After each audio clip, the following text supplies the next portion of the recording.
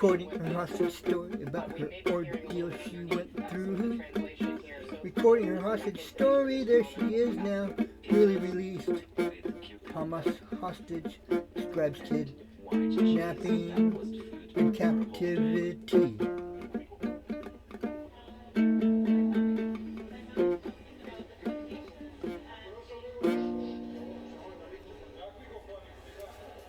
My mom is speaking about the time there. She's telling us about sharing food with the people, that the people, when she first arrived, they told them that they are Muslims and they're not going to hurt them, and that they ate the same food that the Hamas was eating.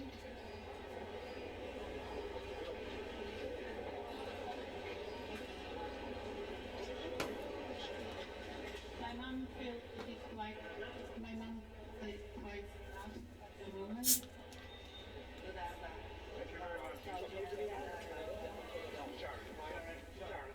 All right, Ken Gray, if you're still with me, we're going to continue to keep an eye on this. But again, we're just having some trouble listening to Yocheved Lifshitz.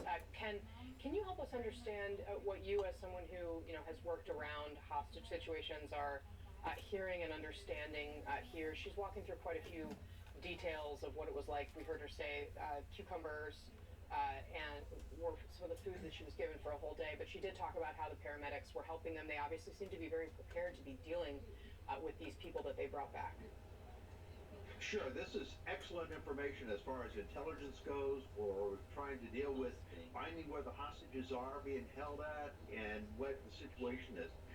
Important thing she mentioned was the fact that there was a group of them together, that they were within a tunnel, and that then some were separated away. This is all valuable information to try to use to try to locate the hostages and to be able to figure out what the IDF is going to be experiencing when they go in to rescue them. So this is the exact kind of information you need for the details to prepare a rescue operation. All right, Ken, we're getting a little bit more of this translation, but since it's coming and going, I'm hesitant to. I think we're going to have our producers listen in here. There she is. They opened the gates of the kibbutz and came in droves. It was very, very difficult and unpleasant. In the memory, I see the images. When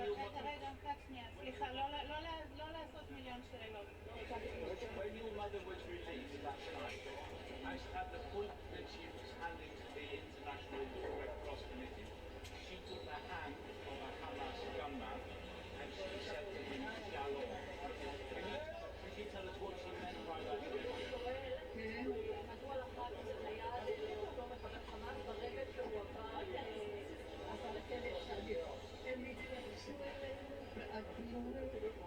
They treated us with gentle care and all our necessities they provided. My mom is saying that they treat them kindly and provide support. They looked very well prepared. They prepared it for a long period of time. All of the needs for female, for that women needs, shampoo, conditioner.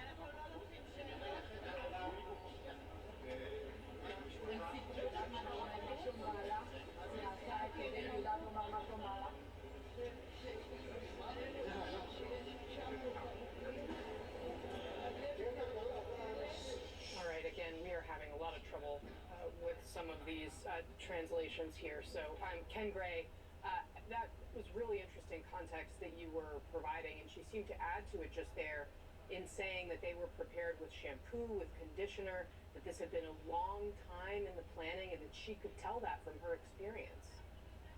Absolutely. So a lot of very, very good details in here. But I think more than that, we see that through this press conference that is going on right now, this is actually projecting information that Hamas wants to get out.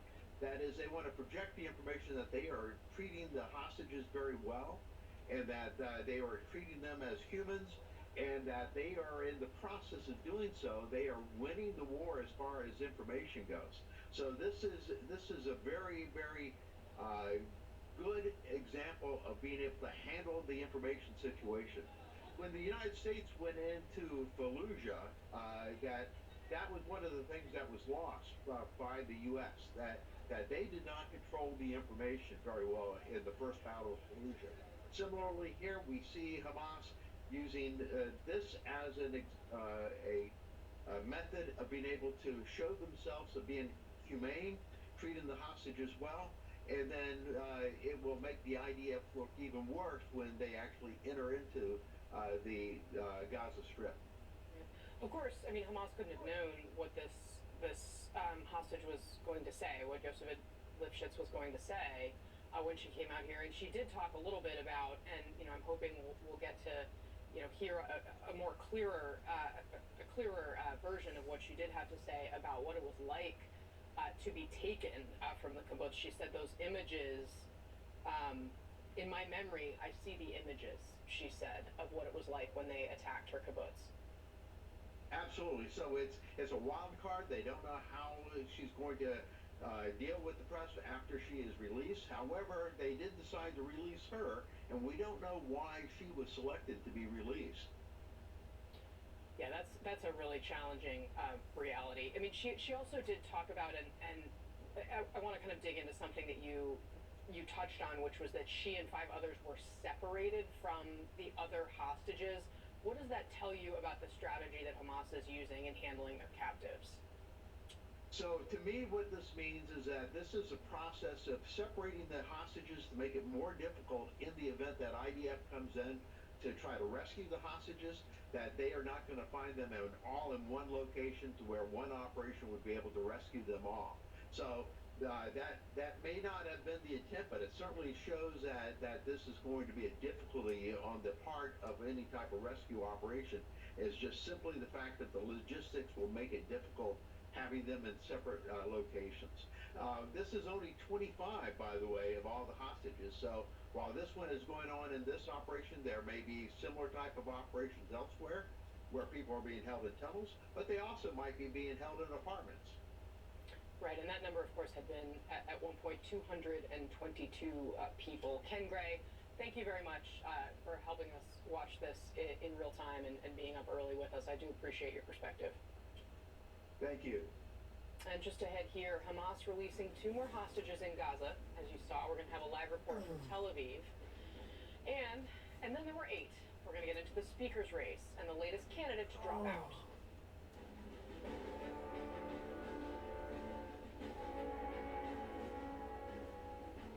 I was stuck. Unresolved depression symptoms were in my way. I needed more from my antidepressant.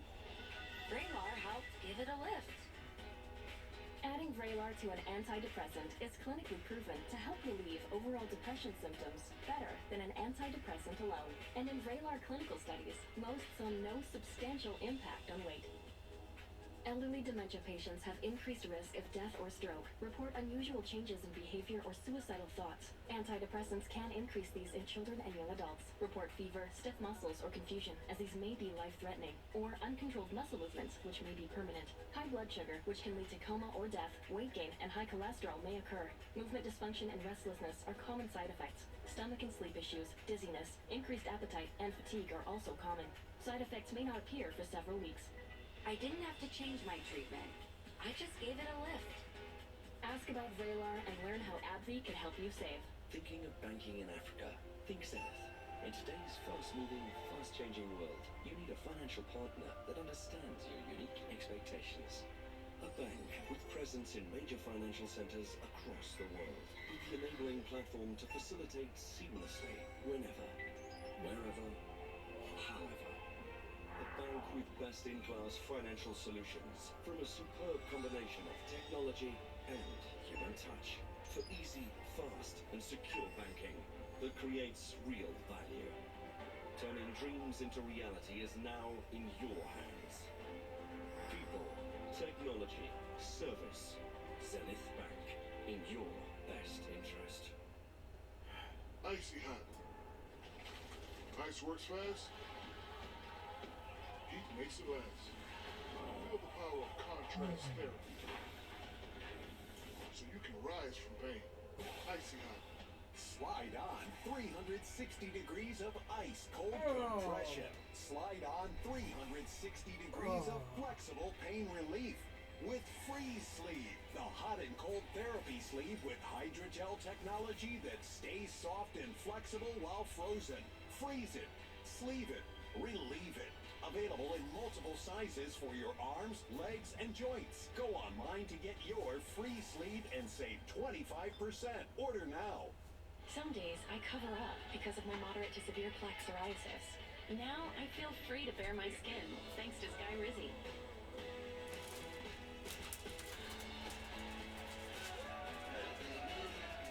I'm celebrating my clear skin my way.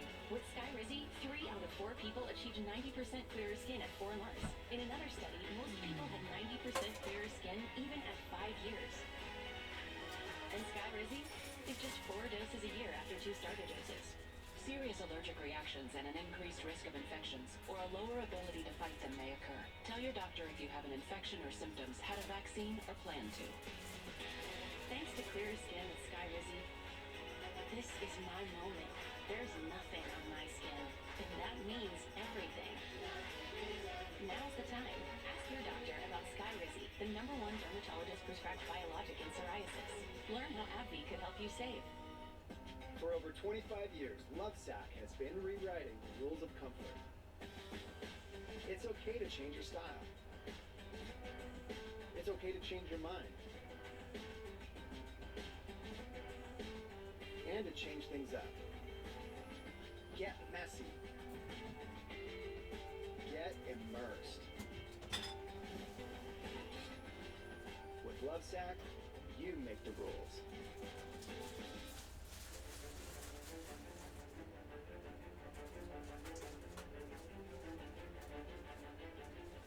Good Tuesday morning. Thank you for being up early with us. I'm Casey Hunt. It is 5:30 here on the East Coast, 12:30 in Israel. One of the 2 Israeli women released from Gaza just hours ago by Hamas spoke to the media from a Tel Aviv hospital where she and another former hostage have been treated.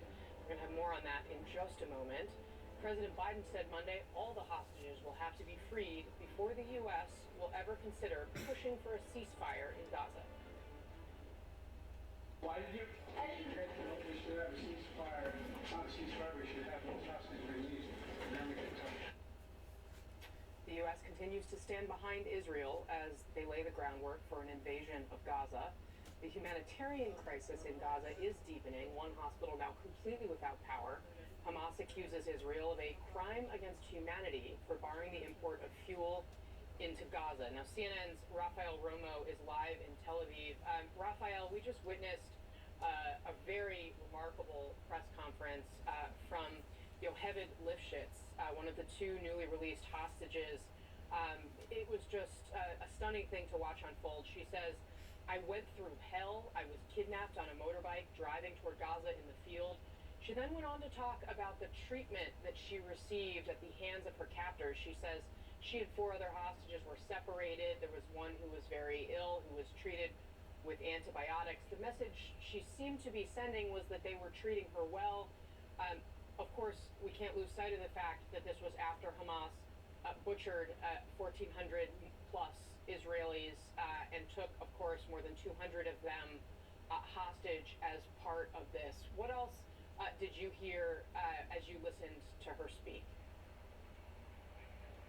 Yeah, Casey, and that's a very good observation. I think what she was trying to tell was that they were treated very harshly when they were kidnapped and taken hostage, and then everything changed and they were treated in a more gentle way once they were in Gaza. And Casey, let me tell you, she appeared in remarkable good condition, considering that she was in captivity for the last 2 weeks.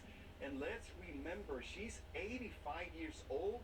Her name is Yocheved Lifshitz, and was telling journalists at a hospital here in Tel Aviv that she was taken into Gaza in a motorcycle, if you can imagine this, Casey. Let's hear to what she just had to say a few moments ago. The lack of awareness by Shin Bet and IDF hurt us a lot.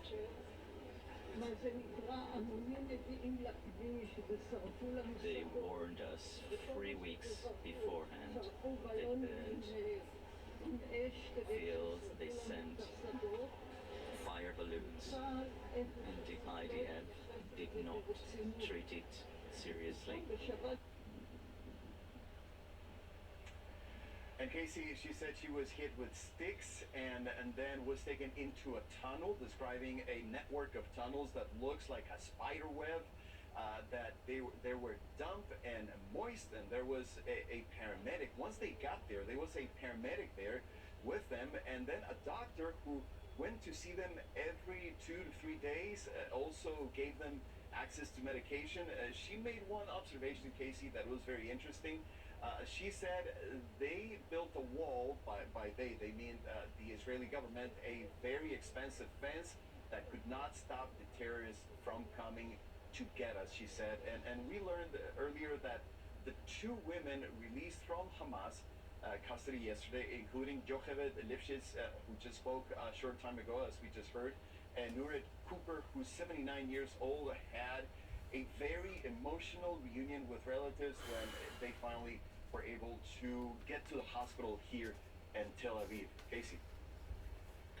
Yeah, it's just an unbelievably remarkable situation. We also heard her there criticizing the Shin Bet and the IDF for what they did not do in the lead up to this massacre. Rafael Romo, thanks very much for your reporting. I really appreciate it. All right, let's go to this story. In just hours, House Republicans are going to try again to nominate a speaker who can actually get 217 votes on the House floor. Signs so far not encouraging. For example, there are now 8 Republicans running for speaker after, of course, Kevin McCarthy was voted out. 2 other members of their leadership saw their bids flame out. Now, the ones that are remaining here, none of them are household names. There had been 9 until Pennsylvania's Dan Mueser dropped out of the running on Monday after the closed-door candidate forum. He's under that red X there. Many House Republicans seem to be bordering on a state of despair about how chaotic the 3-week fight for the gavel has been and how it reflects on their party. And of course, their prospects or lack thereof for holding the majority after 2024. I think people just want government to function, and this is dysfunctional. I just shows that we're not functioning as a majority. And when you lose that, you use the ability to govern, and that's what we need to do. People are very worked up down there about that. They think all of us are incapable, so we've got to stay here until we get it done. People are very worked up down there. Joining us now, CNN's Annie Grayer, who covers Capitol Hill for us. Annie, good morning. Thank you very much for being here. This is a complete mess, and I'm getting the increasing sense that they don't have confidence that they can unify around anyone. They don't really know what plan B would even look like. There is this push to try to get it done by the end of the night tonight. Where do things stand?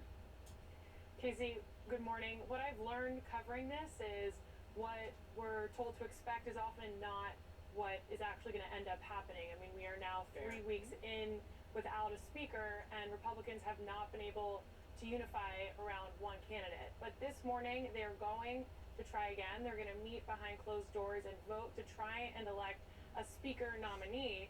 Now, how that's going to work is, as you mentioned, there are 8 candidates, as you can see here, and Republicans are going to vote on secret ballot, and each candidate who receives the least amount of votes with each round will get dropped out until there is one candidate who gets the majority of the votes. They will then be the speaker nominee. But Casey, that's just part 1. As you mentioned, whoever is going to become speaker has to be able to get 217 votes on the House floor. And as we've seen with Majority Leader Steve Scalise in his bid and Chairman Jim Jordan in his bid for speaker, both men had serious opposition preventing them from getting 217.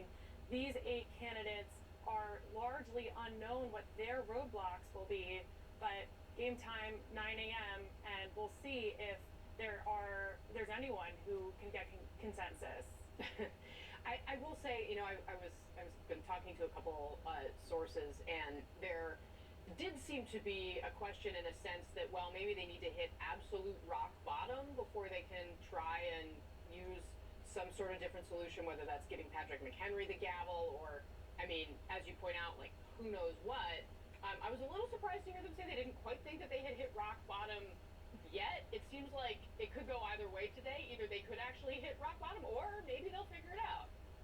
I mean, Casey, I think it's kind of like that in the eyes of the beholder what rock bottom is. I mean, we are now 3 weeks with no speaker, which means that the House cannot pass bills. It can't work towards keeping the government open, which has a November 17th deadline. It can't provide aid to Israel, which, with the war unfolding, as we are seeing in real time, how much help is needed. It also can't help the war in Ukraine. So, you know, what is it going to take for Republicans to unify? I mean, that is the question that I, too, am asking everyone, all of my sources, everyone I see, and nobody seems to be able to give kind of a clear answer of what that final breaking point will be to get 217 votes and move on with this. Right. Let's talk about Tom Emmer for a second. He's widely considered the front runner, if you could call it that. He is the only one who is currently running who holds a post in the existing leadership.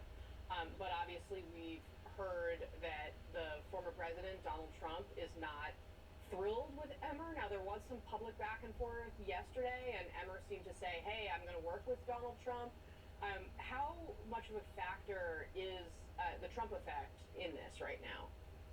Look, I think there's some effect, but it's really unclear, I think, how big of an effect Donald Trump has in this speaker's race, because Trump stuck his neck out and endorsed Jim Jordan for speaker, and we all know how that turned out. Jordan couldn't get 217 votes and had to drop out on Friday. So I think there's some skepticism that the Donald Trump factor here will have an impact on Tom Emmer, but the two spoke over the weekend. There seems to be, at least publicly, a positive vibe between the two, even if there's a history behind the scenes. So I think it's a kind of wait and see on that front. Yeah, I mean, the former president started out thinking, there's not really much in this for me, and then he kind of got involved, got a little bit burned, and I feel like we're kind of back to that. Okay, we're going to try and let them figure it out. Annie Grayer, thank you very much for starting off what I'm sure is going to be a very long day early with us. I really appreciate it. Thanks, Casey. All right, we're going to go to some quick hits across America now. Longtime fixer-turned-critic Michael Cohen is set to testify at Donald Trump's civil fraud trial in New York today. Attorney General Letitia James says that her office opened their investigation after Cohen told Congress in 2019 that Trump significantly overstated his wealth before taking office. Police in Detroit have identified persons of interest in the stabbing death of a synagogue president, but they say they're not yet ready to name a suspect. They say the assailant likely acted alone, and they think it wasn't motivated by anti-Semitism. Okay. And New Jersey Democrat Bob Menendez entered a plea of not guilty to a charge alleging that he conspired to act as a foreign agent of Egypt. But the senator left the courthouse without comment.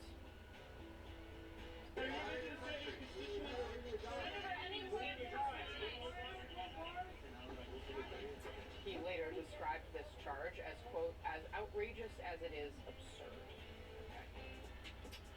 All right, up next, President Biden determined to get his response to the Israel-Hamas war just right, what he says about the possibility of a ceasefire. Next.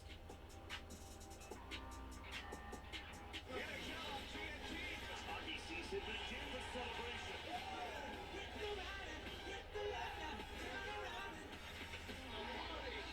Time to celebrate again. You should Angie that. Angie what? Angie that. And it's connecting with skilled professionals to get all your home projects done well, so you can focus on the important stuff. It means seeing millions of ratings and reviews, so you can feel confident. It means comparing quotes or booking at an upfront price, so you can choose the best price for you. Because we want everyone to get the most out of their homes. Get started today at Angie.com. I have moderate to severe Crohn's disease. Now there's Skyrizi. Things are looking up, I've got symptom relief. Control of my Crohn's means everything to me. Control is everything to me. Feel significant symptom relief at 4 weeks with Skyrizi, including less abdominal pain and fewer bowel movements.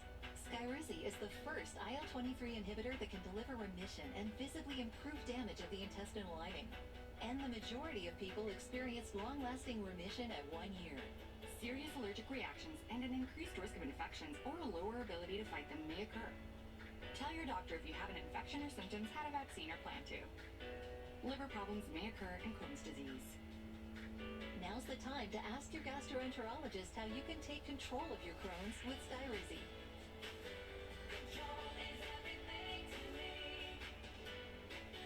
Learn how AbbVie could help you save. With Gold Bond, you can age on your own terms. Retinol Overnight means the smoothing benefits of retinol are now for your whole body. Plus, fast-working crepe corrector diminishes wrinkled skin in just 2 days. Gold Bond, champion your skin. My most important kitchen tool? My brain. So I choose new Nariva Ultra. Unlike some others, it supports 7 brain health indicators, including mental alertness, from 1 serving to help keep me sharp. Try new Nariva Ultra. Think bigger. I did not like retirement at all. I was used to doing something, moving, making things happen. My first time as a lifeguard, I was 17 years old. Second time, I was 70 years old. These kids, they look up to us and need a safe haven. I hopefully make a difference by just being me, just pushing the limits and see how far you can go, and bringing somebody on your back while you're doing it. That's it, baby girl. Just relax, huh? That's it. That's it.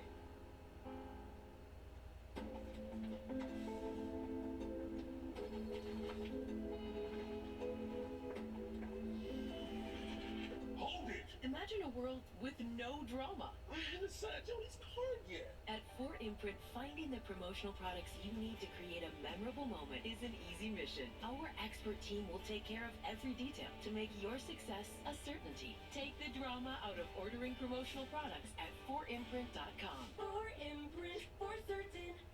Climate change. Vulnerable neighborhoods. Threatened ecosystems. Our challenges demand we do better.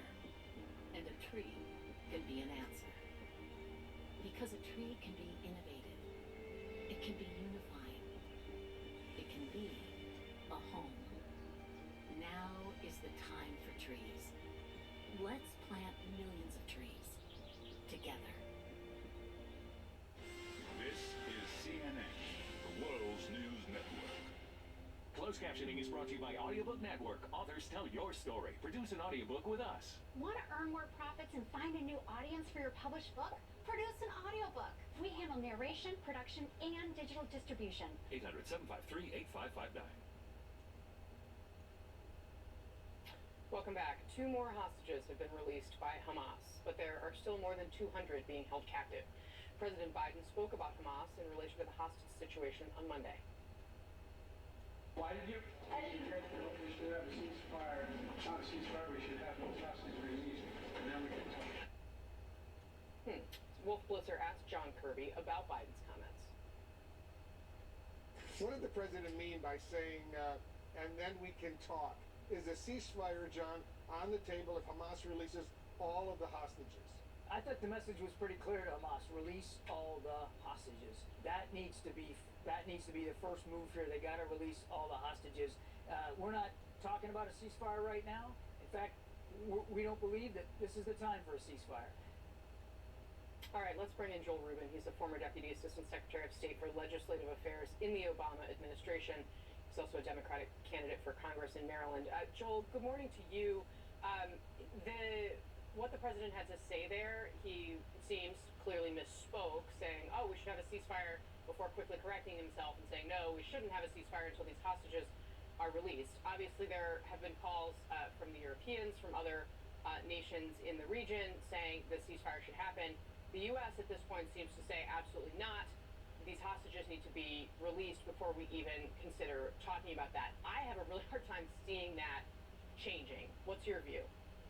Yeah, Casey, it's great to be with you. I agree with you. I think right now the talk of a ceasefire is very much an inside ball political one here in Washington, but the administration has been clear the whole time that they are not going to tell Israel what to do directly in terms of military operations, and there's space for those operations to go forward. Even President Obama yesterday posted that he's not calling for a ceasefire. So I think what we're seeing is this sort of delicate dance where there are civilians in harm's way. There are hostages right now. No one controls whether or not they're going to be released. Qatar is negotiating. The Israelis and Hamas are talking through Qatar. And so there's clearly a real concern about whether or not they would get trapped in any military offensive. But ceasefire certainly is being pushed publicly, but is not really in the cards right now from the administration. Well, and of course, the question whether a military operation to rescue some of these hostages might be the best move, unclear at this point. Lots of fog around that question. I want to show you a little bit. Earlier this hour, we had a remarkable press conference from Yocheved Lifshitz. She is one of the two Hamas hostages that was just released, and she was accompanied by her daughter at a Tel Aviv hospital where she spoke. And we have kind of a brief piece of what she had to say. There's some translation, of course, because she wasn't speaking English, but take a look at some of what she had to say. There are a huge network of tunnels underneath. It looks like a spider web. That, of course, her daughter translating what she had just said. She kind of told the story. She said, "I went through hell." She was on the back of a motorbike. She was bruised, and then she was taken into these tunnels. I mean, just your reaction. I mean, the whole emotional roller coaster of what she was describing, and I was listening to it earlier and trying to hear some of the Hebrew she was using as well. And she's a very interesting person also in terms of her story. She's a peace activist and sort of describing the nightmare of being taken, then being treated decently. And then, I got to tell you, it was remarkable, her sort of direct criticism of the Israeli Defense Force. That's going to send shockwaves in Israel, certainly because the IDF is looking to invade, and the Israeli people need to have confidence in the IDF. So a seething sort of anger about the failure of Israel to protect its southern cities. And I think that's also going to this question of the ceasefire. Israelis don't want a ceasefire because they don't want to have a perpetual threat coming at them from Hamas. And holding off right now would lock that threat in. And so there's a lot going on. The emotions clearly are high in Israel right now, and getting her out is thank goodness she's out. And it just reminds you about how many people are still in captivity. Every life saved is saving a universe, we say in Judaism. So it's wonderful that she's free. Yeah, I mean, you're right to point that out. I mean, she directly criticized as well. The quote was the lack of awareness of Shin Bet. And she said that they warned us. That she's talking about Hamas there. 3 weeks earlier, she's claiming that they warned them. In fact, I think we can actually show everyone what exactly it was she said about this that you were just talking about. Take a look. The lack of awareness by Shin Bet and IDF hurt us a lot.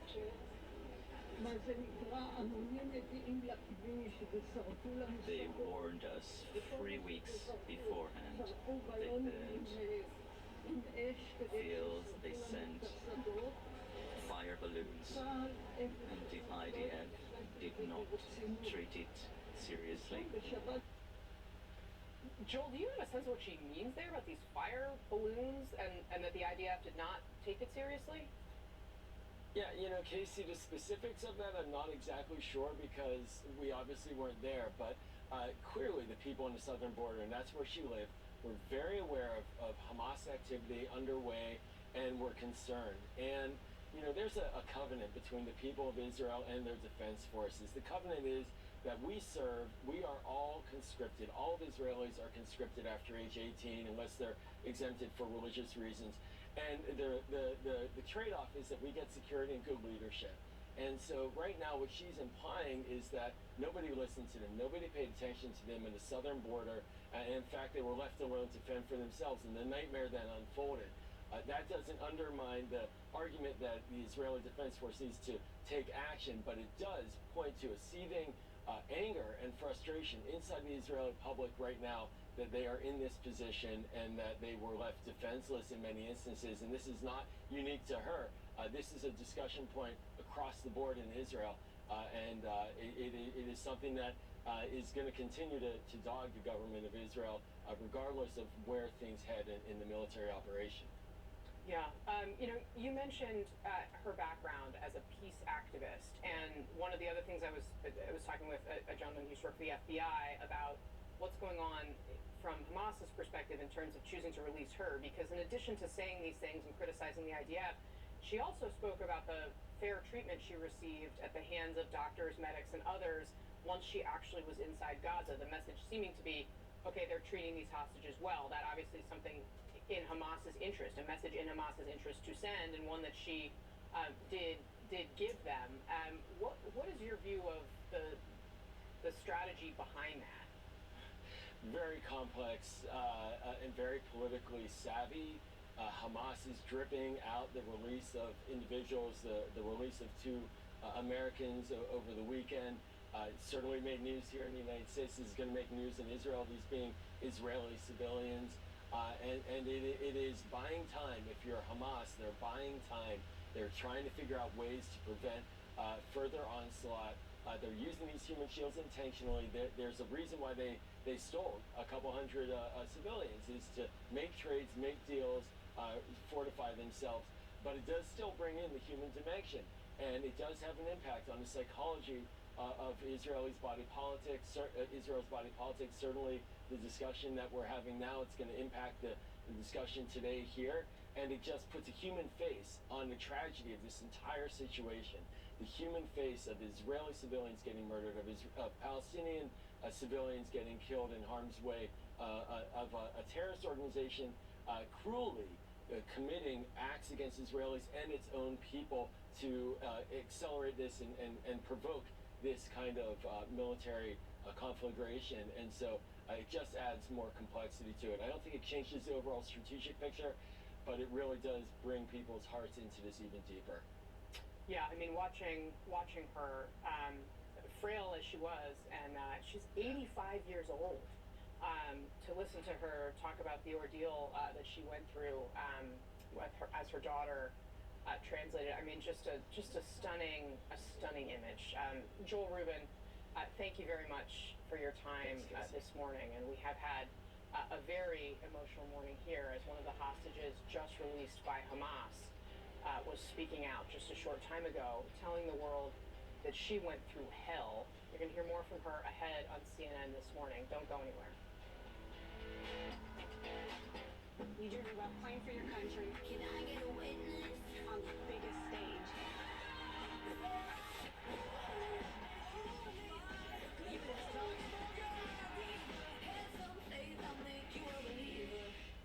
I told myself I was okay with my moderate to severe rheumatoid arthritis symptoms. With my psoriatic arthritis symptoms. But just okay isn't okay. And I was done settling. If you still have symptoms after a TNF blocker like Humira or Enbrel, Rinvoq is different and may help. Rinvoq is a once-daily pill that can dramatically relieve RA and PSA symptoms, including fatigue for some. It can stop joint damage, and in PSA, can leave skin clear or almost clear. Rinvoq can lower your ability to fight infections, including TB, serious infections and blood clots, some fatal, cancers including lymphoma and skin cancer, death, heart attack, stroke, and tears in the stomach or intestines occurred. People 50 and older with at least one heart disease risk factor have higher risks. Don't take if allergic to Rinvoq, as serious reactions can occur. Tell your doctor if you are or may become pregnant. Done settling? Ask your rheumatologist for Rinvoq. And take back what's yours. Learn how AbbVie could help you save. My husband and I have never been more active. Shingles doesn't care. I go to spin classes with my coworkers. Good for you. Shingles doesn't care. Because no matter how healthy you feel, your risk of shingles sharply increases after age 50. But Shingrix protects. Proven over 90% effective, Shingrix is a vaccine used to prevent shingles in adults 50 years and older. Shingrix does not protect everyone and is not for those with severe allergic reactions to its ingredients or to a previous dose. An increased risk of Guillain-Barré syndrome was observed after getting Shingrix. Fainting can also happen. The most common side effects are pain, redness and swelling at the injection site, muscle pain, tiredness, headache, shivering, fever, and upset stomach. Shingles doesn't care, but Shingrix protects. Shingrix is now $0 for almost everyone. Ask your doctor about Shingrix today. My active psoriatic arthritis can make me feel like I'm losing my rhythm. With Sky Rizzy to treat my skin and joints, I'm getting into my groove. Along with significantly clearer skin, Sky Rizzy helps me move with less joint pain, stiffness, swelling, and fatigue. And is just 4 doses a year after 2 starter doses. Sky Rizzy attaches to and reduces a source of excess inflammation that can lead to skin and joint symptoms. With Sky Rizzy, 90% clearer skin and less joint pain are possible. Serious allergic reactions and an increased risk of infections or a lower ability to fight them may occur. Tell your doctor if you have an infection or symptoms, had a vaccine, or plan to. Thanks to Sky Rizzy, there's nothing like clearer skin and better movement. And that means everything. Now's the time to ask your doctor about Sky Rizzy. Learn how AbbVie can help you save. Imagine the moment when your world comes back into focus. Healthy vision means kids can go to school, parents can provide for their families, and seniors can stay independent. For 60 years, Operation Eyesight has partnered with communities to prevent blindness and restore sight. We believe everyone deserves eye health care regardless of age, gender, or ability to pay. Visit OperationEyesight.com to donate today for all the world to see. After I came home from Iraq, I could still hear the booms. Makes it hard to be a good mom. As America's veterans face challenges, DAV is there. I'm Naomi Mathis, Air Force veteran. DAV helps veterans get the benefits they've earned. Thanks to DAV, I was able to begin to heal. With the right support, more veterans can reach victories, great and small. My victory is being able to be here for my children. Support more victories for veterans. Go to DAV.org. I'm Kayla Tausche at the White House, and this is CNN.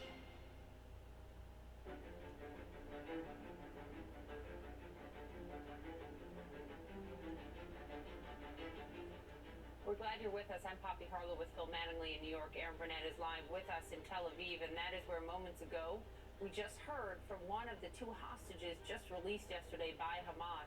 You see her there, the 85-year-old grandmother recounting her harrowing experience. Her daughter was by her side translating. Yocheved Lifshitz said a swarm of Hamas militants stormed her kibbutz during the massacre and abducted her on the back of a motorbike in Gaza. She said she was held underground with 5 other hostages, and each captive had their own doctor. There are a huge network of tunnels underneath. It looks like a spider web. When she first arrived, they told them that they are Muslims and they're not going to hurt them, and that they ate the same food that the Hamas was eating. Hamas has now released 4 hostages as Israeli troops gear up to launch an assault on Gaza. They say by ground, sea, and air. The Israeli military says it struck more than 400 targets across Gaza in the past day, killing Hamas commanders and fighters. More than 200 hostages are still believed to be inside Gaza.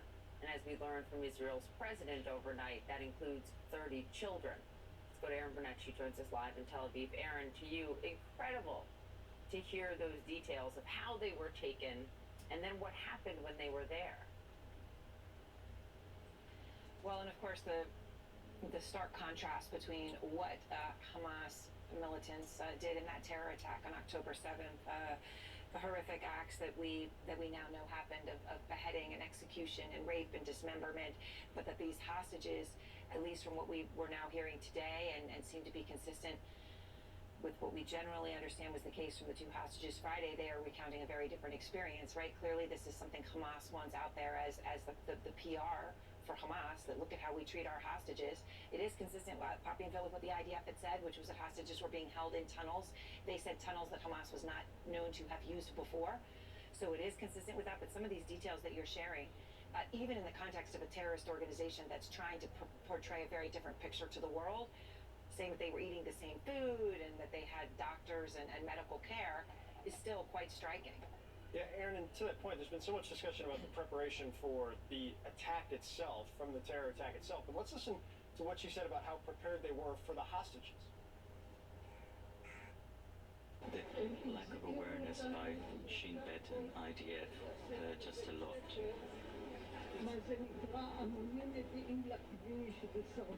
They warned us 3 weeks beforehand. They burned fields, they sent fire balloons, and the IDF did not treat it seriously.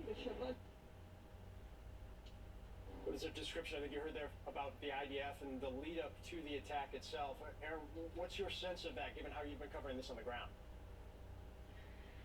Well, look, I've had a chance to read through the documents that were found on Hamas fighters, specific to the kibbutzim that they were going to be attacking, that they were assigned to.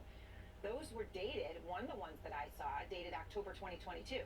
That's just the battle plan itself. And they did have extremely detailed layouts in there of what to do with hostages. Phil and Poppy, I mean, they would say, well, you take the hostages, you take them to the communal eating area. Here's where it is. So hostages were very much a central part of the plan. In fact, when you read through it, every single thing that they did was a central part of the plan. What we didn't see in the documents for the two of the kibbutz that I've read through was the rape and dismemberment and these absolutely horrific, inhuman acts that were perpetuated so broadly and horrifically. But this part, the part about hostages, that was very clearly in there. And it sounds like now sounds like from what she's saying, right, very clearly had conversations with the people who are holding them captive, right, talking about their plans. That indicates, right, hey, you had 3 weeks warning. That would indicate a level of conversation that was happening between the hostages and Hamas. There's also one moment this morning, Aaron, where she recounted another hostage who was very ill and talked about putting them on antibiotics, and then it wasn't working, and then switching antibiotics. And it just, I think, speaks to your point about how prepared it seems like they were for what was coming. I think we have part of this. Let's listen to it. We had a close doctor who came to see us every 2 to 3 days. The paramedic took it upon himself and took care of medicines. If there were not medicines, they would bring substitute medicine, equivalent medicines. What's your reaction on the ground Poppy, here? Yeah, all right, so here's what's interesting about that, and I'm sure you're having the same reaction. Of course you want the hostages to be returned and returned safe and sound, and they should never have been taken in the first place. But what that actually highlights is that Hamas is doing exactly what Israel has accused them of doing, right, which is hoarding medical supplies. Right now you have hospitals in Gaza where children are being operated on without morphine. They don't have antibiotics. They don't have power. But Hamas clearly has all those things and had them stockpiled, right? They're not using them on their own civilians. They're not using them there, right? They're providing them to hostages. Again, you want the hostages to be well taken care of, but they shouldn't be hostages. But it does show that Hamas was prepared, had all this stuff stockpiled, had medical professionals who were able to help. I mean, all of these things tell a very important tale. Of course, for the hostage families themselves, I hope, it seems this would give them a real hope that hostages are, as Israel has said, majority of them being alive would not just mean 50% plus one. It would mean maybe all of them. It's got to give hope to those families at the very least, of course, but it does also show Hamas has the antibiotics, Hamas has the doctors, but of course the Gaza civilian hospitals right now do not.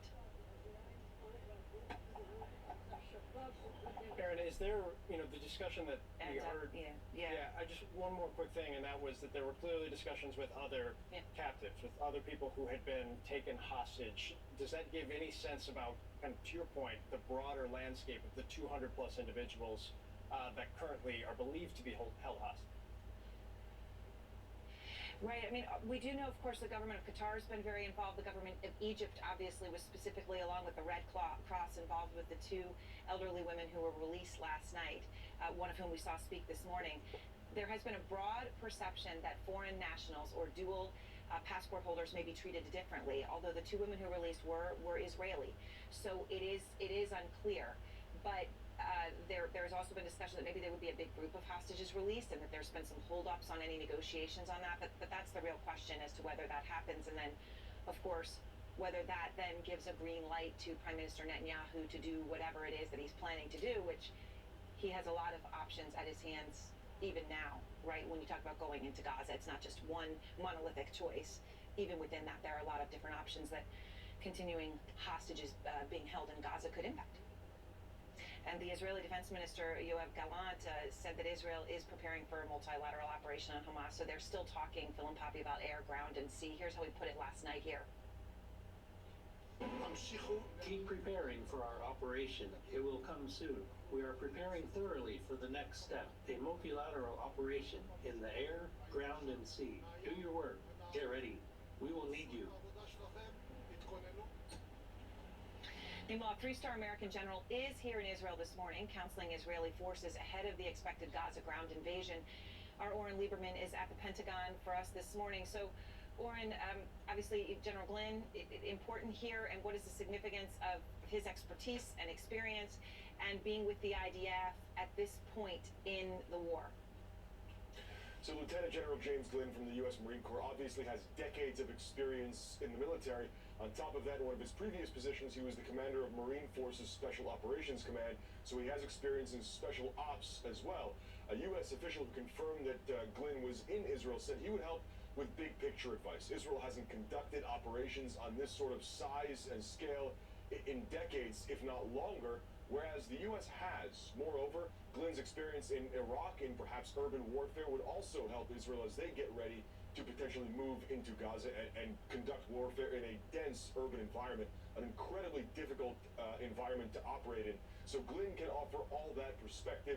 The White House yesterday said that there were military officials and officers with relevant experience that would be there to help Israel not only on its operations now, but also on what Israel is planning to do. This as the U.S. urges caution, urges planning, and urges Israel to set out very specific goals on what it wants to accomplish in Gaza. Aaron? All right, and obviously they've been, I know, skeptical of what those goals or how explicitly those goals have been laid out. We also heard from Iran, which is the broader fear if you're going to have a massive escalation for the world.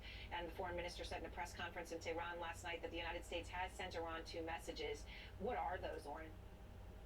The U.S. very concerned about escalation in the region, and you've seen Secretary of State Anthony Blinken put in a tremendous amount of work on shuttle diplomacy to try to head off a wider conflict and keep this fight contained to Gaza. The Iranian foreign minister said at a press conference yesterday that they've received 2 messages, as you've said, from the Americans.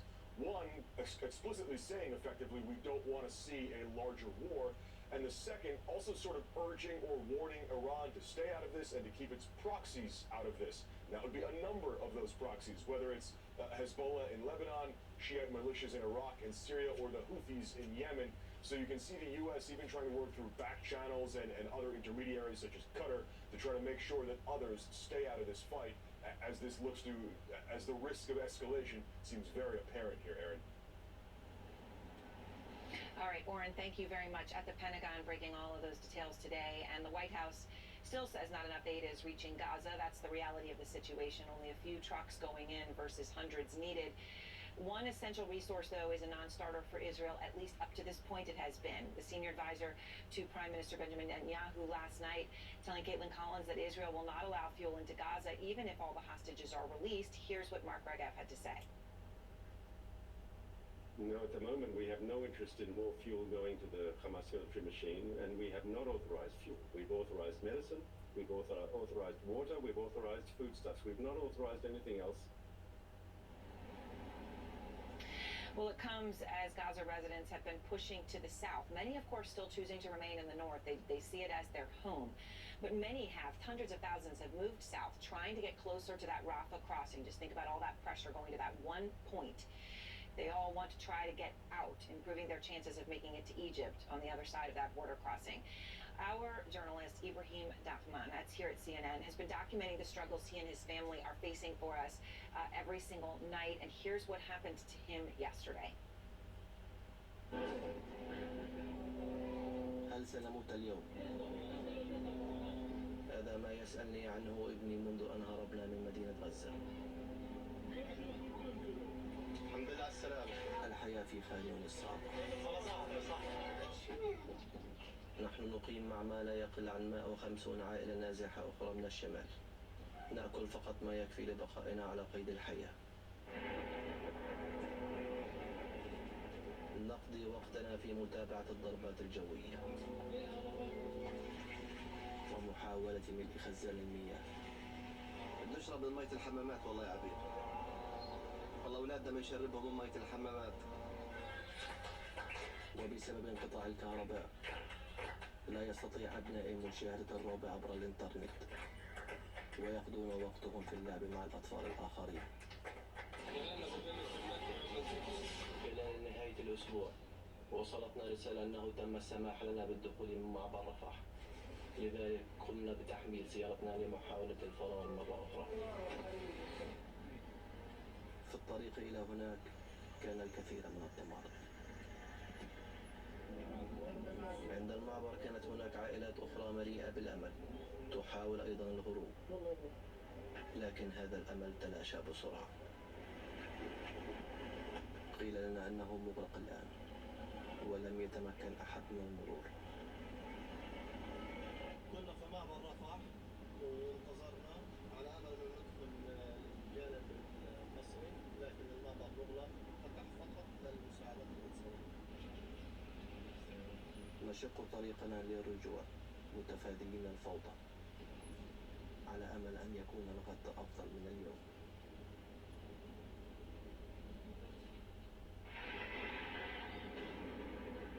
نسمع الغارات الجوية على مسافة. شايف؟ ولكني أرى الرعب في عينيه، نفس الخوف الذي في عيني.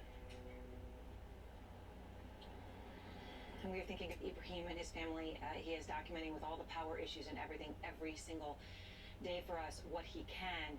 And we are getting some new details coming in early this morning in New York time from a hostage just released by Hamas. And we'll tell you what it says about Hamas's strategy as we've been discussing. There is a lot that it tells us implicitly between the lines as well as explicitly. And we're learning new information about alleged mastermind of the October 7th attacks, how we managed to coordinate such a massive attack without some of the most sophisticated intelligence services in the world knowing about it.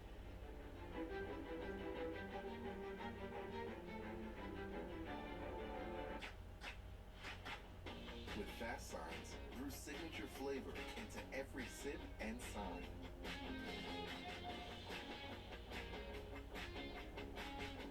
Fast signs, make your statement. Hi, I'm Sharon, and I lost 52 pounds on Golo.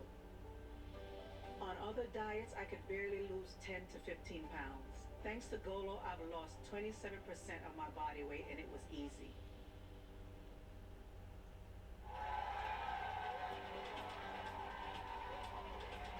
My plaque psoriasis was so bad, I couldn't get my hair done. My psoriasis was all over. Then my joints started hurting. Found out it was psoriatic arthritis. Who knew they could be connected? For me, Cosentix works on both. 5 years and counting.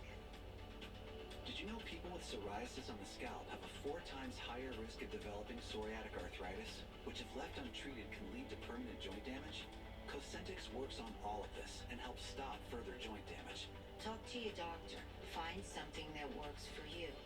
Serious allergic reactions, severe skin reactions that look like eczema, and an increased risk of infections, some fatal, have occurred. Tell your doctor if you have an infection or symptoms, had a vaccine or plan to, or if IBD symptoms develop or worsen. Cosentix. Still working for me. Find relief that can last. Ask your dermatologist about Cosentix. When you're ready to begin treatment for chronic lymphocytic leukemia, Calquence helps you do the fighting, and you can do the exploring. You can do the splashing, the sightseeing, and the playing. Calquence is an oral targeted therapy for CLL. More patients begin with Calquence than any treatment of its kind, and Calquence is proven to work better than chemoimmunotherapy in patients with previously untreated CLL. Calquence may cause serious side effects which may lead to death. These include serious infections with fever, chills, or flu-like symptoms, and bleeding problems that may increase with blood thinners. Decreased blood counts are common and can be severe. New cancers have happened, including skin cancers. Heart rhythm problems with fast or irregular heartbeat, dizziness, feeling faint, chest discomfort, or shortness of breath have happened. Tell your doctor if you have bleeding, heart rhythm, or liver problems, infection, or if you are or plan to be pregnant or breastfeeding. Calquence helps you do the fighting, and you can focus on the things you're loving. Ask your doctor if Calquence is right for you. I had 8 UTIs in 1 year. This inspired me and my partner Spencer to launch Eucora. Eucora makes effective urinary tract health products. It truly works miracles. The peace of mind I've been looking for. Go to ucora.com to learn more. Your Medicare choices matter. That's why there's Plan Enroll. Call us now for your free Medicare coverage review. We offer thousands of plans from leading insurance companies like United Healthcare, Humana, Aetna, Cigna Healthcare, WellCare, Elevance, and many more. You are never obligated to join a plan, so don't wait. Call for your free Medicare coverage review today and see how the licensed insurance agents at Plan Enroll can help you find a plan that's right for you. Our stock's tanking. Well, you need to holistically re-optimize revenue streams for pre-emerging markets. Not to mention the integration of cloud-ready meta service functionalities. And of course, synergy. Ever wonder where the people with all the answers get all the answers? Ask Markham, accountants and advisors. Very well prepared. They prepared it for a long period of time. All of the needs for female, for the women needs shampoo, conditioner. Just remarkable to hear. That was moments ago. Yocheved Lifshitz, who was just freed from Hamas captivity, describing her experience after she was kidnapped on a motorbike 2 weeks ago. Joining us now with a lot of insight on Hamas, its leadership, The Economist Middle East correspondent Nicholas Pelham. He is also the author of a new piece in The Economist 1843 magazine about Mohammed Deif. He is the man who transformed Hamas from a cluster of terrorist cells into a force capable of invading Israel. And Nicholas, I'm sure you heard her press conference just less than an hour ago. Speak to what she described in terms of specifically how well prepared Hamas was with all of those medical supplies, all of that planning to take these hostages. It's astonishing that if you compare kind of where the military wing of Hamas began in the early 1990s, sort of 30 years ago, to where it is today, it's just transformed from being an amateur bunch of kind of part-time guerrillas into an effective fighting force equipped with ability to operate in the air, at sea, on land, and critically in a fourth dimension in the tunnels. And I think it's there which, that has been its strength. It's that was the one area where Israel didn't have visibility and of what was happening underground and the extent of the preparation and sort of the arsenal that Hamas had managed to collect, and the degree to which it was dug in and could operate across borders. Nicholas, in your piece, which is excellent, as Poppy is noting, you write, it's about Mohammed Deif, who is the leader of Hamas, and it's his ability to almost be a phantom of sorts. As there's been so many attempts to assassinate him, he's been injured multiple times. He's lost most of his family members, if not all. In the piece, you said Deif's decision to commit mass murder has invited a furious military response, which may well result in his own death, but it did create turmoil across the whole region and put Palestine at the top of the global agenda, which was one of Hamas's main goals. This shock in the wake of this attack, because there was not a sense that they could do this, and yet your story traces the origin not just of one man, but of the military wing in its entirety. Were you surprised by the scale of what happened on October 7th? I mean, again, if you look back at the course of the last sort of 20 years, Hamas has toyed with political options. It's discussed ceasefires, extended ceasefires, even some form of armistice, some form of recognition. It's talked about ways in which it could even at some point disarm. And I think you can look back at that period now as a history of missed opportunities, where the politics was sidelined in favor of military power.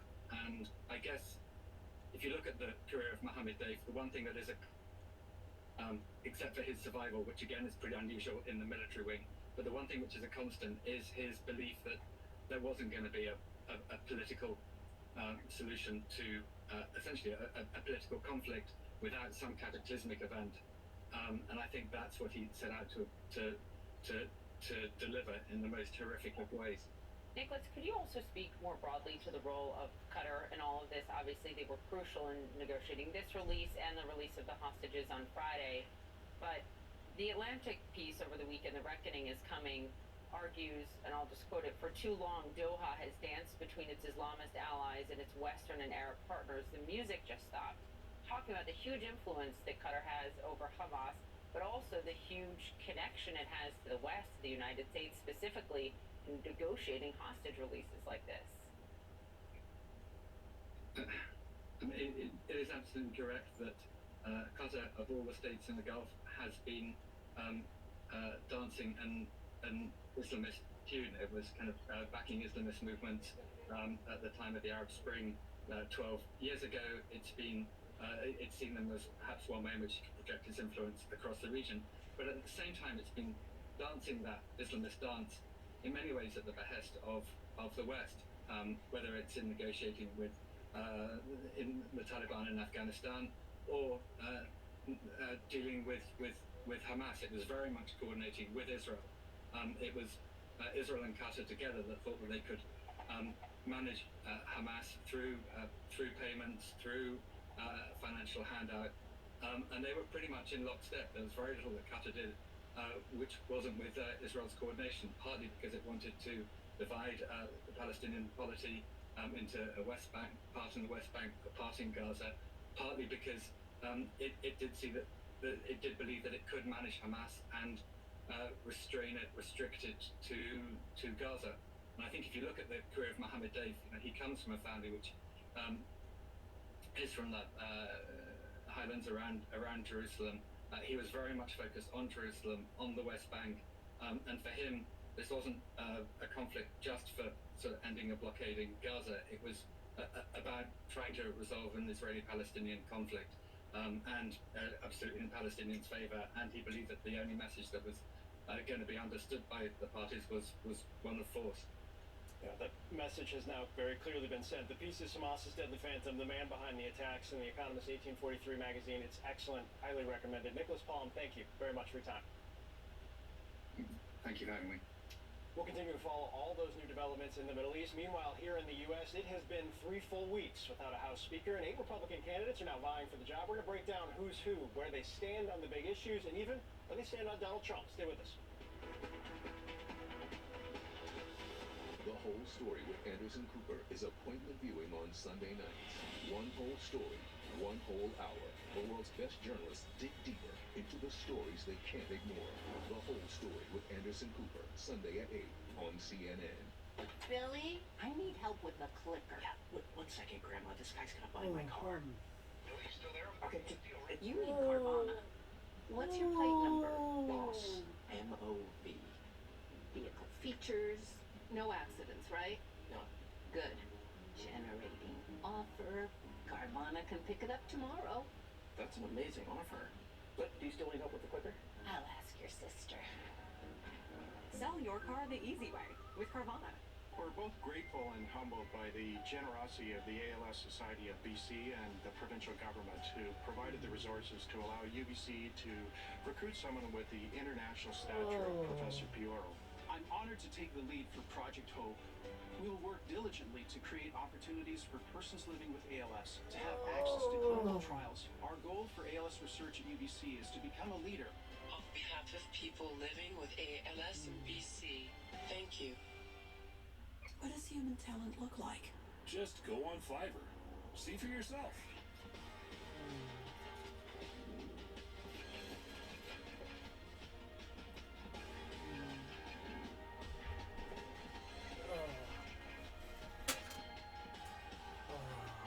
Wow.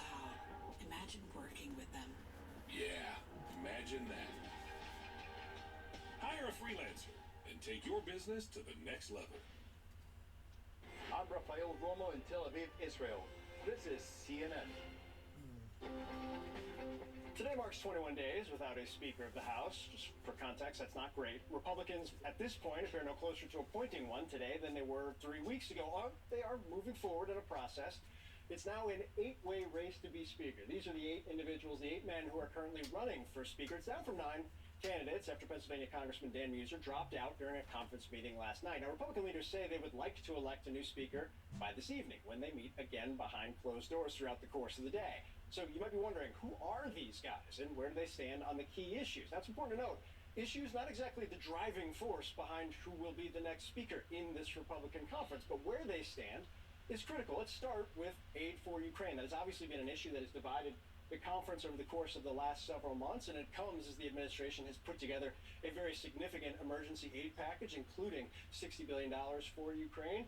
When it comes to the last vote on Ukraine aid back in September, 4 of the individuals who were running voted yes, 4 voted no. Tom Emmer, who is a member of leadership, the current House Majority Whip, he was a yes. Leadership often votes with where the top of the conference is. Austin Scott, Jack Bergman, Pete Sessions also yes votes. Mike Johnson, Byron Donalds, Kevin Hearn, Gary Palmer, they were all no votes, representing, I think, the split that is very clear within the conference. What about the 2020 election? That has been a guiding force for the individual who's the current front runner in the Republican Party, who was the president back then.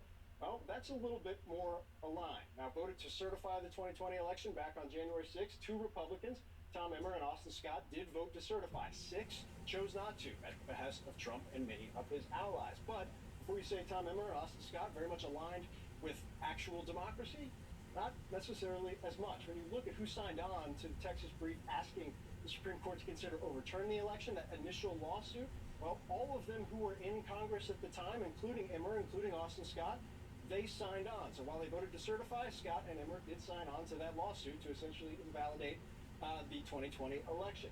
What about actual votes recently? The Fiscal Responsibility Act, the debt ceiling bill that really launched this entire breakdown, implosion of the Republican conference. 4 of those who were running voted yes on that bill. 4 voted no, kind of highlighting the conservative split of some sort about keeping the government open. That's something that they should probably be fairly cognizant of right now. November 17th is the current deadline.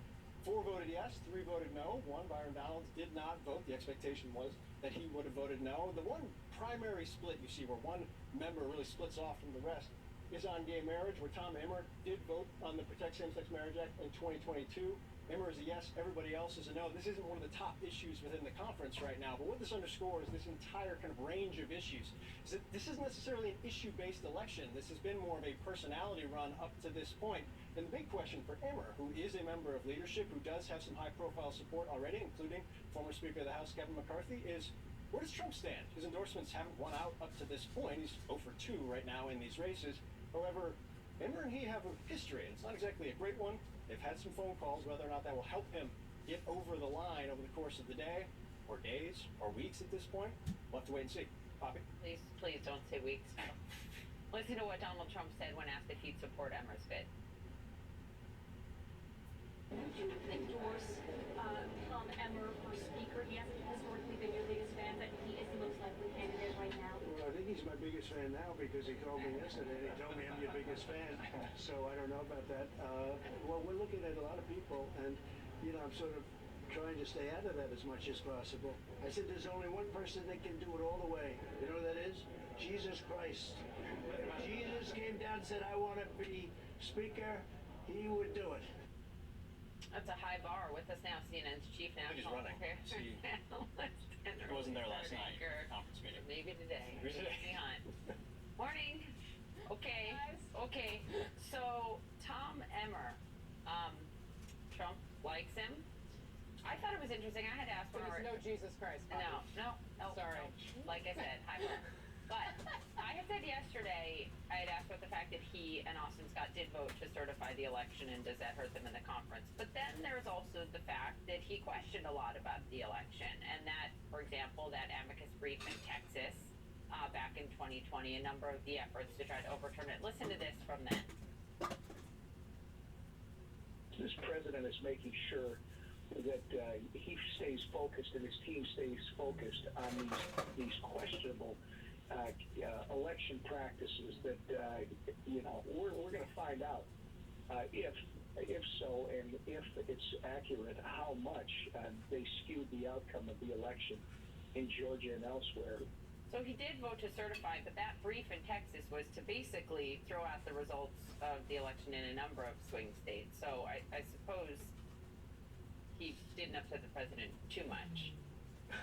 Well, Poppy, look, I think that was in the context of, when the Trump campaign was going through the legal challenges. And I think for a lot of Republicans in that period, they were willing to say, okay, sure, anyone has the right to go to court to talk about this stuff. Of course, later, we learned over time that the courts rejected all of these appeals, right?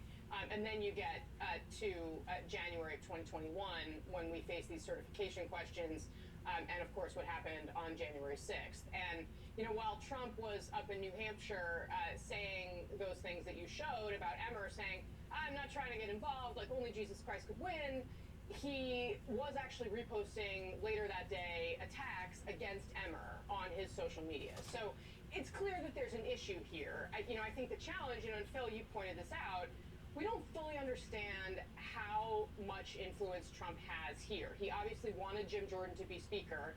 He didn't have enough juice to get Jordan into to get him the gavel.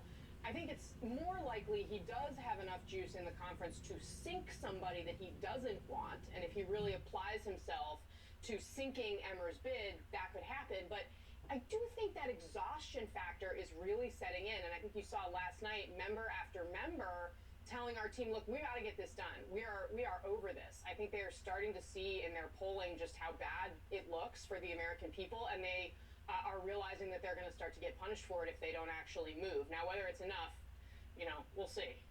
Yeah, the pain threshold's been much higher than I suspected, given the fact we're at 21 days, but that's a great point. When are they going to break? It feels like it's about there.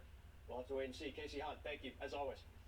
Thanks, guys. Great to see you. Also, this updated Russian court is extending pre-trial detention for a U.S. journalist by another 6 weeks. Also, Kromasheva works in Prague for Radio Free Europe, Radio Liberty. She was arrested and charged with failing to register as a foreign agent. That carries up to 5 years in prison. She went to Russia in May for a family emergency, but had both her U.S. and Russian passports confiscated in June while she was waiting for a flight home to the Czech Republic. She is now being ordered to remain in detention until the 5th of December. She is the second American journalist detained by Russia this year, along with Evan Gershkovich. We'll keep you posted as we learn more. Well, an off-duty pilot charged with 83 counts of attempted murder after trying to cut the power on an Alaska Airlines flight. We're going to tell you what happened. And CNN is on the ground in the West Bank, where the war is driving a wedge between generations of trust between Jews and Palestinians. Something is being cracked. That something is not the same anymore. Nothing can prepare you for this kind of brutality. None of us wanted this to happen. They took babies after they killed their parents. It's something you can't imagine. There's still bombardment ongoing inside Gaza. Humanitarian conditions there grow more dire. Are you hopeful still that Hezbollah will stay out of this war? I'm Sarah Seidner in Tel Aviv with CNN's breaking news coverage of Israel at war. The new CNN Prime Time is where the truth shines. The day's biggest stories. The night's most essential reporting. This is the new CNN Prime Time. Weeknights starting at 7 on CNN. When it's time for date night, he's always ready. Rex MD, I can get generic Viagra online. Stay in the moment with Rex MD. I'm prepping dinner, and instead of putting all my vegetable scraps into the garbage, which can really stink up my kitchen, I put all of them into Lomi. At the end of every day, my family creates about this much food waste, and in as little as 4 hours, Lomi turns all of this into this nutrient-rich earth that I put in my garden. Get yours at lomi.com.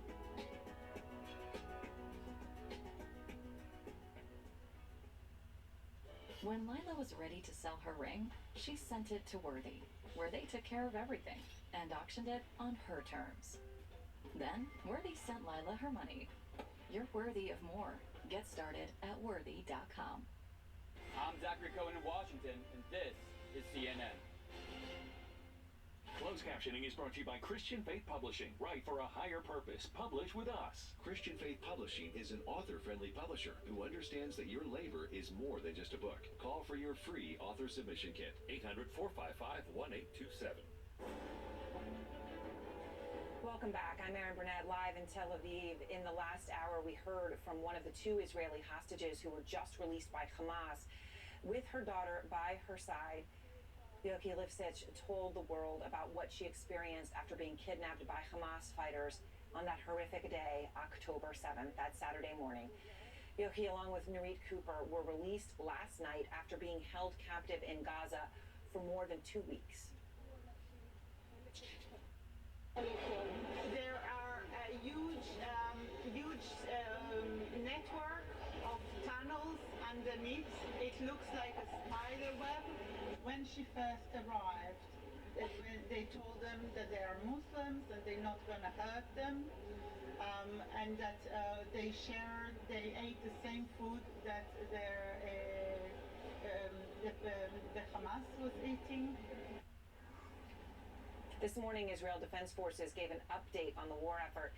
So the IDF's latest update, 400 terror targets, they say they struck yesterday, including Hamas commanders and numerous operatives. That's in the past 24 hours. We keep emphasizing this.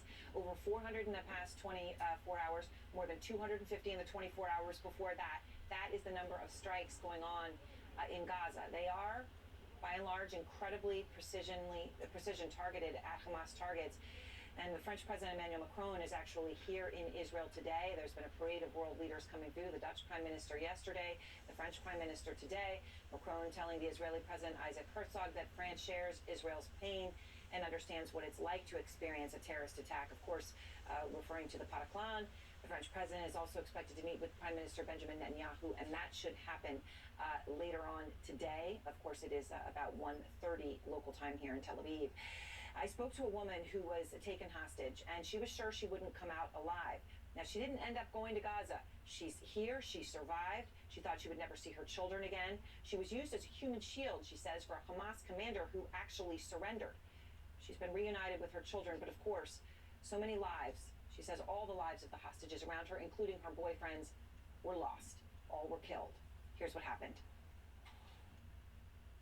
I don't know from where I have this courage to do what I did, but the terrorist that talk Hebrew, he see me that I'm looking at them. I looked at them. Like he told me, calm down. We don't want to kill you. We just want to take you to Gaza. And he asked me, you have friends from the police or the army? And I said to him, yeah. So he told me, so let's call one of them. After 2 hours, the police is arrived. We saw jeeps. Everybody get to, stress, the terrorists, put the guns, shots starting to happen between the both sides. And it's 1, 2, 3, and then it's, wow, 100. We all, the hostages and the terrorists will, lie down. Yeah. There's a bruise. You have a bruise. Yeah, it's do like me, like this, not like. Yeah. Yeah. I feel something very hot, and then I understand that I'm really, really. That when it's happened to me, I understand that I'm going to die. That I'm not. It's not possible to get a life from this situation. And because I was calling to the police, they know that there is a woman with the name Yasmin. So they told him, go with Yasmin outside, put your clothes out. And it's take 4 minutes. He put out of vest. Yeah, it was naked. And he's going with me slowly to the police. And how does he go with you? How does he? He hold me in the back like this. Okay. So it's like so you're a shield. Yeah, I'm a shield. Yeah, human shield. And he goes with me 2 meters from the police, but it's taking us for 4 minutes. They are everybody's. And I'm telling him, don't shoot, because what does the Hamas do then? Do they see him then? They see him, and they told him that they will, if we were going to do this, they will shoot them, but they didn't do it. And they didn't do it. Yeah. She'll never know why. Yeah, because no one has stayed alive. And then we are 2 meters from the 20 policemen from Israel. He pushed me a little bit. I'm running to the police. He get arrested, and I'm safe. But I understand that my boyfriend and the others are still there with 40 terrorists because just one surrendered. 3 days after the attack, they have an announcement, and that's it. and he was dead, and everybody was dead. I think it's a dream that maybe I'm going to wake up. I don't understand it. You understand what I'm saying? Yeah. I know the information, but I don't feel the information. I know he's dead, but I think he's okay. You can't feel yet? Do you? I don't. You don't have the. Yeah, the I emotion don't. yet? Yeah. Sometimes I have the emotion, but most of the time I live in denial. But I know I'm denial. Okay, it's not because it's weird for me that he's gone. He was younger than me. I'm 44 and he's 37. So it's weird to me that you won't get to my age today. You understand? He'll never be 44. Yeah, never. Never be 40. It's very strange. This is the trauma that she's going through. Of course, she did say that Hamas, as she described him, commander, did turn himself over. All of the other hostages, except for her and an older woman, were killed that were in that group. Every single one of them, including her boyfriend. Well, the White House says it does not believe that this is the time for a ceasefire. Although, of course, these words start to become confusing because, of course, there has been a serious delay in a full-on assault. The White House, though, is calling on Hamas to release all of the hostages held in Gaza before any talk of an actual ceasefire, as, of course, constant bombing rains down on Gaza. Meanwhile, the UN Security Council will meet this morning to address the situation in the Middle East. The Secretary of State, Antony Blinken, will be there. We'll be speaking with someone else who will be in that room. That's ahead here on CNN This Morning.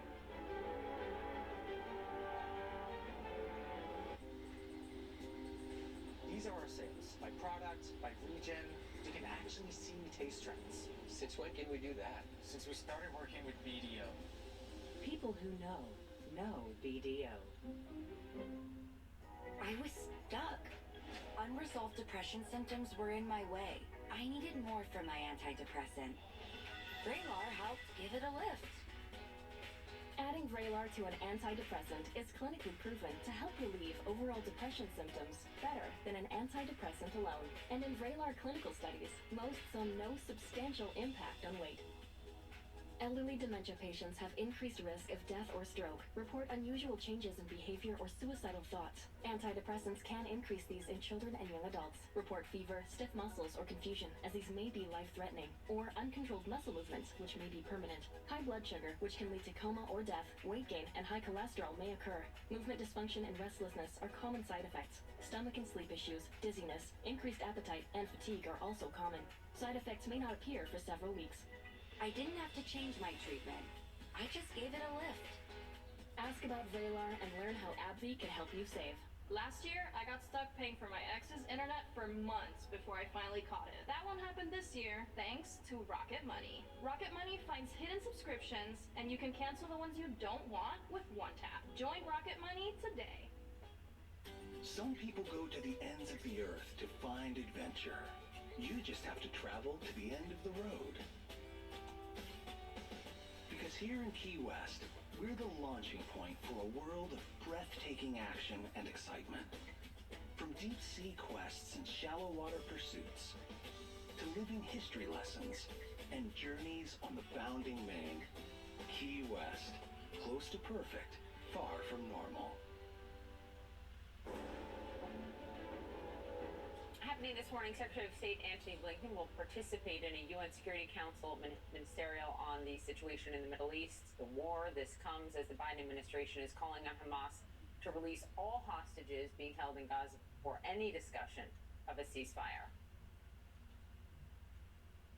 Why do you get that we should have a ceasefire?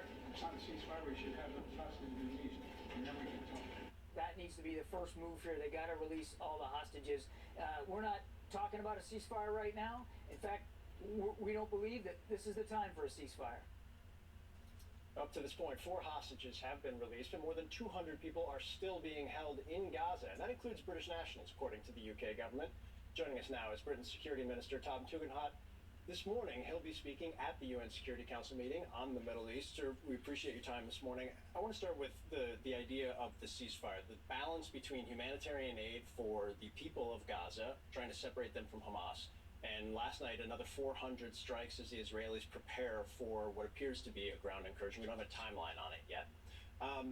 Do you believe, or do you agree with the president that a ceasefire simply can't be on the table so long as hostages are still being held? So the British government has been absolutely clear about this. The cause of this incident, the awful moment, is Hamas. Hamas has captured Israeli citizens, has brutalized Palestinian people, has murdered Israeli civilians only 17 days ago. And what the UK government supports is extremely clearly the right of the Israeli government to defend itself, to defend its people against, let's be clear what it was, the largest pogrom we've seen since 1945. So this is an absolutely horrific moment in Israeli history, and the Israeli government has the right to defend itself. We're also, of course, calling for the ability of aid to get into Gaza, and that's why the British government has committed some $40 million to aid for the Palestinian people, who are, of course, victims of this gruesome Hamas regime as well. You have such experience in the region. Not only did you deploy to both Iraq and Afghanistan, you served as an officer, as an Arabic-speaking intelligence officer in the Middle East. There is concern, CNN's reporting has it, and the New York Times has it, just concern among those in the Biden administration that Israel has not yet expressed, at least publicly, a clear objective if they are able to wipe out Hamas, what the end goal is in Gaza for the long term.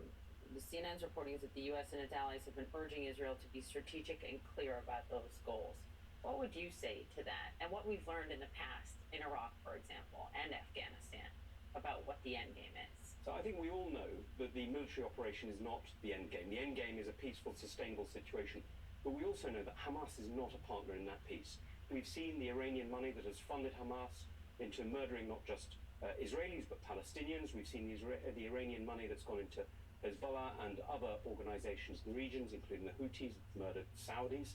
And we've seen this pattern of violence that means that we know that Hamas is not a partner for peace. Now, of course it's true, but what we need to see is a peaceful resolution of this conflict so that Palestinians and Israelis can live together. But I'm not going to be giving military advice to people like General Gantz, who've done an extraordinary job in defending Israel. Beyond the now, the question is, you heard President Biden say on 60 Minutes that it would not be wise to have a reoccupation of Gaza by the Israeli military. So then what long term for Gaza and the Palestinian people there? Well, that's exactly why the Prime Minister of the United Kingdom and the Foreign Secretary, James Cleverly, have been going around the region. Our Foreign Secretary has been in Qatar, in Egypt, in Jordan, in Turkey, and many other places, talking to leaders and talking to partners in search of peace, because you're absolutely right. The reality is, what we need to see is we need to see the Palestinian people able to govern themselves and the Israeli people able to live in safety and security alongside them. And that's exactly what the UK government's working towards. That's exactly why I'm here to talk to the United Nations, because we can only do that if we work with partners and allies, including, of course, important allies in the region. I think the geopolitical kind of power play to some degree, or power plays, plural, will be on display at the UN Security Council. That's not new, but I think it'll be pretty vivid today to some degree, but also in the travels that you were talking about, US officials, UK officials around the region. There are new players, there are new leaders, and there are vacuums to some degree that have been filled over the course of the last couple of years. When it comes to spillover and concerns about escalation, how significant is that to you and the UK government right now? Well, the UK government is always worried about conflicts escalating. It's one of the reasons why our Foreign Secretary devotes so much time and effort into building up diplomatic partnerships in the region. We have some extremely close partnerships in the region. Allies like Jordan and Egypt have been extremely important partners for many years, as they have been in different ways for you too.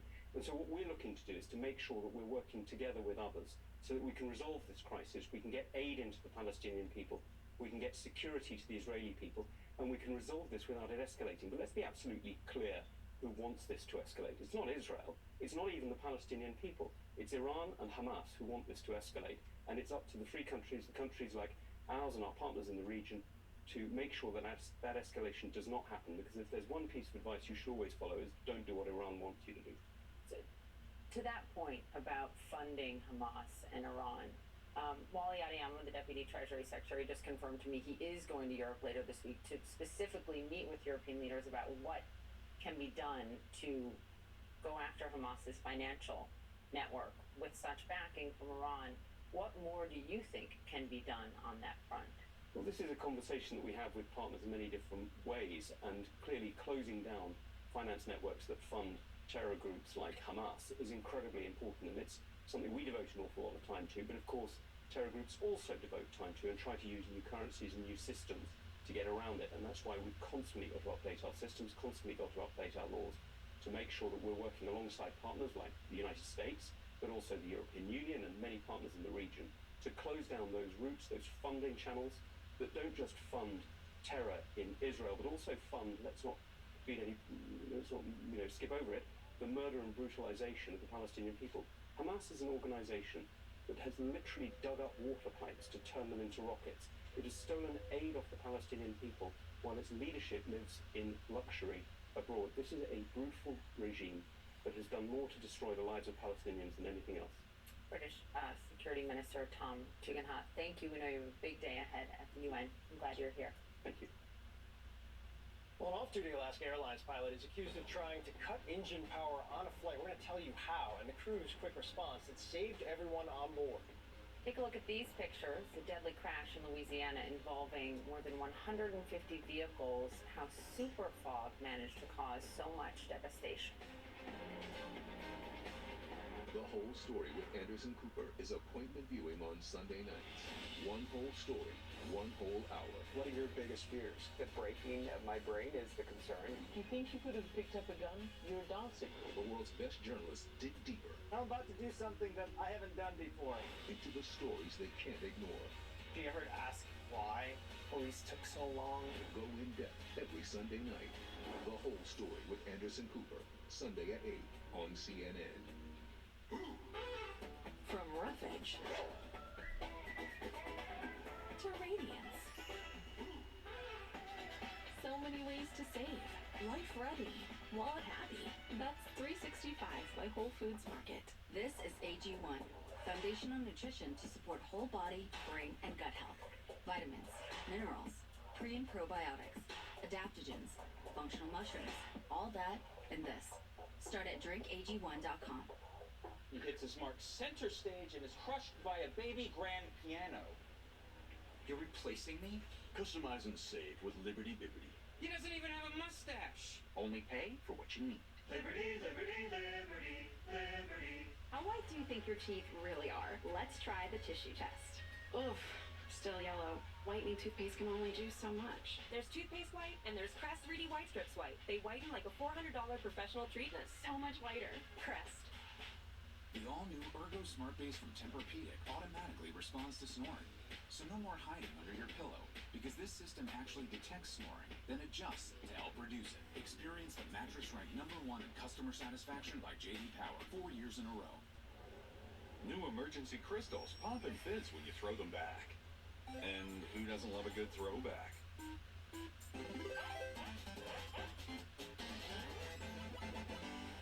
Emergency crystals. 8 million people in Canada live with chronic pain. It's a condition that can last for years and have serious impacts on both physical and mental health. That's why Pain Canada is uniting a national community to find support and to take action towards a common goal.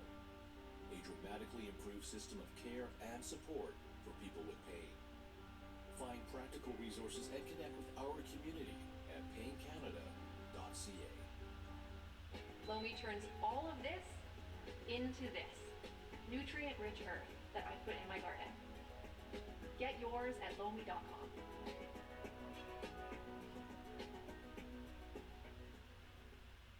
Why pay over $100 a month for cable when it's half the cost for Fubo TV? Get all the channels you want with all the entertainment you love for the price that cable can't beat. Try free at FuboTV.com. This is CNN, the world's news network. Closed captioning brought to you by InVetHelp. Call 1-800-710-0020. Do you have an invention idea but don't know what to do next? Call InventHelp today. They can help you get started with your idea. Call now, 800-710-0020. An Alaska Airlines pilot is being charged with 83 counts of attempted murder for trying to shut down a plane's engines mid-flight. Joseph Emerson was off-duty Sunday and sitting in the jump seat when authorities say he tried to cut fuel to the engines by pulling the fire extinguisher handles. That's when the crew jumped into action, quickly resetting the handles to keep the engines from failing completely and subduing Emerson. CNN's Pete Montine joins us now. Pete, this is a horrifying incident. What are authorities saying right now? Well, we're learning a lot more about the nature of this incident, Phil. Actually, a passenger says a flight attendant announced to the plane that Emerson appeared to have a breakdown of some sort. And that same passenger actually saw Emerson and said he looked well kept, but, quote, dead in the eyes. Now, Emerson was an Alaska Airlines pilot flying on this Alaska Airlines regional flight in what's known as the jump seat. That's a small third seat in the cockpit. It's behind the captain and the first officer. It is used all the time by airline employees, often to commute between their home cities and bigger airline hubs. Now, this flight left Painfield near Seattle in Everett on Sunday afternoon. It was bound for San Francisco, and at 31,000 feet, the pilots radioed air traffic controllers in Seattle to declare an emergency. And I want you to listen now to what they said after the captain and first officer subdued Emerson. We've got the guy that's trying to shut the engines down out of the cockpit, and he doesn't sound like he's causing any issue in the back right now. I think he's subdued. Other than that, we want law enforcement to get on the ground and park. This flight diverted to Portland, Oregon, where police met the plane and arrested Emerson. He's now charged with 83 counts of attempted murder, 1 count for each person on the plane, 83 counts of reckless endangerment, 1 count of endangering an aircraft. Now, sources are stressing to us overnight that this had no link to terrorism. The FAA is telling airlines it's not in any way connected to world events, and the FBI says there's no continuing threat. But one more interesting detail here, Phil. Alaska Airlines says Emerson attempted to engage the engine fire suppression system for both of the engines on this Embraer 175. When that system is first engaged, it first cuts fuel off of the respective engine, causing that engine to begin to shut down. Those big red T handles there you see at the top of the screen. Now, Alaska Airlines says the captain and first officer acted really quickly to reset that system, and that kept the engines from failing completely. Phil. Wow. Piedmontine, thank you for the reporting. Pretty scary. CNN This Morning continues now. 2 women released after being held hostage by Hamas for more than 2 weeks. I can't even express how happy I am and relieved to see her. This is a small ray of light in a big story. The story is not over till everybody comes back. Huge amount of hope for the other families. The support is there, empathy is there. We want action. We believe the best way to do that is to keep the pressure up on Hamas. It is important to keep Rafah crossing an operation critical and urgent need. Without electricity, this hospital will just be a mass grave. We desperately need a humanitarian ceasefire. The U.S. has rushed an American 3-star general to help the Israelis. The troops are ready. They're ready to go.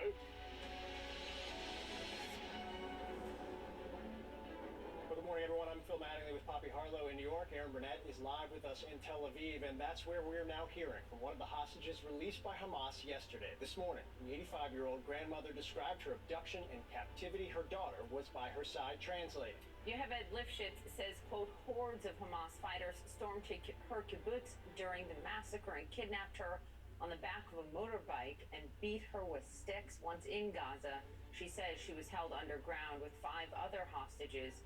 She says they were treated well by guards, a doctor, and a paramedic who made sure that they had the medicine they needed. She says Hamas had a stockpile of shampoo and other toiletries all ready for them. There are a huge network of tunnels underneath. It looks like a spider web. When she first arrived, they told them that they are Muslims and they're not going to hurt them, and that they ate the same food that the Hamas was eating. Hamas has now released 4 hostages as Israeli troops gear up to launch an assault on Gaza by ground, sea, and air, according to top officials. The Israeli military says it struck more than 400 targets across Gaza in the past day, killing Hamas commanders and fighters. More than 200 hostages are still believed to be inside Gaza, including 30 children. Let's go straight to Aaron Burnett live in Tel Aviv. One of the most striking things, Aaron, in listening to this, the entire thing was striking, given the lack of visibility we've had into how hostages are being treated, but was the care that they had, or the availability of the care. Take a listen. Yeah. We had a close doctor came to see us every 2 to 3 days. The paramedic took it upon himself and took care of medicines. If there were not medicines, they would bring substitute medicine, equivalent medicines. Aaron, when you heard that, were you surprised? You know, Phil, on one hand, of course, right? Because, you know, last night, somebody who's spent a career speaking to Hamas leaders, and in fact was texting with one of them on the day of the attack, told me about a video that he'd seen from a Hamas GoPro camera that they had on. Of course, we know they were wearing those, describing the absolutely brutal rape of a young woman who was dismembered and bloodied, and the actual rape is on camera as he described it, that he saw. Even saying that, yeah, I have to pause, right? And then you talk about what you're hearing here. That the care of the hostages, that Hamas wanted it to be this way, that they prepared for it to be this way, because they eventually wanted exactly the sound bites that you're getting now, that they were humane and took care of their hostages. Of course, they're still hostages, and you must celebrate the fact that that we have 4 home, and that hopefully there will be more. But this is very much a part of what Hamas wants to portray to the world, right? That they're the David against the Goliath, and they take care of their hostages, and look what we've done, and it's humane. But you have to, in the same breath, remember what it is that they were also doing that day on October 7th. And it is that juxtaposition, which, yes, on the one hand is so surprising and shocking and impossible to hold those two things as true in your head, even though they are true. But on the other hand, Phil, yes, this is, in a sense, what could be expected, because this is the public relations perspective that they would want to impose upon a broader world to gain sympathies.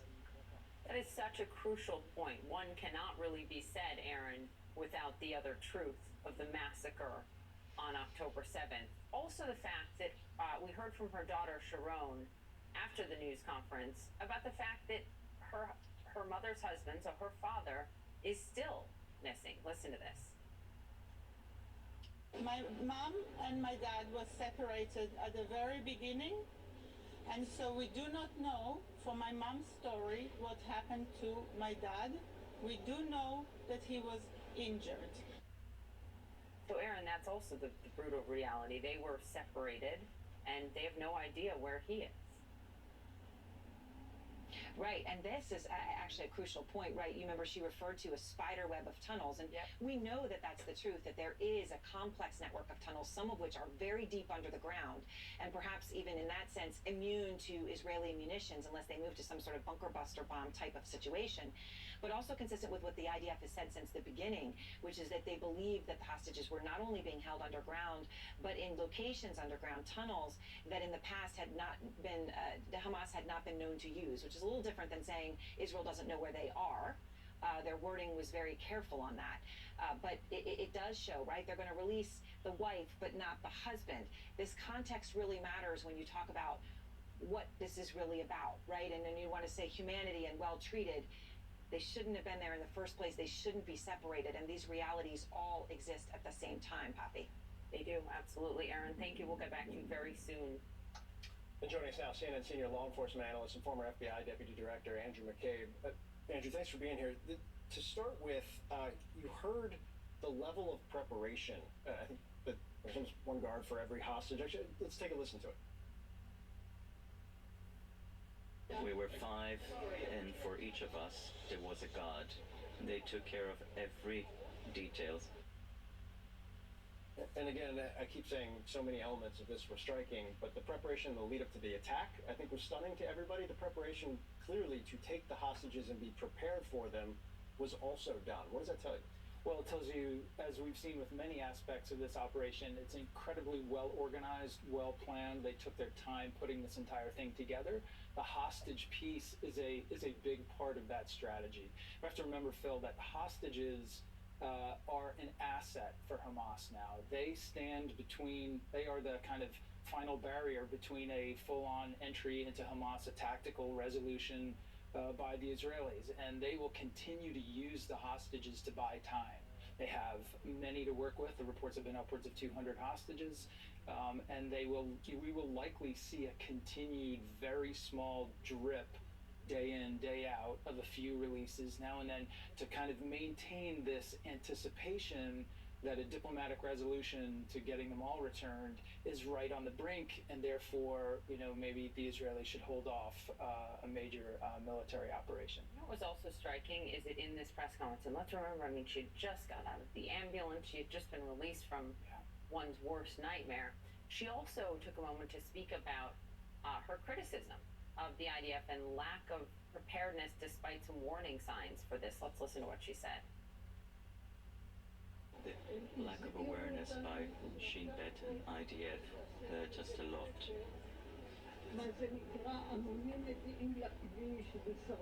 They warned us 3 weeks beforehand. They burned fields, they sent fire balloons, and the IDF did not treat it seriously. We also know from some CNN investigative reporting that dug up social media posts that showed literally models of the kibbutzim that they had made and practiced attacks on that was online before this attack happened. It's extraordinary. And I think the levels of, let's just say the questions about the Israeli defenses and particularly their intelligence collection in the lead up to this massive attack, those questions are important. And the further we go, I think the more people are going to be looking very critically at their preparation with the lack thereof. The strategic intent of releasing 2 hostages on Friday, 2 hostages again yesterday, is the U.S. clearly has been trying to ask Israeli forces, until you know exactly what you're doing, we want to try and get more people out. How does that end? It just feels like that would be stretched as long as possible, and I don't think the Israelis have the patience for that at this point. It's almost impossible to imagine that they'll play it that long, right? You have to remember that every hostage recovery operation begins with intelligence. You need exquisite intelligence on the location, the conditions, the numbers of guards, the infrastructure around containing them. From all publicly available reporting, we're far from that level of intelligence. So there really is no legitimate tactical option right now, which is why there's so much emphasis on the diplomatic resolution to getting these folks out. And if we're getting some of them out, that kind of continues to hold the carrot on the end of the stick to say, let's hold off until we can save as many lives as possible. But the criticism of that is that every day you give Hamas, that's right, right, you gain more strength. That's right. You deny the Israelis the response that their society so desperately craves. Right. That's right. Thank you, Andy. Sure. New this morning, after 2 more hostages were released from Hamas captivity, one man was abducted alongside the 2 U.S. citizens who were also released on Friday. We'll speak to his family next. And moments ago, Prime Minister Benjamin Netanyahu said the war against Hamas could, quote, be a long war. What we're learning about the timing of potential ground invasion. That's next. We believe in this. The Whole Story with Anderson Cooper, Sunday at 8 on CNN. Don't let student loan debt hold you back. Refi at SoFi.com. You could save thousands and get to your goals faster. SoFi, get your money right. Every detail counts. That's why I live my life with Lexi B2 hearing aids powered by Bose. When I began experiencing hearing loss, I knew I needed the best of the best. Lexi B2 hearing aids powered by Bose are app-controlled and self-fitting, which means I can tune and customize them to my needs and preferences on the Lexi app and enjoy high-quality hearing. Take the lead and call or order online at lexihearing.com to receive your Lexi B2 hearing aids powered by Bose today. Got this. Gobble, gobble. I seen bigger legs on a turkey. Rude. Who are you? I'm an investor in a fund that helps advance innovative sports tech. Like this smart fitness mirror. I'm also Mr. Leg Day 1989. Anyone can become an agent of innovation with Invesco QQQ, a fund that gives you access to NASDAQ 100 innovations. I go through a lot of pads. Before investing, carefully read and consider fund investment objectives, risk, charges, expenses, and more. Prospectus at Invesco.com. Liberty Mutual customized my car insurance, and I saved hundreds. With the money I saved, I started a dog walking business. Oh. Only pay for what you need. Liberty, liberty, liberty, liberty. If you drive a personal car for work and don't keep track of your business miles, you're missing out on thousands of tax deductions or reimbursements. MileIQ is an app that can help. It automatically logs and calculates your business miles from your phone. Get started at mileiq.com for free today. The middle child never knows the beauty of elbow room. Until now. The 3-row Lexus TX. Meet Milo. He's part border collie and part party animal. Meet the new Bissell Little Green Hydro Steam Pet. It's part steam-powered stain remover and part party animal patrol. Bissell, a new breed of clean. I was stuck. Unresolved depression symptoms were in my way. I needed more from my antidepressant. Vraylar helped give it a lift.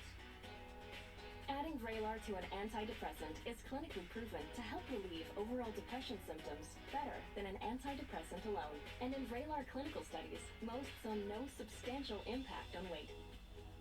Elderly dementia patients have increased risk of death or stroke, report unusual changes in behavior or suicidal thoughts. Antidepressants can increase these in children and young adults, report fever, stiff muscles, or confusion, as these may be life-threatening, or uncontrolled muscle movements, which may be permanent. High blood sugar, which can lead to coma or death, weight gain, and high cholesterol may occur. Movement dysfunction and restlessness are common side effects. Stomach and sleep issues, dizziness, increased appetite, and fatigue are also common.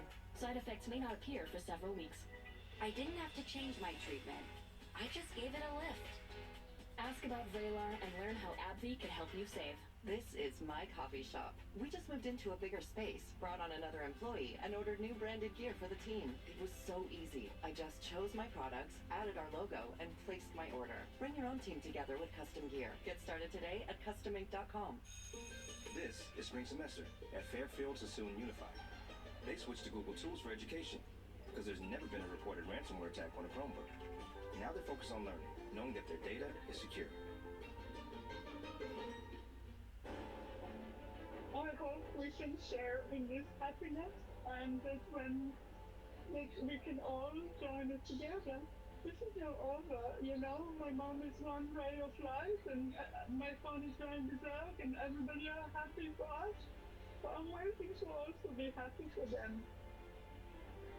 That was the daughter of released hostage Yocheved Lifshitz relaying her message to the rest of the families who are still waiting to get their loved ones home. Lifshitz is one of 2 Israeli women released by Hamas yesterday. We heard about her experience in captivity just a short time ago. Her release comes just days after Hamas released American hostages Judith and Natalie Rahnan, but Israeli officials say Hamas is still holding more than 200 people captive. An Israeli husband and a father, you see him right there, Omri Mehran, is believed to be among them. His wife says she watched him being taken away from their kibbutz in handcuffs. And joining us now is Moshe Lavi, Omri's brother-in-law. Thank you for joining us. Thank you. Good morning. The pain is something no one can imagine who has not gone through this. But what can you tell us about any hope you may have now that we've seen 4 hostages freed? Does it bring you some hope? It does bring some hope. It's a conflicted feeling. I think we're realizing that dual nationals, first of all, would be prioritized by all parties involved, and second, probably women and children. My sense is that Omri, my brother-in-law, hopefully will be released eventually, but my sense is that it will take a long time. Do you have, there's been such a dearth of information for anyone, government officials, families, in such an incredibly difficult time. What have you been told about the status of Omri or any of what's happening right now? It took the government and all the relevant bodies a long time to understand who was taken. There's still a lot of people who are missing, actually. They're discovering sadly bodies every day and discovering new people apparently in the Gaza Strip. We know that he's there. He's confirmed hostage there, but there's no signal from his phone which was taken. There's no information about his whereabouts or his physical situation, so we don't know much. We just know that he was taken by Hamas, and we hope that his given the circumstances, well, or if he's unwell, hopefully receive some treatment. And that's all we know right now. We did hear from Yehevet Lifshitz, an 85-year-old hostage released, that the medical treatment that they got actually was pretty remarkable for being held as hostages. So I hope that can give you some comfort. We were just looking at these pictures of Omri and his wife and child, a beautiful family. What do you want people to know about him? Yeah, Omri is a gentle, soft-speaking guy. He was a wonderful father. He invested a lot of time raising his and then my sister, 2 daughters, 6 months old and 2 years old. He really wanted to let my sister continue developing her career and supported her. He was a shiatsu therapist, and he studied also healthcare management. Was really connected to nature and would go with his daughters all the time to the field outside, and avid basketball supporter. We support the same team in Israel. He is a wonderful man, and I can't wait to see him again. And all of us in the family hoping that we will see him again. His daughters really need him. The 2-year-old already expresses her emotions. She knows exactly what went. She understood the violence she experienced in front of her eyes and on her, with guns pointed at her face, with a body lying next to her of a teenage girl. And she cries every night for her father, and we cry with her. So it's hard for us to see, because he was so connected and involved in raising the family. It's hard for us to see how this was taken from Ronnie and Alma, his daughters. The pain is incomprehensible. I think if you're not going through it, but we're grateful for your time. We're thinking about you and your family, and extremely hopeful for what comes next. Moshe Lavi, thank you very much. Thank you very much. Thank you. To Washington, it has now been 3 weeks since the House had a speaker. We're going to take you live to Capitol Hill with the latest on the chaos in Congress. And dense fog is being blamed for more than 150 crashes and 7 deaths on Interstate 55 west of New Orleans. We're going to bring you the details next. The new CNN Prime Time is where the truth shines. The day's biggest stories. The night's most essential reporting. This is the new CNN Prime Time. Weeknights starting at 7 on CNN.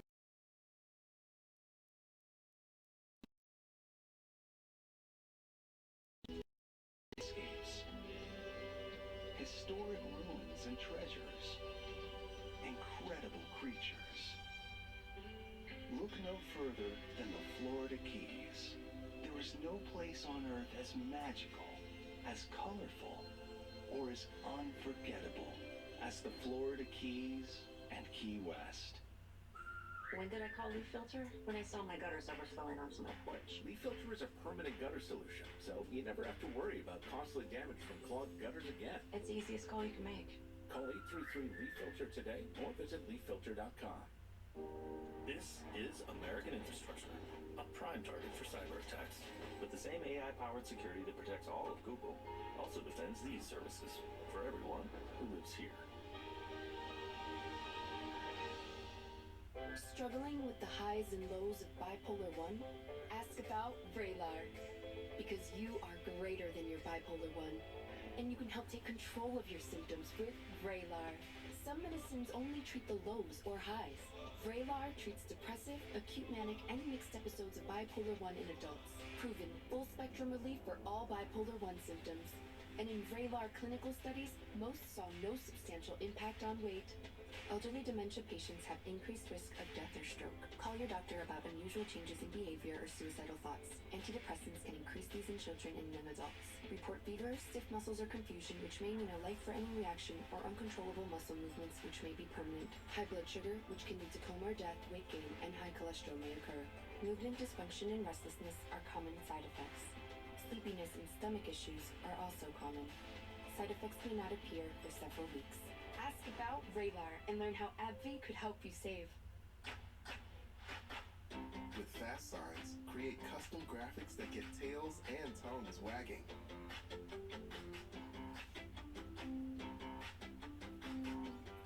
Fast signs, make your statement. So, why should you like me? I'm a hard worker with a 5-year plan. I like whatever sports team you do, and I don't partake in funny business. All I want to do is make your daughter happy. Ever wonder where the people with all the answers get all the answers? Ask Markham, accountants and advisors.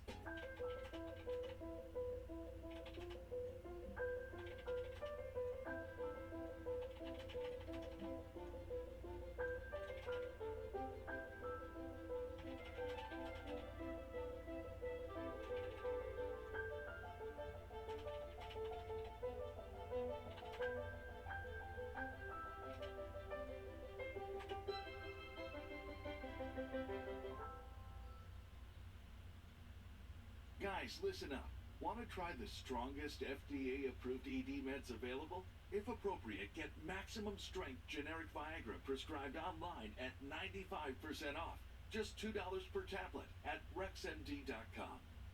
When Lila was ready to sell her ring, she sent it to Worthy, where they took care of everything and auctioned it on her terms. Then, Worthy sent Lila her money. You're worthy of more. Get started at worthy.com. I'm Kayla Tausche at the White House, and this is CNN. The top House Republicans are hoping they can finally elect a speaker, maybe even by tonight. They're set to hold a secret ballot election today to pick a nominee from 8 candidates, but it's unclear if any of them can get to 217 votes, which they'd ultimately need to actually get the gavel. CNN's Lauren Fox is live for us on Capitol Hill. Lauren, 2 primary questions. Those lawmakers I've seen that believe they could have a speaker by tonight, have they been living in a cave for the last 3 weeks? But the second one is, can any of the 8 people that are running right now actually get to 217 votes?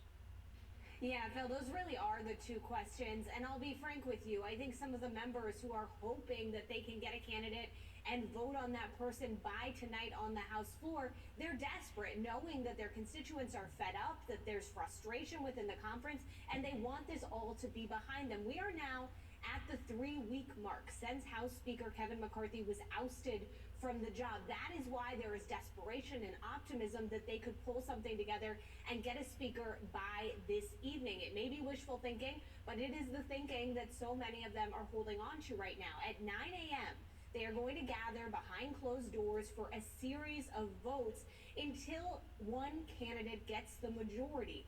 Once that happens, there is some discussion about trying to make sure that that person can get 217 votes before they head out to the floor, to avoid the embarrassment that Jim Jordan had to face going to the floor 3 times and never clinching the speaker's gavel. So that is under discussion right now. There is some sense that they could move to a floor vote tonight if they feel like that person can get 217 votes. But here's the huge if, Phil. That is assuming that any of these 8 candidates are going to be able to garner the support that they need. You know, one interesting tidbit from our colleague Mani Raju last night was he asked a series of House Freedom Caucus members if they would support Representative Tom Emmer. He's the Republican whip. He's largely seen as the front runner in this race. Both Boebert and Bob Good were non-committal. They wouldn't say if they would vote for Emmer on the floor. There is a sense right now within the Republican conference that there needs to be new leadership, new blood, and just pulling from the ranks of leaders that have already existed in the House Republican Conference, that may not be good enough for some conservatives. Again, important to remind everyone, this is a very narrow Republican majority, which means whoever goes to the floor today, dependent on attendance issues, can only lose 4 votes. Phil? Yep. Those guys who think it might happen by tonight, whatever they're having, if you could grab me some of it, I would appreciate it. Lauren Fox, appreciate you as always. Thank you. All right, I want to update you on what happened in Louisiana. Very dense fog there is being blamed for more than 150 crashes. This happened on Interstate 55. It's just west of New Orleans. 7 people were killed. Look at that. State police say more than 24 people were injured. Wildfire smoke and very damp conditions created what meteorologists call super fog. It made visibility less than 10 feet. Some vehicles, including trucks, caught on fire. First responders were forced to go on foot because the area was just completely gridlocked. All right, there's new reporting out this morning that says Israel may be willing to delay its planned ground invasion of Gaza to negotiate the release of a large number of hostages. A reporter with that news joins us next.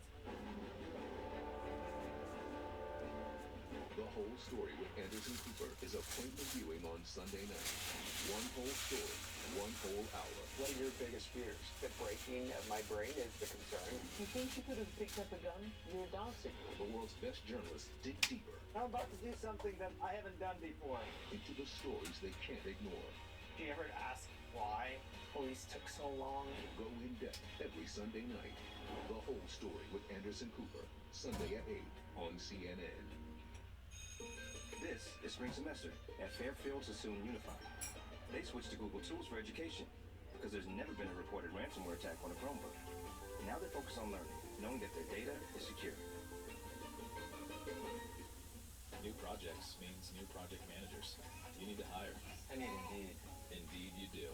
When you sponsor a job, you immediately get your short list of quality candidates whose resumes on Indeed match your job criteria. Visit Indeed.com/hire and get started today. If your moderate to severe Crohn's disease or ulcerative colitis symptoms are stopping you in your tracks, choose Stelara from the start and move toward relief after the first dose. With injections every 2 months. Stelara may increase your risk of infections, some serious, and cancer. Before treatment, get tested for TB. Tell your doctor if you've had an infection, flu-like symptoms, sores, new skin growths, have had cancer, or if you need a vaccine. PRES, a rare potentially fatal brain condition, may be possible. Some serious allergic reactions and lung inflammation can occur. Feel unstoppable. Ask your doctor how lasting remission can start with Stelara. Janssen can help you explore cost support options. Why pay over $100 a month for cable when it's half the cost for Fubo TV? Get all the channels you want with all the entertainment you love for the price that cable can't beat. Try free at FuboTV.com.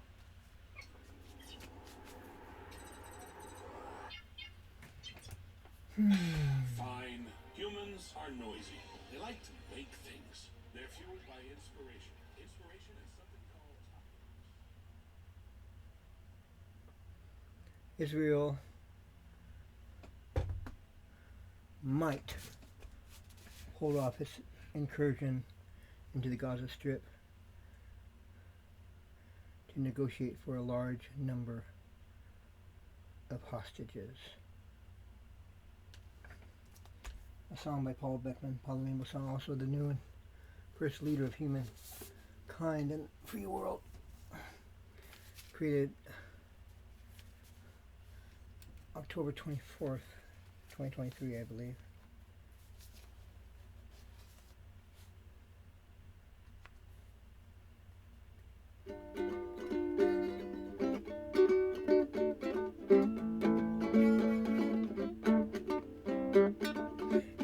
Israel might just hold off on its incursion to attack the Gaza Strip, looking for HAMAS if it can negotiate for a large number of hostages. Yes, that's right. Of hostages. Yes, that's right. Whoa. Well, let's find out more. Let's listen to what's going on now. Let's listen to what's going on now. Let's listen to what's going on now.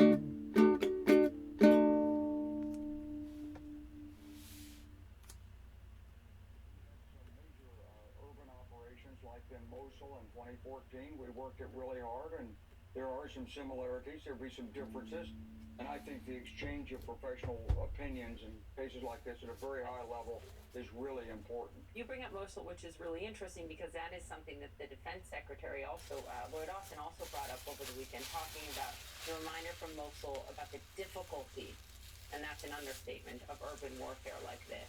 So would he counsel in that respect as well? Right, well, you can count on urban warfare being difficult in every circumstance, and especially here because the population is going to be against the Israelis.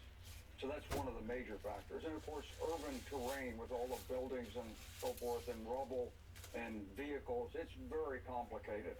So you really have to know what you're doing. You have to think it through very carefully before you go in there because it just soaks up forces. You're going to have 100,000 people in there, and they're distributed block by block, building by building, and then they can't react if something happens. It's much different than fighting in more open terrain. So all those things are going to be discussed, I'm sure. To that point, and to drill in a little bit further, and talking to some folks at the Pentagon a week ago, I said, is Fallujah a good analog? I said, no, way worse.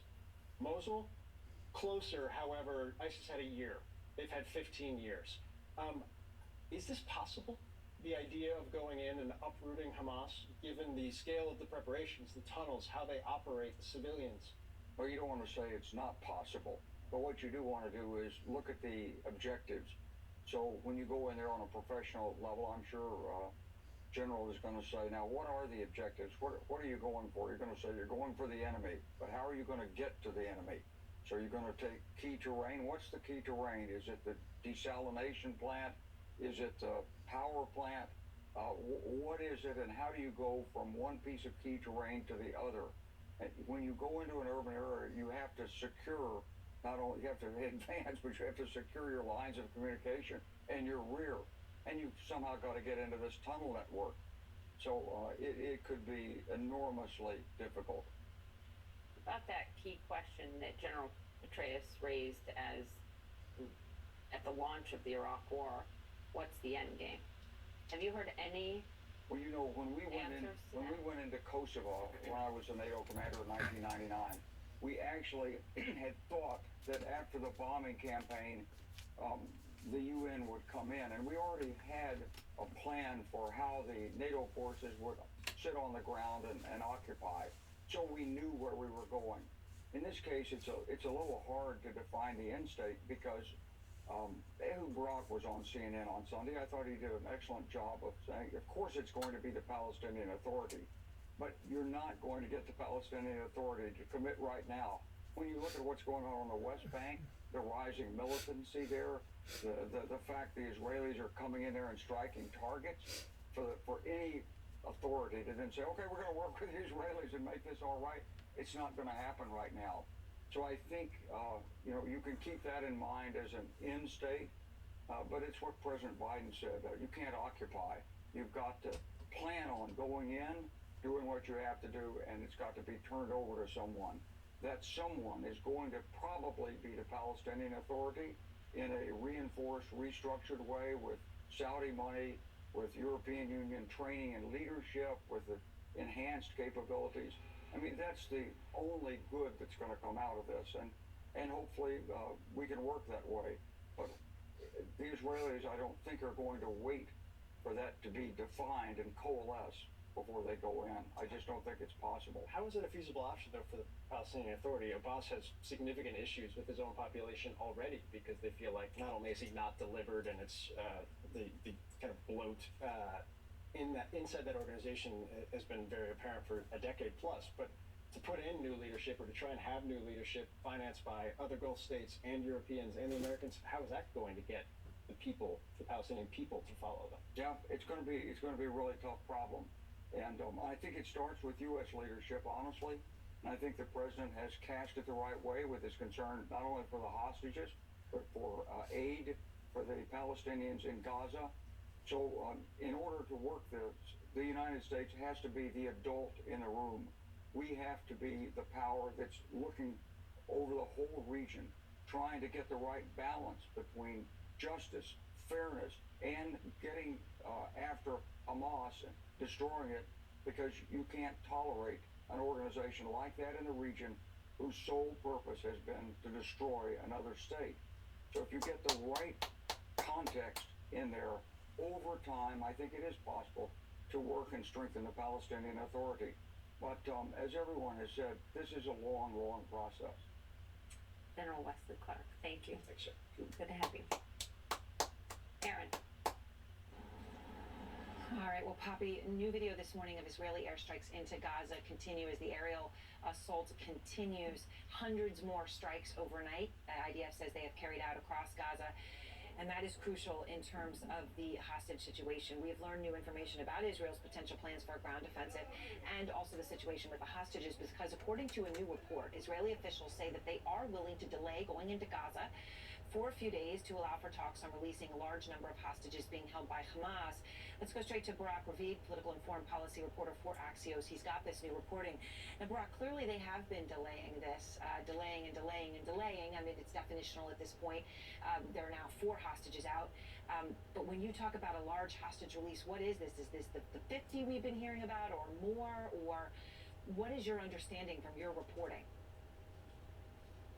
Good morning. I think that what the Israelis want to try and achieve, and for that they're willing to wait with the ground invasion for another few days, is to get mostly the women, the children, and the elderly out. That's dozens of people held by Hamas for 2 weeks now.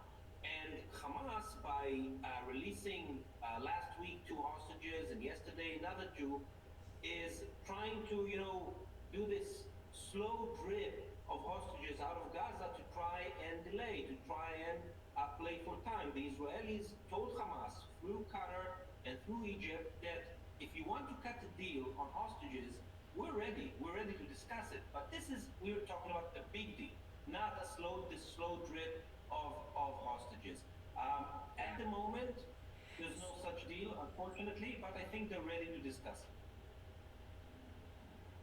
Right, and obviously until then you get the drip, which Israel says it isn't enough, but in a sense, factually, it is enough because they're getting the drip as they're waiting for the bigger deal. I mean, I understand these are, often circular conversations in this moment, but Barak, reading your reporting, there was something you said that I wanted to highlight. You spoke to a senior Israeli official who said, if Hamas proposes a big package, of course, we will be ready to do things in return. What are those things, Barak, as you understand it? I think there are several things that Hamas wants. First and foremost, Hamas wants some sort of a ceasefire. It is under immense pressure. They've been under bombing for 2 weeks. They're in the tunnels. Believe me, it's not fun over there, okay? And they want some oxygen so they'll be able to get their leadership to other hiding places, have some time to reorganize, take a breath, and they're willing to do a lot for it. And Israel is telling Hamas, if you want to get even 1 minute of ceasefire, first you need to get all the women and the children out. So I think that this could be how this deal looks like. Hamas wants other stuff. It wants fuel. I don't see Israel getting fuel into Gaza at the moment. Barak, obviously, Israel's been clear with one strategic goal, right? I know the U.S. has been critical that they haven't been clear on many of them, but the main one they've been clear is that they're going to decapitate and eliminate the leadership of Hamas, right? So if you're Hamas and you can get a ceasefire for 6 hours or so to regroup, to give over hostages, but eventually the more you give over, the closer you are to your elimination and your death, how do you square that circle? I think that at the moment, Hamas needs any oxygen it can get from the current situation that it's in, okay? And those hostages, at least some of them, the women, the children, the elderly, I think that Hamas realized that they're more of a burden than an asset. The international criticism Hamas got in those 2 weeks due to the hostage situation is bigger than it got in all the years that it was holding Israeli soldiers hostage. So I think that her organization understands that if it gives up some of the hostages, its situation could improve. All right, Barak, thank you very much. Barak Ravid with the new reporting that Israel is willing to continue delaying this, Poppy, for more days in the hopes of a major hostage exchange. And I mean, obviously, Poppy, they've already delayed it here for weeks. So this is the constant wait and wait and wait, ready to go position that we remain in as Israel hopes for a much larger hostage release. I mean, and the point you just made that the reality is they are delaying as more hostages get released. But will those talks happen that Barak is reporting for a delay for a big group of hostages would be really significant. Aaron, thank you very much. We'll get back to you soon. Here in the United States, the Homeland Security Department warning we'll likely see more hate crimes in the United States as the war in the Middle East continues, and we're already seeing it happening. Our humble ask is that people give a damn when we die. Nothing can prepare you for this kind of brutality. None of us wanted this to happen. They took babies after they killed their parents. It's something you can't imagine. There's still bombardment ongoing inside Gaza?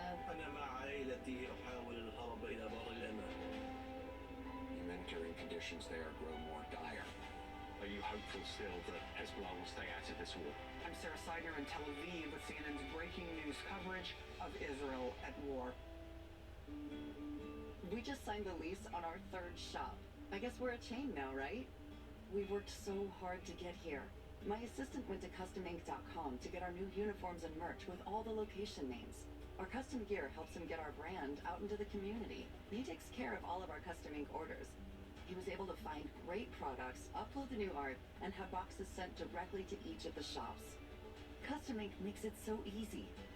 Get started today at CustomInc.com. A heart attack? Do they have life insurance? No, But we have life insurance. John. I'm trying to find something we can afford. Fortunately, in only a few minutes, SelectQuote found John a $500,000 policy for only $29 a month. And his wife Ann a $500,000 policy for only $21 a month. Go to SelectQuote.com now and get the insurance your family needs. At a price you can afford. SelectQuote. We shop, you save. This is American infrastructure, a prime target for cyber attacks.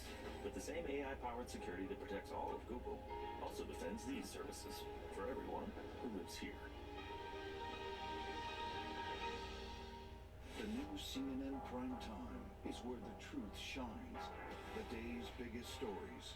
The night's most essential reporting. This is the new CNN Prime Time. Weeknights starting at 7 on CNN.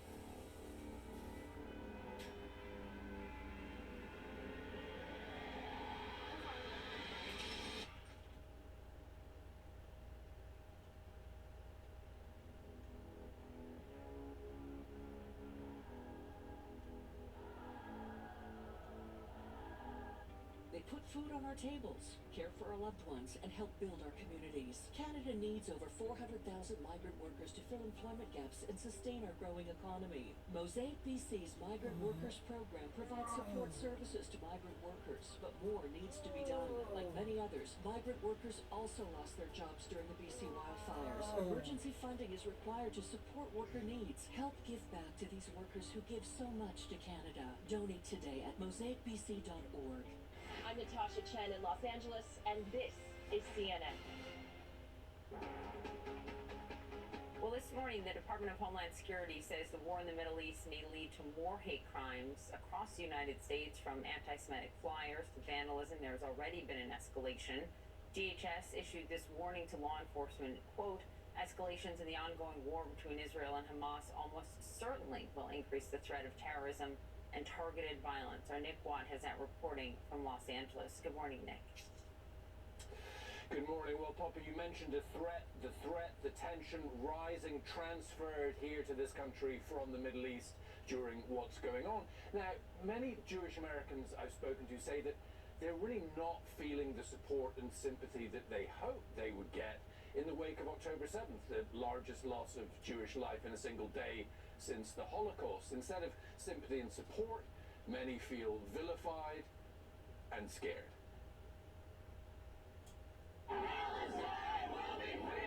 Americans from many walks of life showing support for the people of Gaza. Meanwhile, it's largely just Jews at the very few demonstrations in support of the Israeli civilians who were tortured and slaughtered October 7th, and for the more than 200 taken hostage and still held by Hamas terrorists inside Gaza. Some Jews who marched, for example, for Black Lives Matter or the women of Iran, feel let down. It's really, really, really upsetting to see that people, to see our people, to see people who we stand with, not stand with us. Our humble ask is that people give a damn when we die. That's Rabbi Sharon Brous in a now viral sermon. It feels like a great sense of abandonment. People who we've been in the trenches working with for many years not only don't grieve when Jews are massacred, but actually celebrate.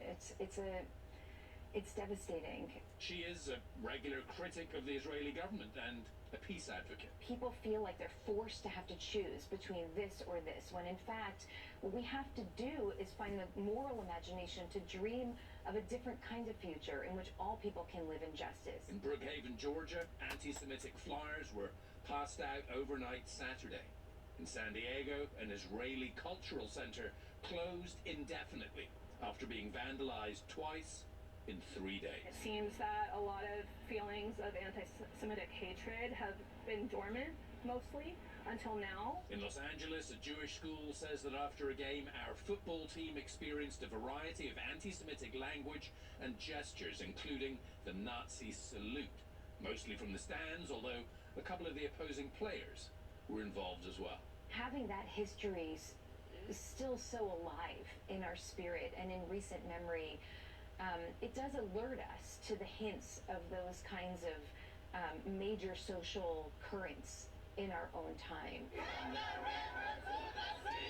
In Skokie, Illinois, Sunday, a pro-Palestinian counter-protest sprung up near an Israeli solidarity rally. Someone pulled a gun, fired in the air. The governor is calling for calm in a state that has seen a rise in hate and real hurt for its Jewish and Arab citizens. Now, remember, a 6-year-old Palestinian-American boy was stabbed to death in Illinois, apparently because he's Muslim, apparently an act of hate. Governor Pritzker of Illinois made a plea. He said, stop holding Jewish Muslims and, American Jews and Muslims responsible for the actions of governments thousands of miles away. Back to you. Wow, that's such important reporting, Nick. Thank you very much for bringing it to us this morning. And in New York City last week, a swastika was found scrawled on the outside of 2nd Avenue Deli, one of the city's iconic Jewish eateries. Joining us now is New York Governor Kathy Hochul. Her state is home to the largest population of Jews outside Israel, and she visited Israel last week. Governor, we appreciate your time. To start with what we're hearing, the warnings from the Department of Homeland Security about uptick in potential hate crimes. Do you have any credible threats, or are you aware of any credible threats against Jewish or Muslim institutions at this point? No, thank you. We're constantly monitoring threats on social media and other sources. After the Buffalo massacre, which was done by a white supremacist, literally doubled the size of our state police force that's responsible for hate crimes. I just launched a hotline for people to be able to call if they see such signs as you described as describing Nazi symbols or even attacks on mosques. I want to make sure people in New York feel that there's an outlet that they can reach out to their law enforcement allies, and we can put an end to this. It's abhorrent to me as the leader of the state with, yes, the largest population of Jews outside of Israel. However, I also have to protect every institution, mosques, and as well as synagogues and yeshivas. So it's really abhorrent to me that what has happened, the unprovoked attack by Hamas on innocent civilians in Israel, has turned into people allowing this hate to fester and rise to the surface in a place like New York, which is known for its diversity and its tolerance and its acceptance of others. So no known credible threats, but we are very vigilant as a place that has had experienced terrorist threats, but also this hate speech is very hurtful, and we want to put an end to it. I mentioned that you just traveled to Israel. Israel's told the U.S. that there are more American hostages that are alive. I believe 10 Americans are currently unaccounted for. One of those Americans is from Long Island. I believe you brought a picture of that individual and handed it to the Israeli president. What did he say? Well, he understood that I was there on behalf of Americans overall in terms of wanting all of them freed, but I had just been hugging the aunt and uncle and the cousin of Omer Nutra and said I would do anything I could to help them. I met his parents at a rally just a day after the horrific attack on civilians occurred and he was taken hostage. So I said, this is my responsibility as governor and representative of these individuals. I put the picture in his hands. I said, let's work together to bring all the hostages home. And he agreed. Israel wants the hostages home as well. But I want to make sure that we never forget the atrocities that were committed on innocent civilians. Yes, they took our hostages. We want them home first. But let's not become desensitized to the horrors that I saw firsthand when I walked through a kibbutz into homes that were been obliterated. I mean, blood on the walls and mattresses and a safe room where 2 young women were butchered and set on fire. I mean, we must not be desensitized to this, what happened there, and there should be a global condemnation of what Hamas did. No tolerance, no acceptance, and understanding that Israel has a right to protect itself, and we must stop terrorism here before it spreads to places like New York again. Hezbollah, Hamas, these are threats to our way of life. You visited the Western Wall. Can I ask, what was in the note that you placed inside the limestone? I prayed for peace, but also justice. Prayed for the innocent Israelis who were slaughtered on that day and taken captive, but also all innocent civilians who are in harm's way as a result of this attack. I also took the opportunity to pray for my father, who I had learned flying over from Israel had passed very unexpectedly. So it had a dual purpose for me. And my condolences for the loss of your father. I read somewhere about the last message that he sent to you. What was it?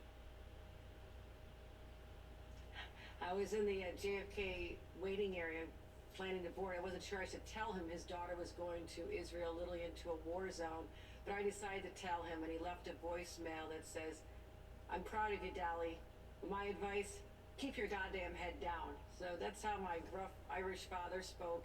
He was proud of me, but he also, as a dad, was concerned about my safety. But he knew I would go, and even when I found out the news, I knew I needed to continue in that journey, because as much as I could use some comfort, I needed to give more comfort to others, and I received that from the very warm, generous people who I met on my journey to Israel. It was life-changing for me, and I need to come back and be able to talk about what I saw, what I experienced, the people who are in such deep pain. We cannot forget them.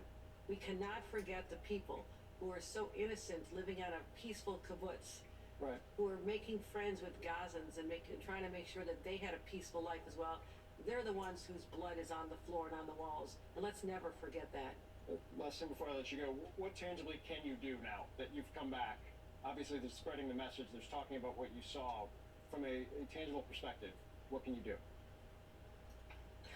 Well, you heard in your earlier segment that people are just feeling they've been forgotten, that people of Israel have been ignored now because the conversation has shifted across the board. I don't want any innocent civilians killed. None of us do. But we have to reaffirm Israel's right to protect itself, to obliterate the terrorist organization known as Hamas, and ultimately free the Palestinian people who are being oppressed themselves under that regime. All right, Governor Kathy Hochul, we appreciate your time and your dad's advice, which is as good as it can possibly be. Thank you. Thank you. Well, an American who has been wrongfully detained in Russia for 5 years is pressing the Secretary of State not to allow the U.S. to leave him behind again. Hear what Paul Whelan told Secretary Blinken in a story you'll see only right here on CNN. This is your season to smile with new dentures from Aspen Dental. To gather together and discover the moments that matter. To jump into the fun and join in the celebration. To help get you ready, your Aspen Dental denture team is celebrating 25 years of affordable care with an epic anniversary savings event. Don't miss enjoying a moment with fast repairs in our on-site labs and 20% off your custom dentures. Plus, we have a denture money-back guarantee, so you can smile with confidence. Aspen Dental. Book today. For moderate to severe Crohn's disease, Skyrizi is the first IL-23 inhibitor that can deliver remission and visibly improve damage of the intestinal lining. Serious allergic reactions and an increased risk of infections or a lower ability to fight them may occur. Tell your doctor if you have an infection or symptoms, had a vaccine, or plan to. Liver problems may occur in Crohn's disease. Control of Crohn's means everything to me. Ask your gastroenterologist about Skyrizi. Learn how AbbVie could help you save.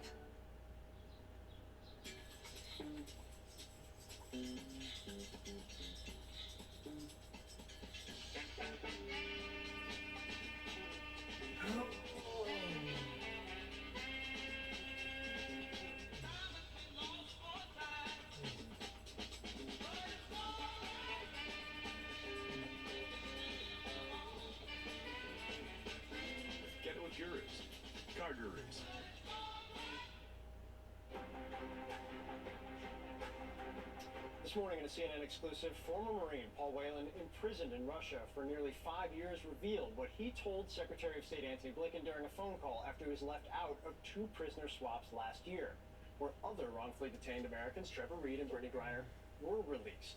CNN's Jennifer Hansler joins us now from Washington with this exclusive. Jennifer, there were very strong words from Paul Whelan to the Secretary of State. What did he say? Well, that's right, Phil. Paul Whelan told me he wanted to be able to share his true feelings with the Secretary of State and hear what is being done to try to bring him home after nearly 5 years in Russian detention. Now, he was able to express his frustration to the Secretary of State in that call. It was the second time they had been able to speak by phone. The first time was back in December of last year. But in this August call, he really did not mince words, is what he told me. Take a listen to how he described his situation to Tony Blinken. I told him point blank that leaving me here the first time painted a target on my back, and leaving me here the second time basically signed a death warrant. Now, Whelan said that part of this is because of his age and the physical work that he is having to do in that remote prison camp in Mordovia. He said conditions have gotten worse over the 3 years he has spent in that camp. He said they get watered down food, the heat has not been turned on yet this year. So he really pressed the Secretary of State to ensure that he is not left behind in that camp again. I should note, Phil, that U.S. officials have said that the Russians would not include him in those prisoner swaps. Where do, if we know, and by the way, you're reporting on this, you've constantly been the one able to talk to him and bring his message, the only way people can hear from him, by the way, Jennifer, but where do negotiations stand? Do we know? Do we have any lens into that? Well, right now there's really no apparent movement on those negotiations. We know that the U.S. has put forward to the Russians a serious proposal, as they call it. The Russians have not engaged substantively on that proposal, and that proposal was put forward initially before the arrest of Evan Gershkovich, the Wall Street Journal reporter. So that has forced the U.S. to try to come up with other solutions to bring back both of these men. And I will say, despite the tough words that he gave to Secretary Blinken, Whelan also expressed confidence that there is work being done on his behalf. Take a listen to what he told me. I think everyone's trying to do the right thing, and I know that this will come to an end at some point. How long it will take, I don't know. But I'm being promised that I won't be left behind here. Well, Whelan also said that he believes Blinken is someone who truly cares about the situation. Poppy, Phil? It's a remarkable conversation that you had. You should read the story on CNN.com. Jennifer Hansler, great reporting, as always. Thank you. And CNN This Morning continues right now.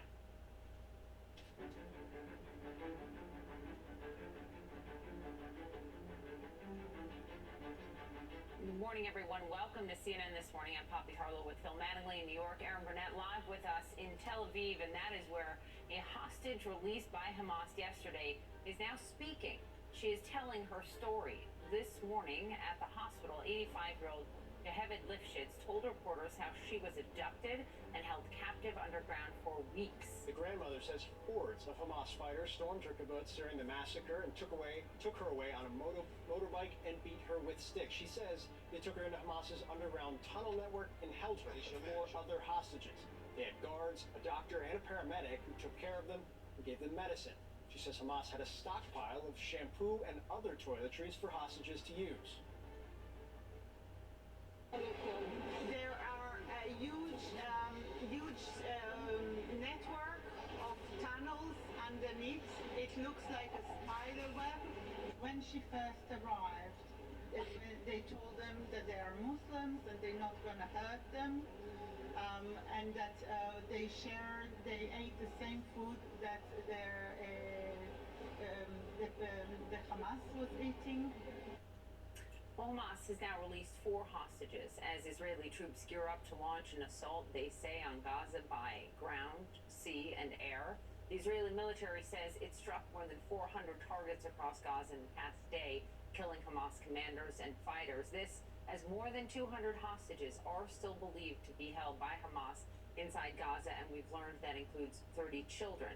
Let's go to Erin Burnett. She joins us live again this hour in Tel Aviv. Erin, hearing from her all of those details, including, by the way, some criticism of the IDF and lack of preparedness was remarkable this morning. It was remarkable, and she did have criticism for the IDF, and you know how they obviously weren't there. Also, Poppy, some things stand out in the mundane necessity, right? You're talking about tunnels. We know these tunnels have ventilation. We know that they've been known to have air conditioning. That this has all been reporting that we've heard from the Israelis over the years. But the fact that she's saying she was held underground for more than 2 weeks, that there was shampoo, there was antibiotics, there was a guard per hostage in the experience she had, that there were medics and paramedics, and obviously she is elderly. The other woman who was released also elderly and had medical needs, and that they had the medicine needed, and if not, something similar to replace it. It is pretty stunning, because you've got to contrast that with what's happening above the ground, right? Where there isn't water, never mind shampoo, okay? They don't have water, they're using toilet water. There is no morphine for any kind of amputations. Antibiotics, no, right? But Hamas had stockpiled all of that and has all of that underground, and that's what we're learning from her. Yeah, and to that point, Aaron, and I want to play the sound from her on this, because it gets at just how prepared they were for taking hostages, including at the scale that they took them. Take a listen. They looked very well prepared. They prepared it for a long period of time. All of the needs for that women needs, shampoo, conditioner. Did that surprise you? I know everyone was surprised by the scale of the actual terror attack itself, but the preparations for hostage taking also seem to be a significant piece of the plan. Yes, when they say prepared for women's needs, okay, they were therefore prepared. I mean, let's just go ahead. I think we're being honest about it. That means they had tampons and things, okay? That is a level of preparation for what they were going to do, right? And it shows that they were going to take people of all different ages, right? It shows a preparation for that. And, we saw that in the plans that we've seen taken from the bodies of Hamas militants who were killed in the terrorist attack, that it lays out what they were going to do in every single kibbutz, and it also laid out very explicitly in the ones that I've had a chance to read what they were going to do with hostages. Take as many as possible. Here's the communal eating area in this kibbutz. This is where they go. This is how you get there. Here's the map. It's circled. Take the hostages there. So that was very much a part of the printed plan, and now you see the other end of it. The level of preparation that went into it. But again, in the mundane reality of having feminine hygiene products, shampoo, and antibiotics, it is those very specifics, I think, that are most striking. For sure. And Aaron, also I wonder if we'll learn from her or some of the other hostages released how much they had, meaning which would indicate how long they had been planning or had been planning to hold the hostages. So we'll see. I also thought this was striking that her daughter, Sharon, spoke at that news conference as well. And this is what she said about her dad, who, of course, is Yehived's husband. Listen. My mom and my dad were separated at the very beginning, and so we do not know, for my mom's story, what happened to my dad. We do know that he was injured. Injured, and very likely could still be being held. Yeah, absolutely. They were held in separate places. So as much as Hamas is, again, giving this image of humane treatment to hostages, you must remember, again, that they were hostages. Remember what happened to the people who didn't get to become hostages, the horrible and brutal and inhuman method of their brutal massacre and slaughter. But then when they did take people hostages, they would separate. So a husband and wife not being together, and she doesn't know where he is. And that, of course, raises the obvious point that we don't know where they're being held, and are there any being held in larger groups. We know Hamas has said that some of the hostages have been killed in Israeli airstrikes. We don't know if they've been killed. We don't know if they were killed by Israeli airstrikes or anything else, but all we know at this point is what Hamas has said. They've indicated 22 have been killed in strikes. We just don't know if it's true. Well, the Israeli forces preparing for the Gaza ground invasion are getting counsel from an American military leader now here on the ground in Israel. Marine Corps Lieutenant General James Glynn was head of the Marine Forces Special Operations Command, and it is unclear, though, while of course he has the experience and the resume for such a situation, it is unclear what his specific role is here. But an official does say General Glynn, of course, has decades of experience and can ask what they say are the hard questions, as the United States does not have a clear sense of Israel's intentions in Gaza. right? They've said they're going to get rid of Hamas in all respects, but beyond that, what that actually means, they have not provided any specifics. CNN's Nick Robertson is in Sderot, Israel, where he has been since the beginning of this war. And Nick, as we have been in the midst of what is now 17 days into a war, what are you seeing in terms of military movement this morning in the context of what? More than 300 strikes that Israel is saying they conducted in the past 24 hours in Gaza. Yeah, and just to go back to what you were saying there about the former Marine general, I think the other piece of context here, of course, is the fact that we know that there's a Marine Expeditionary Unit at 2,000 who've been on readiness and standby to come in and give logistics support and other unspecified support to the Israeli military at a time when there are American hostages being held by Hamas inside Gaza. So it seems, you know, when you pick and choose which general to come and give what sort of advice, you're also picking one who will be very familiar with the sort of expertise, readiness, and what these Marines who are sitting just offshore have at their disposal. It speaks to me as coordination as well. Of course, that's not what we're being told. But when it comes to the readiness, we heard from the Prime Minister today, Prime Minister Netanyahu, when he was speaking with the French President Emmanuel Macron, who's given his support to Israel's right to strike back at Hamas. The Prime Minister said it could be a long war. I'm struck by the fact that he said it could be, because until now he's been very, very clear, saying we'll go after them and we'll get the job done. We'll completely get rid of Hamas. But I think this is also indicative of the fact that there is no stepping back from the possibility of a ground incursion, and we're not seeing anything on the ground at the moment that would indicate that. We're still hearing heavy detonations coming from within Gaza. I've heard military helicopters in the area this morning. So what we heard from the Israeli defense chief yesterday, General Staff, head of General Staff, saying that they're ready, that the troops are ready, that they're getting additional training. But I think the posture is set for when the command comes, that the troops are ready for that incursion. Very clear that they're being paused. Very clear that that has to do with humanitarian aid, has to do with hostages. Quite the connections we don't see, but that force is there. It's ready to go. I don't see anyone pulling it back at the moment, Erin. All right, Nick Robertson, thank you very much. Along the Gaza border in Sderot. Appreciate that. And I want to go now to the IDF spokesman, Lieutenant Colonel Peter Lerner. Colonel, I appreciate your time. I'm glad to speak with you this morning. I want to give you first a chance to respond to what we were saying was one of the things that stood out as this hostage has spoken out. That Hamas was prepared for this. Feminine hygiene products, shampoo, antibiotics, paramedics, medical care, eating the same food as the hostages ate. How do you respond to that?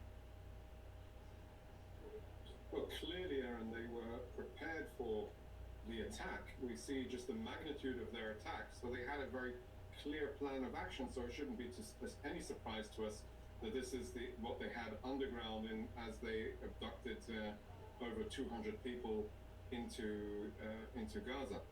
I remind you, they did a coordinated attack with more than 20 points of breach, overground, at ground, and at sea. They penetrated some 30 different communities across southern Israel, and butchered and murdered and raped over 1,400 people. So why should we be surprised if that was the level of preparation? They're also taking care of the preparations required for the people that they intended to abduct. And as you rightly pointed out, the hygiene items identify the fact that they were actually intending to abduct women, intending to abduct the elderly. They didn't care. They just wanted to abduct Israelis for Israelis. So civilians is what they are holding. They need to be released. They need to be released now. And this is the situation we are in today. Colonel, I want to give you a chance to respond now to the reporting. Brock Ravid from Axios was just on reporting that Israel is willing to delay its ground invasion for a few more days. Obviously, it's already been delayed. I mean, you've been ready to go for for 16 days, 15 days, whatever the technical day point may be here that you want to say since you were ready. But they're willing to delay for a large hostage release, and a senior Israeli official telling him, if Hamas proposes a big package, of course, we will be ready to do things in return. Can you comment on that? Aaron, I can't comment specifically, but I would say there are two conditions for any ground mobilization of the IDF. First of all, of course, the government decision to mobilize. There needs to be a green light from the government that tells us to go in. War is the political intercourse by other means, and that is why there is need for a political dialogue or diplomatic dialogue to be ongoing. The second component is the optimal operational requirements of a military ground operation. With every day that goes by, we are a more professional force, a more prepared, a better prepared, a better equipped force. So we're not in a rush. As you rightly pointed out, the government hasn't limited our time frame for this operation. On the contrary, they've said it'll take a long time because we understand that fighting this type of war is a very challenging process. So we're not in a rush. We are determined to destroy Hamas, make sure it can never ever attack our people, abduct our people, butcher our people, murder our people, and where we are heading at this time. So until those two conditions are made clear, that is basically where we will be standing. We need to be prepared. We need the government to give us that green light. I want to play something else that Yochi Lifshitz, one of the hostages, said when she was speaking this morning, specifically about Israeli intelligence and what happened to her that morning. Here she is. The lack of awareness by Shin Bet and IDF hurt us a lot.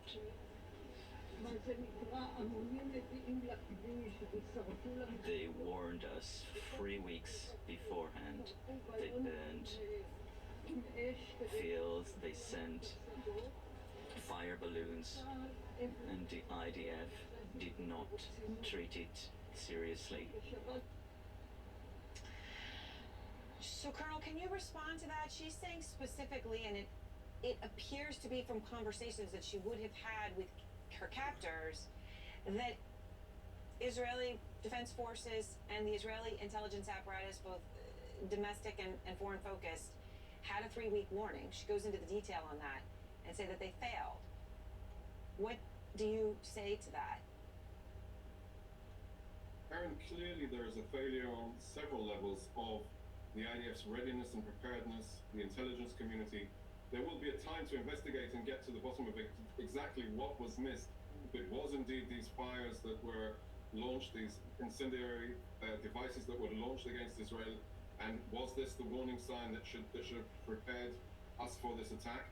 But indeed, there is the intelligence failure, the barrier failure, the forces on the ground failure. All of these will be investigated at a time. We're currently focused on making sure it doesn't happen again. Colonel, one more final question. Hamas has said that 22 of the hostages have been killed in Israeli airstrikes. We don't know whether they were killed in Israeli airstrikes or any other way, and we don't know if those numbers, we don't know anything. Do you know? Do you think that 22 hostages have been killed? Here's what I know. We are conducting small-scale raids around the border, and we're still collecting bodies of Israelis that they had killed on the way as they were abducting them into Gaza. We know that we need to be very, very cautious in taking anything that Hamas has to say, because their whole operation is an operation of manipulation and death. So I would say, let's not listen to what Hamas is saying. They need to release the hostages. They need to release them now. They need to let Yocheved's husband free. We heard that from her daughter about the concern for her father, and they need to release the other 200 or so hostages. They need to let them go now. That is what we're demanding. That is what we expect, and that is the situation. Colonel Lerner, thank you for your time this morning. I appreciate it. Poppy. Aaron, thank you. A lot of important information from him, and we'll get back to you very soon. We're also, of course, focusing on the humanitarian crisis in Gaza that is getting worse, not just by the day, but by the hour. Food, fuel, water running out. As these airstrikes continue, Clarissa Ward is with us straight ahead.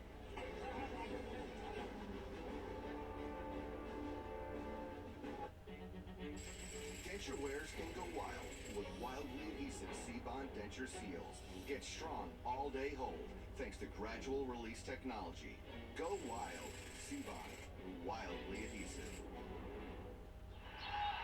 Dude, dog food in the fridge? It's not dog food. It's fresh pet. Real meat, real veggies. Real weird.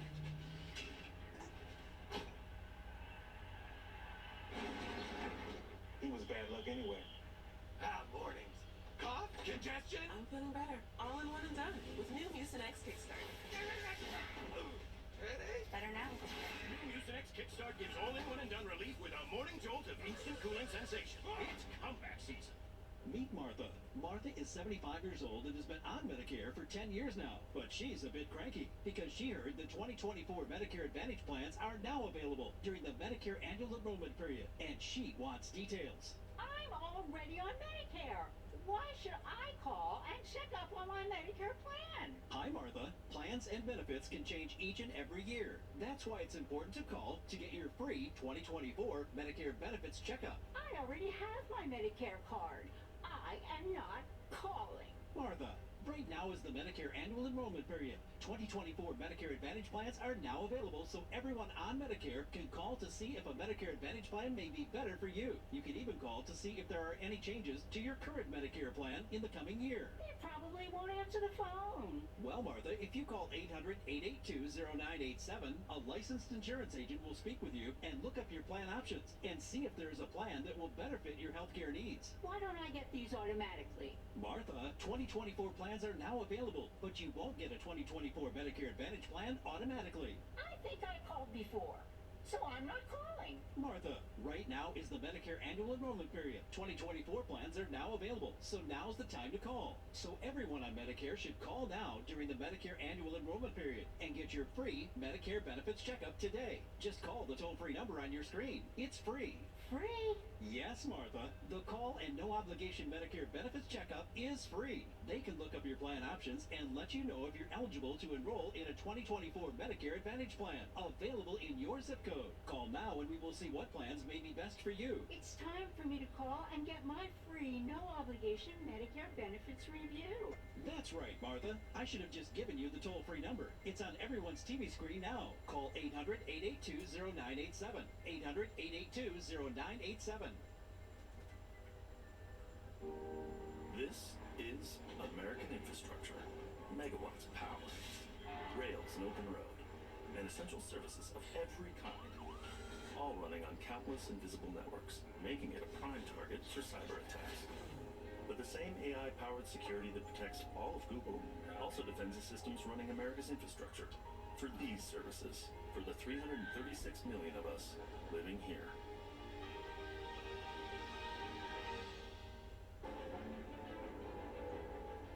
In Gaza, a limited number of trucks have crossed the Rafah border carrying supplies of water, food, and medicine. Aid agencies are calling for a ceasefire as doctors warn that without a lot more fuel, the wounded and vulnerable babies will die. Hamas says there is a power outage at one of the hospitals in Gaza due to that fuel shortage. At Shifa Hospital, one doctor warns it will soon become a mass grave if that fuel runs out. If it runs out of electricity, we have 150 patients who are ventilated because of the critical nature of their wounds. We cannot run the operating rooms. We cannot run the anesthetic machines. Effectively, the hospital, which now has around 1,700 wounded patients, 3 times its capacity, will cease to exist as a hospital. Clarissa Ward joins us live from Cairo, Egypt this morning. Clarissa, despite those realities that not only he, but doctors, heads of aid organizations have been laying out, Mark Regev, so close advisor to Benjamin Netanyahu, made it clear last night on CNN to Caitlin, no, we are not going to allow fuel in because the Israeli argument is Hamas takes it and uses it for terror.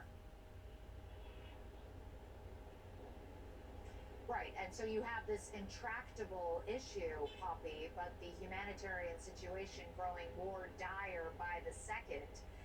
You talk to those doctors, it's not even just about incubators or ventilators, it's about desalination plants. Don't forget the water Doctors tell us people are drinking brackish water, that they're seeing a huge spike in preeclampsia in pregnant women because of the lack of pure water. They need those generators to power those desalination plant efforts. And so the knock-on effect of this lack of fuel is catastrophic.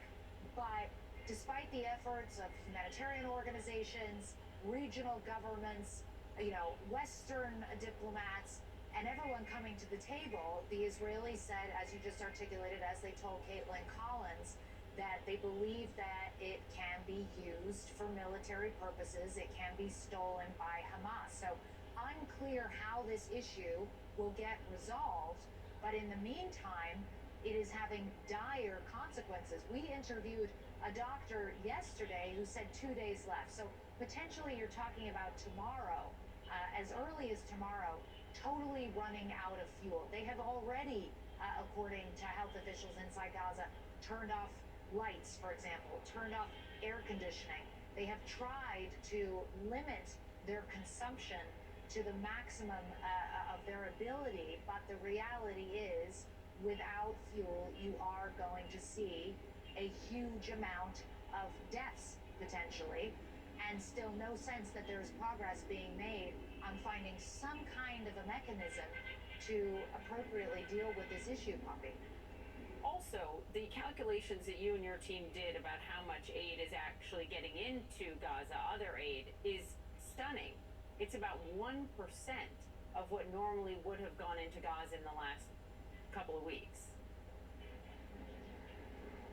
Right. So literally before the war, you're talking 455 trucks a day of aid going in to Gaza. That's according to the UN.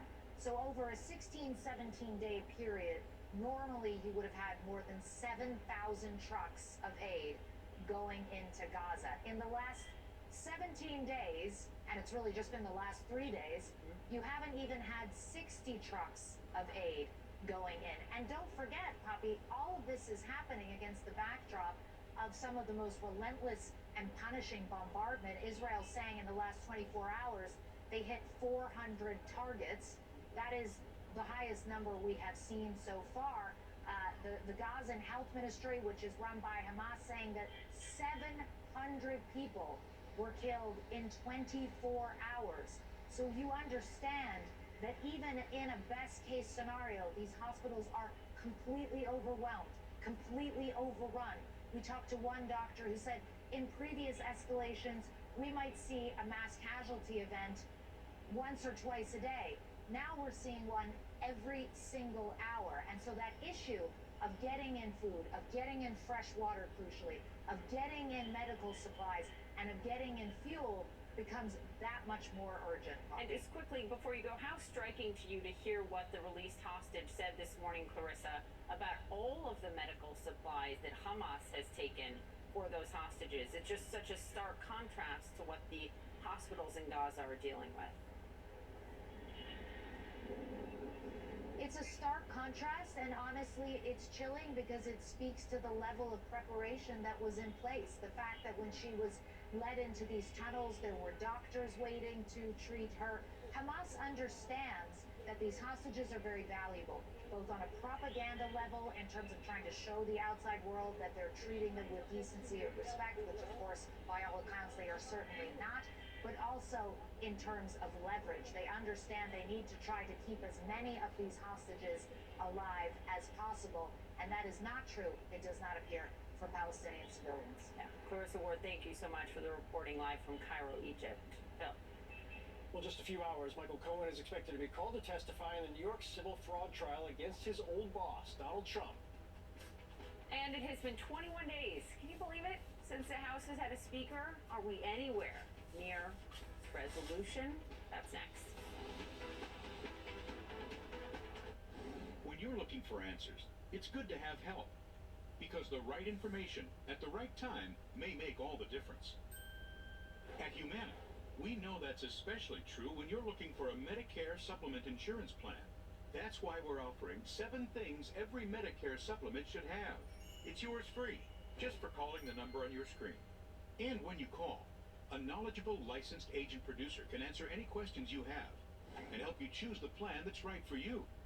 The call is free, and there's no obligation. You see, Medicare covers only about 80% of your Part B medical expenses. The rest is up to you. That's why so many people purchase Medicare supplement insurance plans like those offered by Humana. They're designed to help you save money and pay some of the costs Medicare doesn't. Depending on the Medicare supplement plan you select, you could have no deductibles or co-payments for doctor visits, hospital stays, emergency care, and more. You can keep the doctors you have now, ones you know and trust, with no referrals needed. Plus, you can get medical care anywhere in the country, even when you're traveling.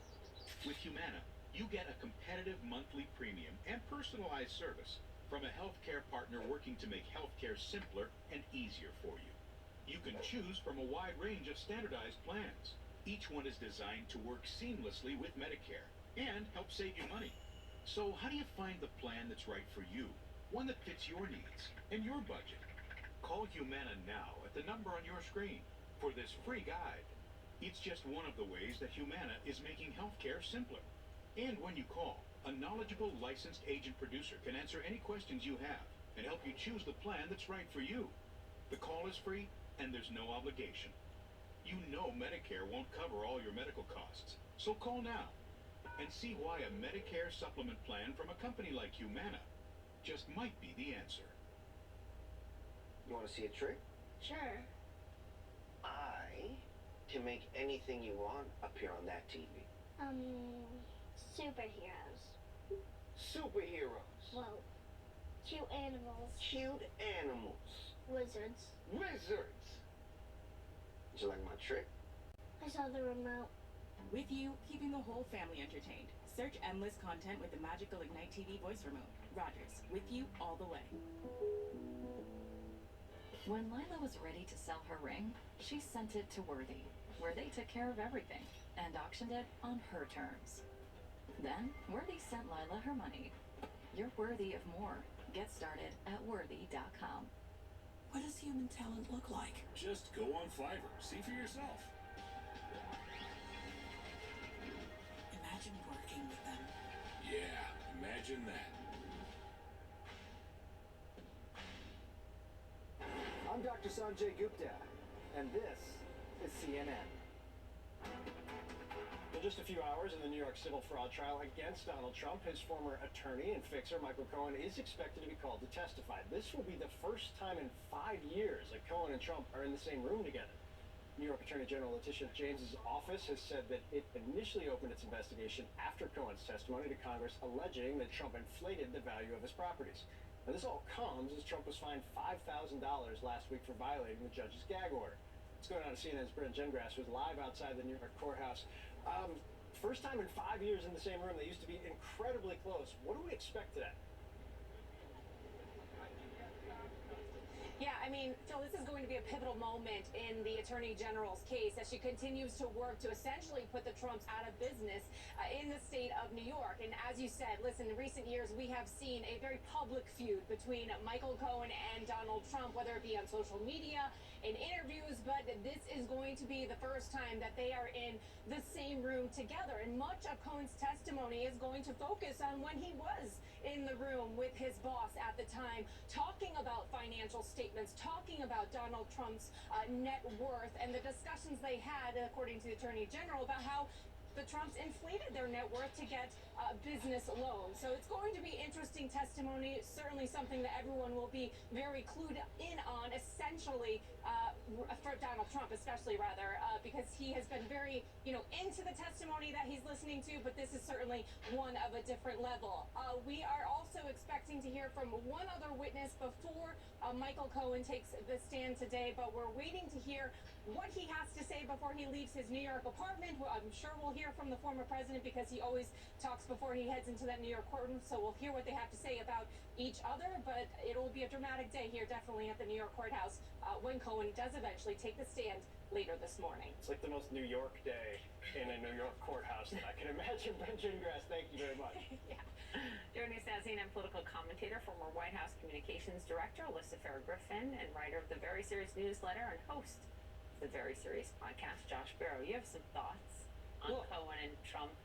The problem with Michael Cohen as a witness is that he's a convicted felon, convicted of crimes including perjury. And so what I would expect the Attorney General will be doing with his testimony is bringing him on to talk about things that they can also then provide documentary evidence to back up, whether that's emails or text messages or that sort of thing. He was in these rooms, and it makes sense that you would want him there to talk about what was said in the rooms, but there's going to have to be a trust but verify thing about it, because the Trump team not unreasonably will say Cohen is a convicted liar, and you can't just take his word all by itself.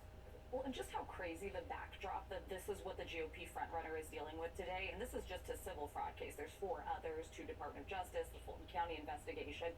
Well, the world feels like it's on fire. We're following what's happening in Israel and Gaza, obviously, and this, Congress doesn't have a Speaker of the House. It's just a remarkable kind of preview of what the election cycle is going to look like with Donald Trump like this. Can I interrupt you though? Because I thought Trump put it in really good context. Like, he seemed to be grounded on the realities of this moment when he was talking about some of the prosecutions he's facing in New Hampshire. Take a listen. I don't mind being Nelson Mandela because I'm doing it for a reason. Right? I mean, yes, naturally. Honestly, come on. The like, parallels. What are we doing here?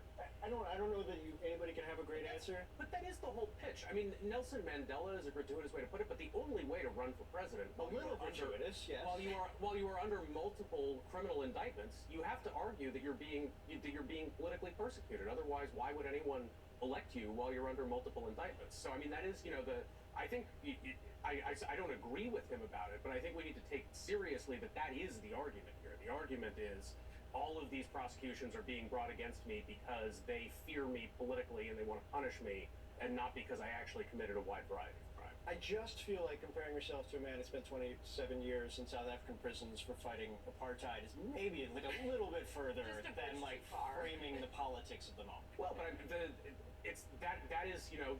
that's his argument to his base. I mean, he is seen as the champion of this movement that is fighting against the deep state and whatnot. I mean, it's ridiculous. But I think I don't know that laughing at it is going to get his opponents very far. But in other news, Trump does know who could be Speaker of the House.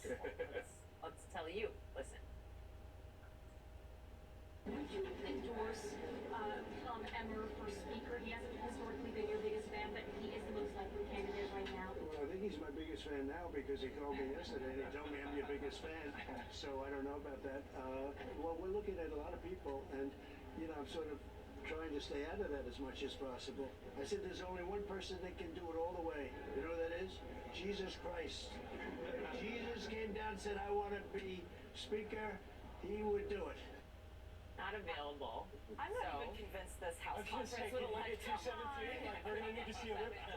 Listen, Tom Emmer is very much the favorite, but even he's setting expectations low for today's conference vote, saying it may be on the 2nd or 3rd ballot that he ends up getting the support. This is a crisis of Republicans' own making.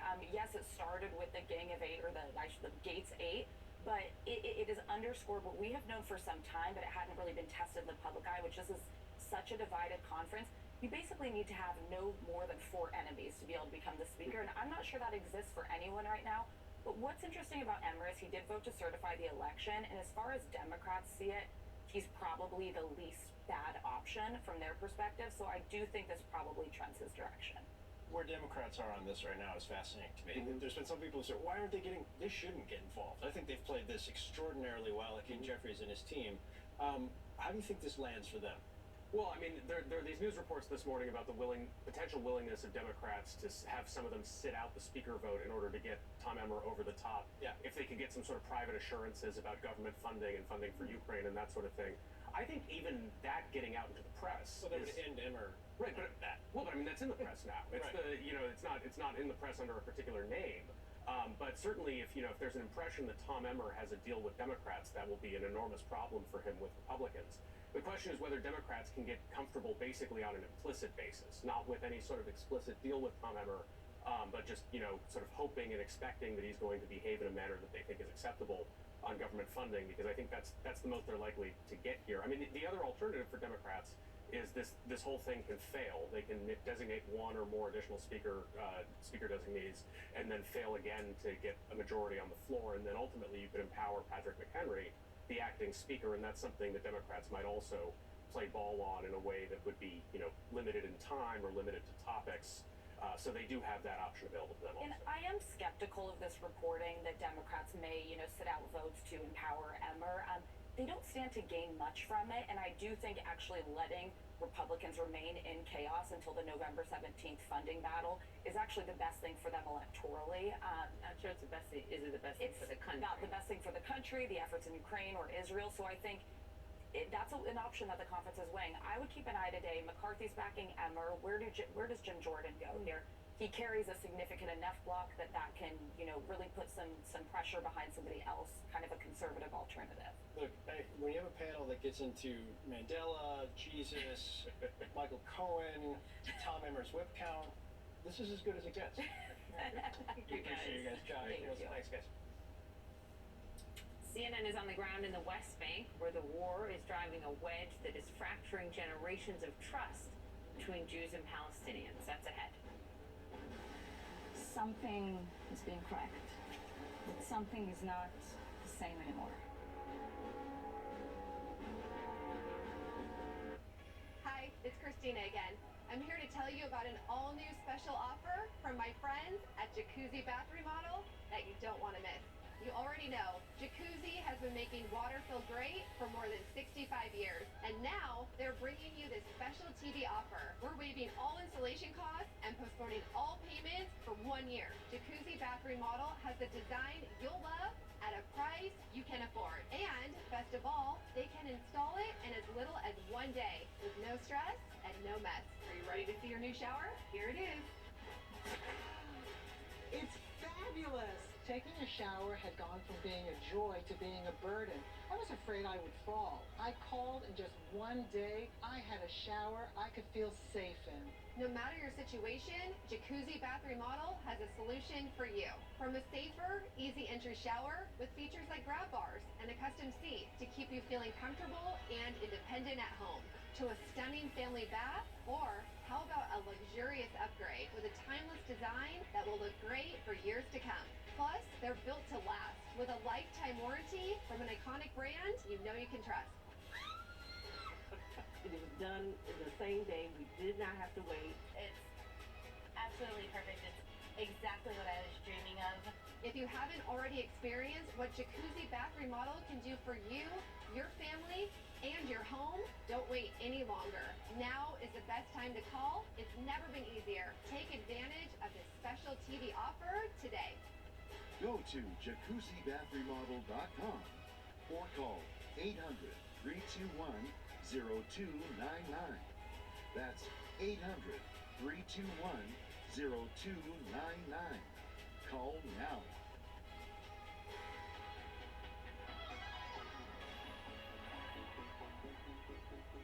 The new CNN Prime Time is where the truth shines.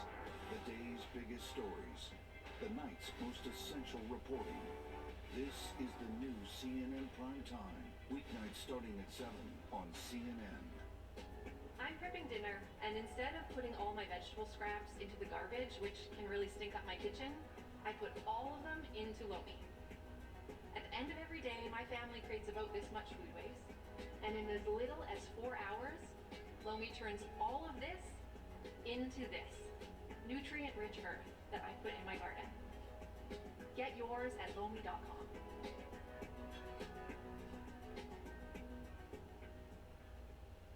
If you lived or worked at Camp Lejeune, North Carolina for at least 30 days from August 1953 through December 1987 and have been diagnosed with cancer, neurobehavioral effects, fertility issues, or more, you may qualify for financial compensation. A new law passed by Congress now allows veterans and survivors to seek damages for harm from exposure to contaminated water at Camp Lejeune. Call Saddle Rock Legal Group to discuss your case now. Call 1-800-814-9977. I'm Kara Scannell outside of New York State Courthouse, and this is CNN. Welcome back. I'm Erin Burnett, live in Tel Aviv. Just in, the Hamas-controlled Ministry of Health in Gaza says that 704 people in Gaza have been killed in the most recent 24-hour period. That is the highest daily number that they have put out since the IDF strikes in Gaza began. We did, by the way, just moments ago here, over the past 20 minutes here, what I would describe as the heaviest number of strikes that we felt here in Tel Aviv and Gaza that we felt in, frankly, almost the past 2 weeks. Airstrikes in Gaza creating new concerns for people living in the West Bank. CNN's Sarah Seidner is live in Jerusalem today as she has spent time there. And Sarah, you got rare access to an Israeli settlement in the West Bank. Yeah, Aaron, there is a definite increase in violence and killings that have happened in the West Bank since October 7th. Those numbers in the dozens of Palestinians who've been killed, but also dozens more injured by the Israeli security apparatus.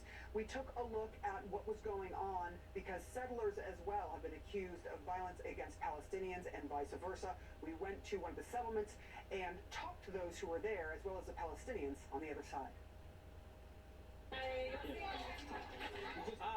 Armed and on high alert, Yossi Dagan oversees 40 Jewish settlements in the West Bank. Since Hamas's terror attack on Israel, he considers them Nazis. We are standing against a Nazi enemy as cruel as the cavemen from 3,000 years ago that carried out a massacre on our brothers in the south. Jewish settler presence here has always been fraught, deemed illegal by international law. The events of October 7th have put these settlements on a war footing. CNN gained rare access to one of the hundreds of settlements dotted throughout the Palestinian territories. Armed patrols are now everyday occurrences in Kiryat Netafim. Fortified perimeters segregate Jewish communities from Palestinian.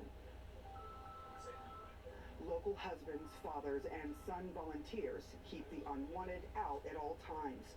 Natan Duek has stopped going to work and called his local draft office in the days after the attack. We need to protect ourselves because we're surrounded by people who don't necessarily like us. I didn't feel like I have to go fight, but definitely defend my home. He's had enough. And the situation is no child's play. He says their world was turned upside down on October 7th. That day, October the 7th, was Shabbat. At the end of Shabbat, we say a prayer, and sorry, it's okay. Some of it is what's the prayer? You know, asking God to help us and to keep our children safe and to keep our soldiers safe. And some of these words, I just couldn't say them because, you know, we weren't safe on October 7th. Palestinians say they weren't safe from some settlers long before October 7th, and it's only gotten more violent since. Hanan Ashrawi is a Palestinian activist and a former Palestinian Liberation Organization official in the West Bank. They tell you they're afraid. Why are you committing a war crime? Why are you living on Palestinian land illegally? Just because Israel tells you you can? This is occupied territory. She says the Palestinian territories are shrinking beyond recognition because of all the illegal settlements. And then there is the growing settler Palestinian violence. Much of the violence has been caught on camera. Here, Jewish settlers throw rocks and fire guns at Palestinian homes. In another incident, after a confrontation, a Jewish settler shoots an apparently unarmed Palestinian in the stomach. We asked Yossi Dagan about this incident. How do you defend the Palestinians who've been killed by settlers? Am I supposed to explain to CNN why terrorists that tried to kill civilians or soldiers were shot by security forces, the police or the army? With all due respect, I don't really understand the question. But we clarified in English and Hebrew, showing him the video. What you are showing me now is an edited, tenditious video of attempts of terrorists to hurt and kill Jews that are protecting themselves. This happens a lot, and unfortunately, there aren't two equal sides. The video you're seeing is not edited, but Palestinians agree with one thing he says. The sides are not equal. They are the overwhelming victims in this, they say. They're on the rampage. They gave them weapons, and they encouraged them, and they gave them support and protection by the Israeli occupation army. Ashrawi is referring to Itamar Ben-Gvir, Israel's hardline national security minister. Days after Hamas's attack, he announced the purchase of 10,000 guns to arm civilian security teams. He himself began passing them out. Gun ownership used to be heavily restricted in Israel, but those laws have changed, and now settlers are getting a huge amount of weapons. Back in settlement Kiryat Netafim, Liat Hartov takes us to the home where she raised her 5 children. She says here they've had a peaceful coexistence with their Palestinian neighbors. I live here for 24 years. I never feared. And now? Something is cracked. I think every mother in Israel these days feels the same. That something is not the same anymore. And what is not the same is what happened on October 7th. Everyone who we spoke with in the settlements said that their fear is higher than it's ever been. I should say that historically, the reason why the Jewish population lives in those settlements is because they believe it is a part of their biblical land that they refer to as Judea and Samaria. Of course, the international community and international law says different, that it is Palestinian land that has been illegally taken over. But also, she's a mother of 5 who says she also moved there because the land was inexpensive. She could afford a house and a yard for her kids. She has 5 children. 2 of them are in the IDF. She is extremely worried about them as well. Guys, back to you. All right, Sarah, thank you very much. In Jerusalem this morning, and we are getting brand new details right now from a hostage who has been released by Hamas, talking about her time in captivity in great detail. So what does it tell the world about what's happening in Gaza? Christiana Amanpour will join us to discuss. The hero of the firm returns in John Grisham's stunning sequel, The Exchange. This fast-paced international thriller might be Grisham's best yet. The Exchange, After the Firm, is in stores now. If you have bladder leaks when you laugh or cough, like we did, there's a treatment that can help. Bulkamid. And the relief can last for years. We're so glad we got Bulkamid. Visit findrealrelief.com to find a physician near you. Sleep more deeply and wake up rejuvenated. Purple Mattress's exclusive Gel Flex Grid draws away heat, relieves pressure, and instantly adapts. Sleep better. Live Purple. Visit purple.com or a mattress store near you.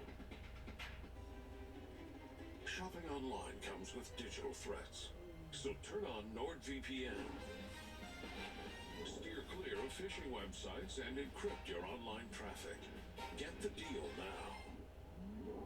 Skating for over 45 years has taken a toll on my body. I take Cunol turmeric because it helps with healthy joints and inflammation support. Cunol, the brand I trust. Introducing Cunol Joint Health with turmeric, type 2 collagen, and more. When you're a small business owner, there's no such thing as 9 to 5. Days are longer, and business hours, well, they're anything but predictable, especially when you have clients like ours. When I considered payroll providers for my business, I looked for a solution that fit into my busy schedule. Short payroll makes running payroll easy, and its US-based customer service is there for me when I have questions, after hours, and even Saturdays. Visit surepayroll.com/switch and get up to 6 months free and find out what makes us different. Because small business is our business. Dry skin is sensitive skin too, and it's natural. Treat it that way with Aveeno Daily Moisture. Formulated with nourishing prebiotic oat, it's clinically proven to moisturize dry skin for 24 hours. Aveeno.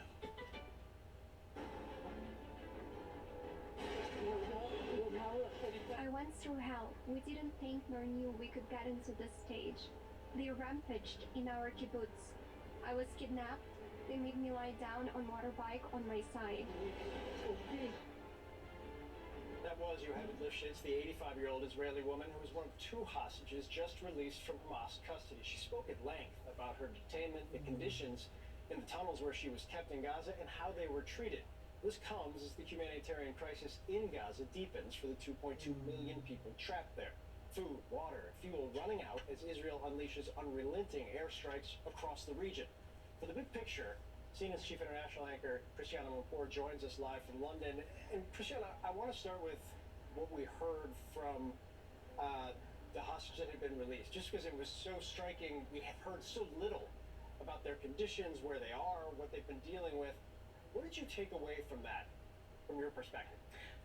Well, it was really moving because, like many of you, I'd spoken to her daughter. She came into the studio here just a few days ago, and she spoke so movingly about her elderly parents, how they were really peaceniks, how her father had, gone to the border and given rides to Palestinians who were trying to get jobs inside Israel over the past few years.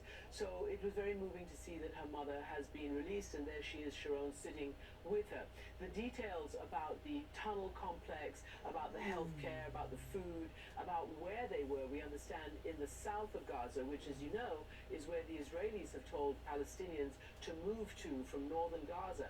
So interesting that the Hamas captors kept at least her and her group of hostages in the south, potentially thinking that that was a more secure part.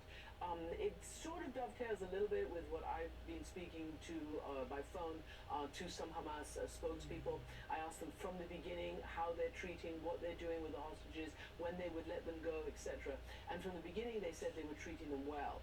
And that kind of makes sense because she made that clear that they were treated well because, as cynical as it sounds, they are also, currency. They need to be treated well in order for them to be released, and for Hamas, if they think they can negotiate, to get anybody back. So I found that very interesting, and clearly the network of tunnels, very interesting. The difference between how she was treated compared to how roughly she was manhandled when the terrorist attack took place on their kibbutz. She described how she had been taken and essentially slammed onto the back of a motorbike. And she's elderly, she's 85 years old, and sort of had to kind of lie down on the side of this motorbike. But yeah, it was a really, a first description of what's going on inside Gaza, certainly for her group of hostages. What about the fact that there is this new reporting from Axios, we just had the reporter on earlier in the program, that Israel is willing to hold on a ground incursion to hope for a big group of hostages to be released? As we couple that with Netanyahu saying, look, a very long war is ahead, the IDF saying we're ready to go by air, land, and sea. From all your reporting over so many years in the region, do you think Israel pauses, waits, and hopes for a big group of hostages to come out? I don't think it's about hope. I think there is so much negotiation going on, including with Israeli negotiators and mediators who have their Hamas contacts, as well as Qatar and others who have their Hamas contacts. And remember, though, these are mostly with political Hamas, and no matter what anybody says, there is a growing feeling that there may be a big division between political and military Hamas. At least that's what one of the Israeli negotiators said. So what we've seen is that over the last 24, 36 hours, the United States, aftermath of the 2 Americans being released. And then last night on my program, I had just more details from a very senior Israeli journalist who really does have the pulse of the nation and has been traveling around to the devastated areas near Gaza and talking to many, many people. There is a shift in public opinion in Israel, she says, whereby the initial, very strong statements about quote-unquote crushing Hamas from the government has now, the people want to see, actually no, they want to see more time for their loved ones to be released. They feel that the release of the hostages, at least the civilians, need to be the priority right now. So all that's going on, including people like President Macron and others who are visiting and all expressing solidarity with Israel, but all also expressing concern, not just for the hostages, but also for the humanitarian disaster and the catastrophe that's unfolding in Gaza as we speak. Christiane Amanpour, as always, with the big picture, thank you very, very much. And thanks to all of you for joining us. You're looking at live pictures of Capitol Hill. At any moment, House Republicans are set for a closed-door meeting where they will try again to determine who will be the Speaker of the House. We'll see you back here tomorrow. CNN News Central is next. The Whole Story with Anderson Cooper is appointment viewing on Sunday nights. One whole story, one whole hour. Well, your biggest fears, the breaking at my brain is the concern. Do you think you could have picked up a gun? The world's best journalists dig deep. I'm about to do something that I haven't done before. Into the stories they can't ignore. Do you ever ask why police took so long? Go in depth every Sunday night. The Whole Story with Anderson Cooper, Sunday at 8 on CNN. Ugh.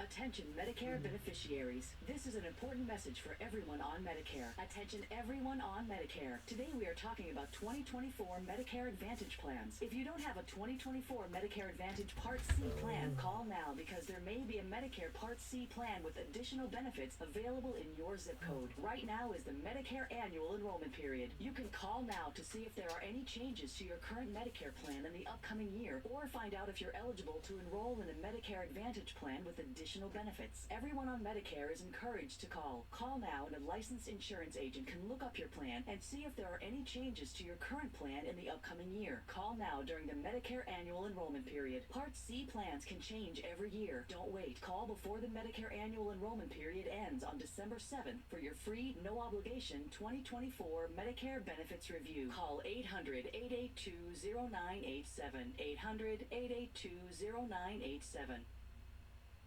Attention Medicare beneficiaries. This is an important message for everyone on Medicare. Attention everyone on Medicare. Today we are talking about 2024 Medicare Advantage plans. If you don't have a 2024 Medicare Advantage Part C plan, call now because there may be a Medicare Part C plan with additional benefits available in your zip code. Right now is the Medicare annual enrollment period. You can call now to see if there are any changes to your current Medicare plan in the upcoming year, or find out if you're eligible to enroll in a Medicare Advantage plan with additional benefits. Everyone on Medicare is encouraged to call. Call now and a licensed insurance agent can look up your plan and see if there are any changes to your current plan in the upcoming year. Call now during the Medicare annual enrollment period. Part C plans can change every year. Don't wait. Call before the Medicare annual enrollment period ends on December 7th for your free, no obligation 2024 Medicare benefits review. Call 800-882-0987. 800-882-0987. I started Bright Star Care to provide a higher standard of care. It's been my goal for 20 years, and it always will be. If you're an experienced caregiver with that same passion, join the brand that supports you most. Stop! I am a good zombie! This October, Trick or treat! spirits come home to rest all month long. This place is really haunted. What a weird mystery. With Hollow Scream on Disney Plus. We're gonna scare you. Boom. Home is where the hunt is. It's time. I'm prepping dinner, and instead of putting all my vegetable scraps into the garbage, which can really stink up my kitchen, I put all of them into Lomi. At the end of every day, my family creates about this much food waste. And in as little as 4 hours, Lomi turns all of this into this nutrient-rich earth that I put in my garden. Get yours at lomi.com.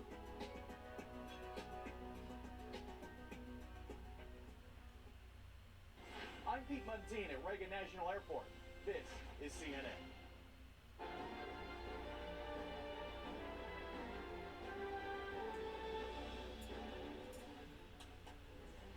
Hello, everyone. I'm Kate Baldwin with John Berman here in New York. Sarah Seidner is in Jerusalem.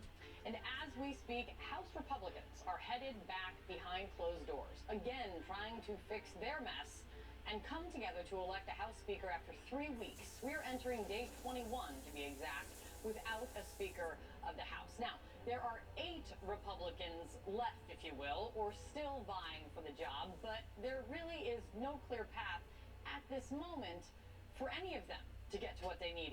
What is clear is that Republican lawmakers, at least some of them, are exhausted by the chaos and getting an earful from their constituents back home. I think people are so discouraged by what's happened the last 3 weeks that they want to come together. We have to act like mature adults and come to a conclusion, and I think that we can. At least half of them could get there. The other half might struggle a little bit, but we're going to have to figure out how to get our act together. I mean, big boys and big girls have got to quit making excuses, and we just got to go get it done. We also have new developments out of Israel. We learned that a top U.S. Marine general is now on the ground advising the IDF. You can see Lieutenant General James Glynn right there. This, as new reports just emerged, that Israel might be willing to delay a ground invasion. They've had troops waiting to cross the border at a moment's notice, but they might be willing to delay a ground invasion to allow for more time for hostage negotiations. Israel says that more than 200 individuals at this point could be being held captive. Still, this would be day 18 in captivity. And we're getting new information from one of the elderly hostages just released, including the extensive tunnel complex she believed she was held in, how many people she was with, and her treatment at the hands of her terrorist captors. Let's get right to Jerusalem. That's where our friend Sarah Seiner is standing by for the very latest on all of that. Sarah. Hey, John and Kay, good morning. The stories of the Israeli hostages that have been released is truly terrifying, but the two ladies were taken from the Miraz kibbutz. 79-year-old Nurit Cooper and 85-year-old Yoshevet Lifshitz were released overnight and are finally back in Israel today. Lifshitz is talking about her ordeal that you mentioned. She says she was kidnapped on a motorbike, riding on her side. She was all bruised up as she was taken into Gaza from that ride. She is a grandmother and one of the founders of the Miraz kibbutz and a longtime peace activist as well. Here is some of what she said after being a hostage of Hamas for 16 days deep in those tunnels. I went through hell that I could not have known. I was kidnapped on a motorbike on my side while they were driving towards Gaza. As we got there, the people told us that they are people who believe in the Quran and that they will not harm us and that we will get the same conditions they get in the tunnels. We began walking inside the tunnels with the wet ground. There were guards and a paramedic and a doctor who took care of the fact that we would have the same medicine that we need. There we lied on mattresses. They took care of the sanitary side so we won't get sick. And we had a doctor who came to see us every 2 to 3 days. It is remarkable to hear that, and as a peace activist, you can hear her trying to find some humanity among her captors. But her heart, by the way, is still in Gaza because her husband is still a hostage, and so is Nurit Cooper's husband. Their ordeal is not over by any stretch of the imagination. Now, we also should talk about what is happening inside of Gaza. The Israeli military estimates there are 200 hostages that are still there, likely in the labyrinth of tunnels under the Gaza Strip.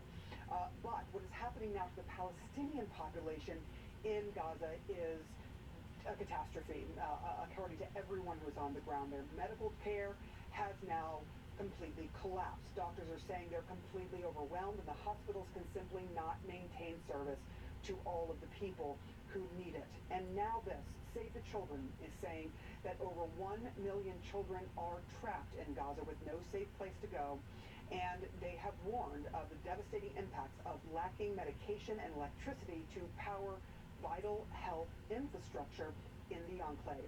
Israel, for its part, has intensified its bombing campaign in the besieged strip, as its defense minister, Yoav Gallant, has said Monday that the country is preparing for what he called a multilateral operation on the militant group Hamas that controls Gaza.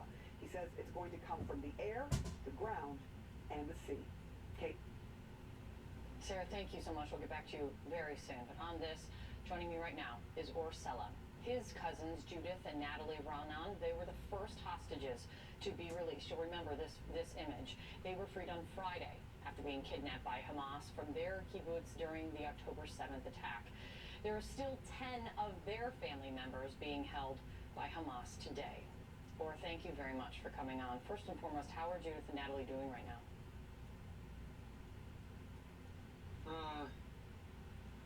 They are physically well. They were relieved about that. They do need their peace and quiet to somehow maintain some kind of normal life and try to reconcile all they've been through. So they're surrounded by family and trying to get as much normal as they can after this. Yeah, whatever normal can look like right now, especially with families still being held captive over there. You've said, or that you want to be careful sharing details of what they endured when they were being held hostage, given that you have so many other family members still being held by Hamas. Well, we completely understand your hesitancy given the circumstances. Have they opened up to all of you about their experience?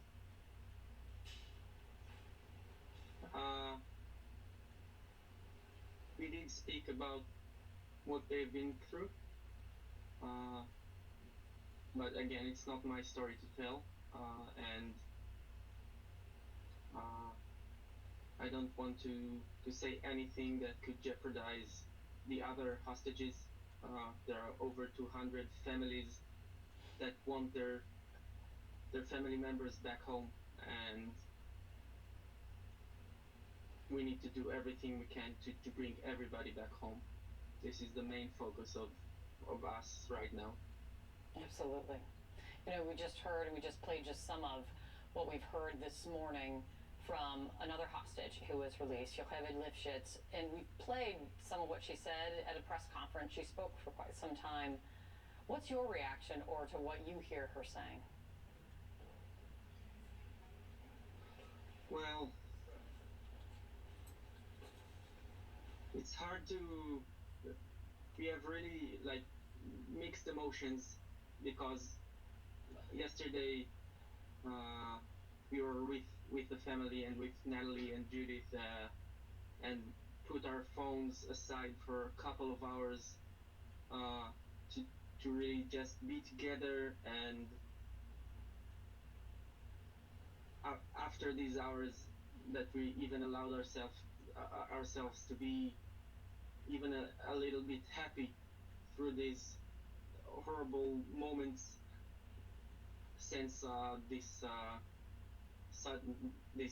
Saturday when the attack happened. After that, we got the notice that another cousin has been murdered and identified, and you know, we can't even mourn our dead family, and these little moments of happiness that some are back are filled with guilt. Why did they come first, go back first, or release first, and not someone else? And even though we try to stay optimistic at all times, because it's the only way we can function, to do what we can to help return everyone else home, we can't sleep. We eat without appetite. We're happy about anyone coming back, but this is not the end. It's just the beginning, and we won't stop until each and every one of the hostages are back. Yeah, you're in the middle of a nightmare still, with families still being held hostage. One is 3 years old, is what you've said, but that just breaks my heart to hear that there's any guilty feeling that comes up for being the first to be released. That's just heartbreaking to hear, just the compounding tragedy of what they're going through even after getting to physical safety. Laura, thank you so much for coming on, and please give a hug to Natalie and Judith from all of us. Thank you for having me and hearing our family's voice. Thank you. John? All right, with us now, retired General Wesley Clark, CNN military analyst and former NATO Supreme Allied Commander. General, thank you for being here. I want to talk about some of the things we learned from this hostage who was just released. She talked about the tunnel complex that she was held in. She mentioned there were other hostages there, multiple hostages with her. She also mentioned there was about one terrorist per hostage underground there. How can the Israelis use that information as they now plan this offensive? Well, I'm not sure it is usable. I mean, it's what you would expect. They're going to take good care of the hostages because the hostages are valuable. You're going to put guards on each hostage, and in addition to guarding them, you're supposed to look after their medical condition and so forth. So that's what we don't know is where they were in this tunnel complex. And you've got these notional tunnels up here, but we don't know really what's there. No, it's a good point. This was from 2021, and you can be sure that they've been moved, changed, expanded. Multiple levels, blind alleys, lots of different things going on underground. They're producing weapons. They've got stores on there. You just don't know until you get into that tunnel complex.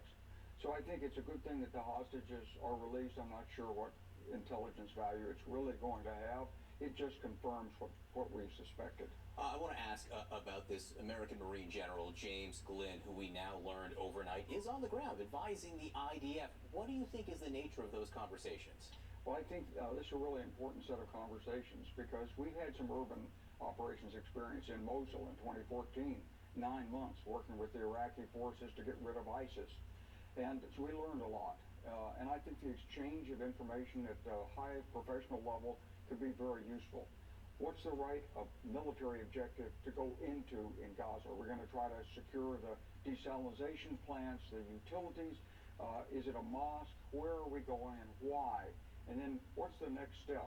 And then how do we support ourselves and secure the lines of communication we've gone into? Lots of military issues here. Well, let's talk about the possibility of this offensive. First, though, with this other new piece of information, even as, Israeli troops are aligned all around Gaza, infantry, you've got armor, and as you note, I think as everyone knows, there's also sea power that the Israelis have here, too.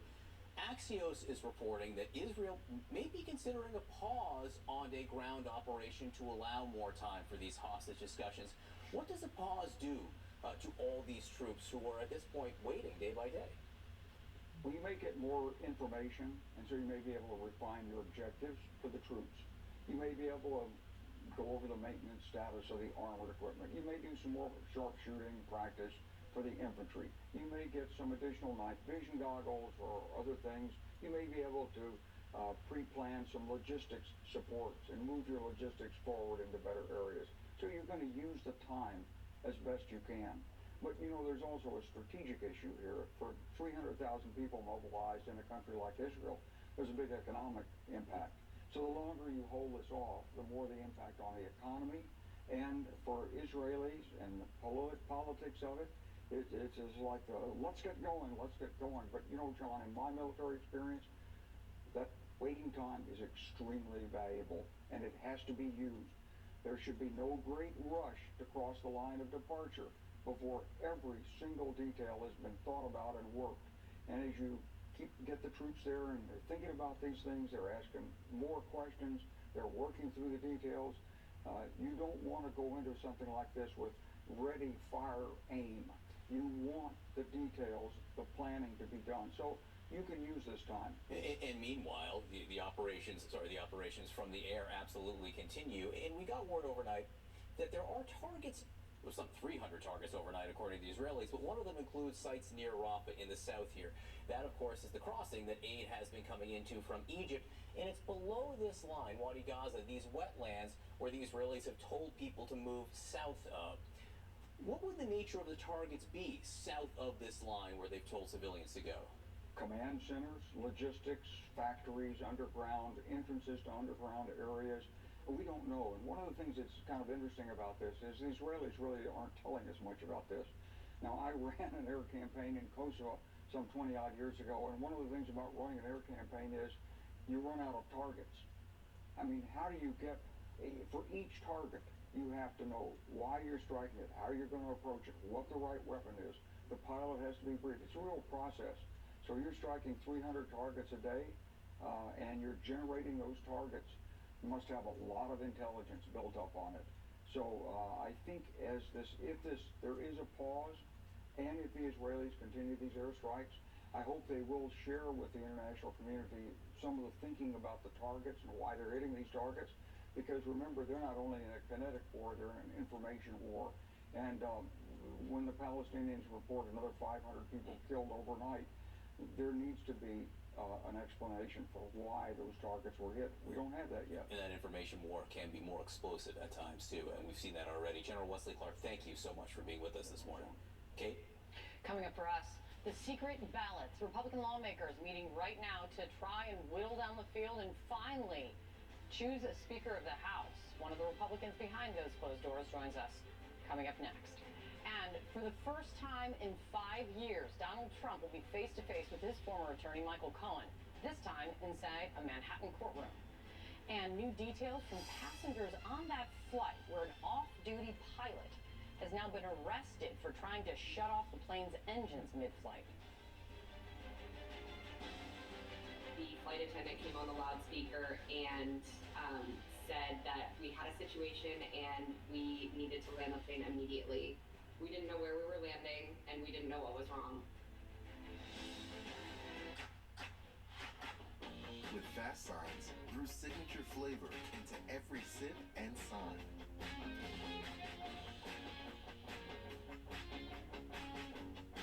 Fast signs, make your statement.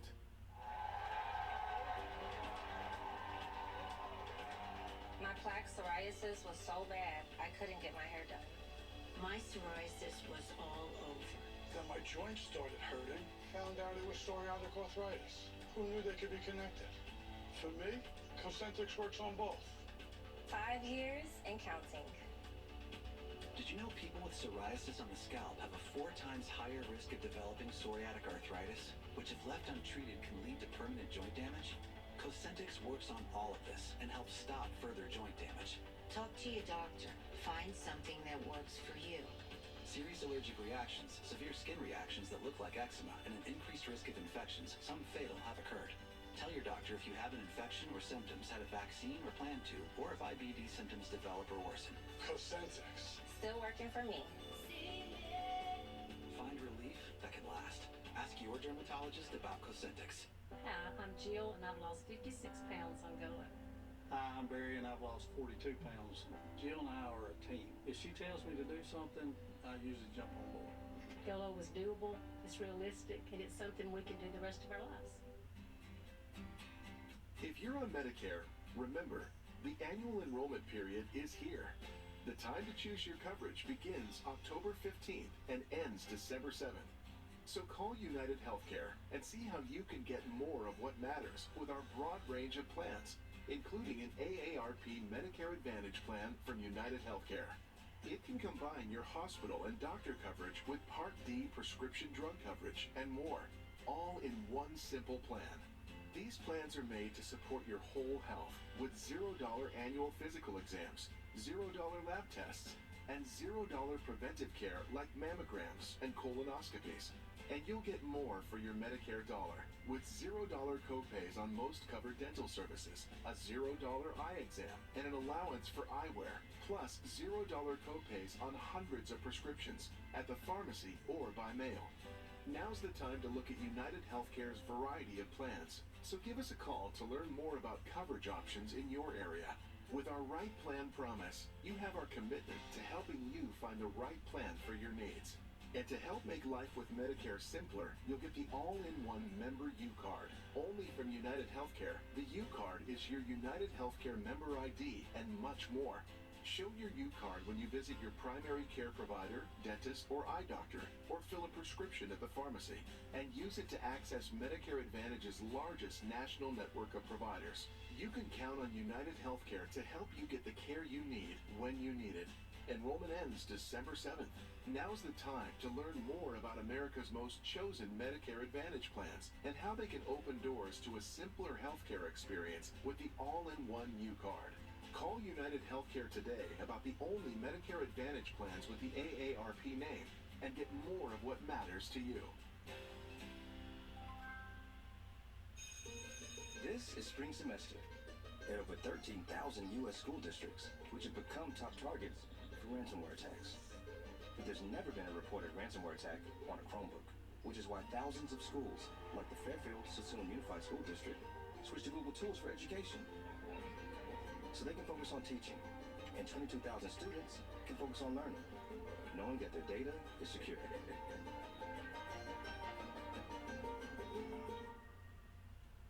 caucus. 5 of them could stop his effort to become speaker here. Look, you know, for those who do if they do that, they're going against the conference rule. And there should be consequences for people, because in the conference rules it says you need 50%. And you look, those crazy 8 work with all the Democrats. I mean, no one thought that ever. I think it sees that it's such a failure here, it's hard for them to do it again. I don't see how they possibly. What kind of consequences? So that was former House Speaker Kevin McCarthy just moments ago as he was heading to this room where, happening now at this very moment, House Republicans are voting on a new nominee for Speaker. This 3-week circus that began with McCarthy getting booted enters this new phase. It might even be the most chaotic phase. This time they are choosing from 8 declared candidates. Why 8? Well, because Congressman Dan Muser, he dropped out last night, so then there were 8. They will keep voting behind closed doors on these 8 candidates until one of these people gets a majority of the conference. So it's on. Let's get right to CNN's Lauren Fox on Capitol Hill. Where are they now, Lauren? Yeah, they are just heading in, beginning this meeting behind closed doors. And like you noted, John, it could take a significant amount of time to get through the secret balloting process today. That is because every round of voting takes roughly about an hour to complete. They have to hand count the votes. And after each round, the lowest vote-getting candidate will be dropped from this race. But because there are 8 candidates, that could take a significant amount of time. Now, the big question is whoever gets the majority of support in that conference meeting today, that does not necessarily guarantee that they're going to be able to get the votes they need on the House floor. That is the issue that has bedeviled Steve Scalise. It's the issue that bedeviled Jim Jordan last week, and you can expect that it is going to be a tough climb for any one of these candidates to actually get the votes they need to become the next speaker. Now, I did talk to Representative Tom Cole. He's sort of someone who has a lot of respect within the conference. He's also someone who has a good pulse on where Republicans are in this moment, and he told me that he thinks a lot of the bloodletting, a lot of the emotion has really started to dissipate within this Republican conference after 3 weeks of a search for a new House Speaker. He said that he believes that by the end of the week they are going to be able to unite. But again, it's just a really huge looming question right now, because if Tom Emmer, the Republican whip who is seen as the front runner in this race right now, if he gets the nomination, I think there are still some questions about whether or not hardliners in the House Freedom Caucus are going to back him. John? That is the big question. The first answer we'll get, which one of these remaining 8 gets the lowest vote total, who earns the red X. We're also looking at the vote total of the highest earner in this first round. If it is Tom Emmer, how close is Emmer to getting a majority in the conference? We could get answers to these really within the next 45 minutes or so. Lauren Fox on Capitol Hill. Keep us posted. Kate. Joining us now for more on this, Republican Congressman from Missouri, Mark Alford. Congressman, thanks for jumping on. I know they are back behind closed doors, so thanks for this. Is this week, in your view, showing more progress than last week or the week before that? Kate, it really is. Look, we've been 3 weeks now, a ship without a rudder, 3 weeks since Kevin McCarthy was fired. We desperately need to move on with the business of America, getting our appropriations bills passed, securing our border, providing aid to Israel. Look, last night something happened in the conference behind closed doors that I'm very excited about. Number one, everyone on the panel, the 8 remaining finalists, if you will, said that they would support whoever got the majority of the vote coming out of the conference. Now, others have done that before. This time, it's a little bit different, though, because they also said that they are willing to have a roll call vote if they do not get the majority, or if they're going to get the majority of votes. But if there is some time before we go to the floor, they will have a roll call vote where they can make sure that they have the 217 votes before we go out there once again.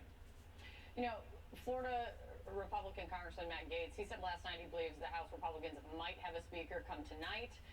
That seems a little optimistic, but Kevin McCarthy also just told reporters that he said it'll get done this week.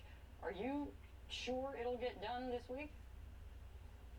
Well, I'm certainly hoping and praying that it gets done this week. Look, we've ended up with 8 great men of integrity who I don't think I've ticked anybody off in our conference who don't really owe anything to anyone. Men who have had different backgrounds. Kevin Hearn, for example, owned 24 McDonald's restaurants. He is a great leader. I think a servant leader is what we're looking for. We don't just need a Speaker of the House. We need a listener of the House. I think that person is Kevin Hearn. Haven't ticked anybody off in the conference is a good platform to run on at this point, I think, if you want to be Speaker of the House. But let's talk about the flip side. Optimism is important, especially after, but we are now at day 21 with no Speaker. Do you think there is still a chance, from the conversations you're hearing and having behind closed doors, that no one is able to emerge with 217?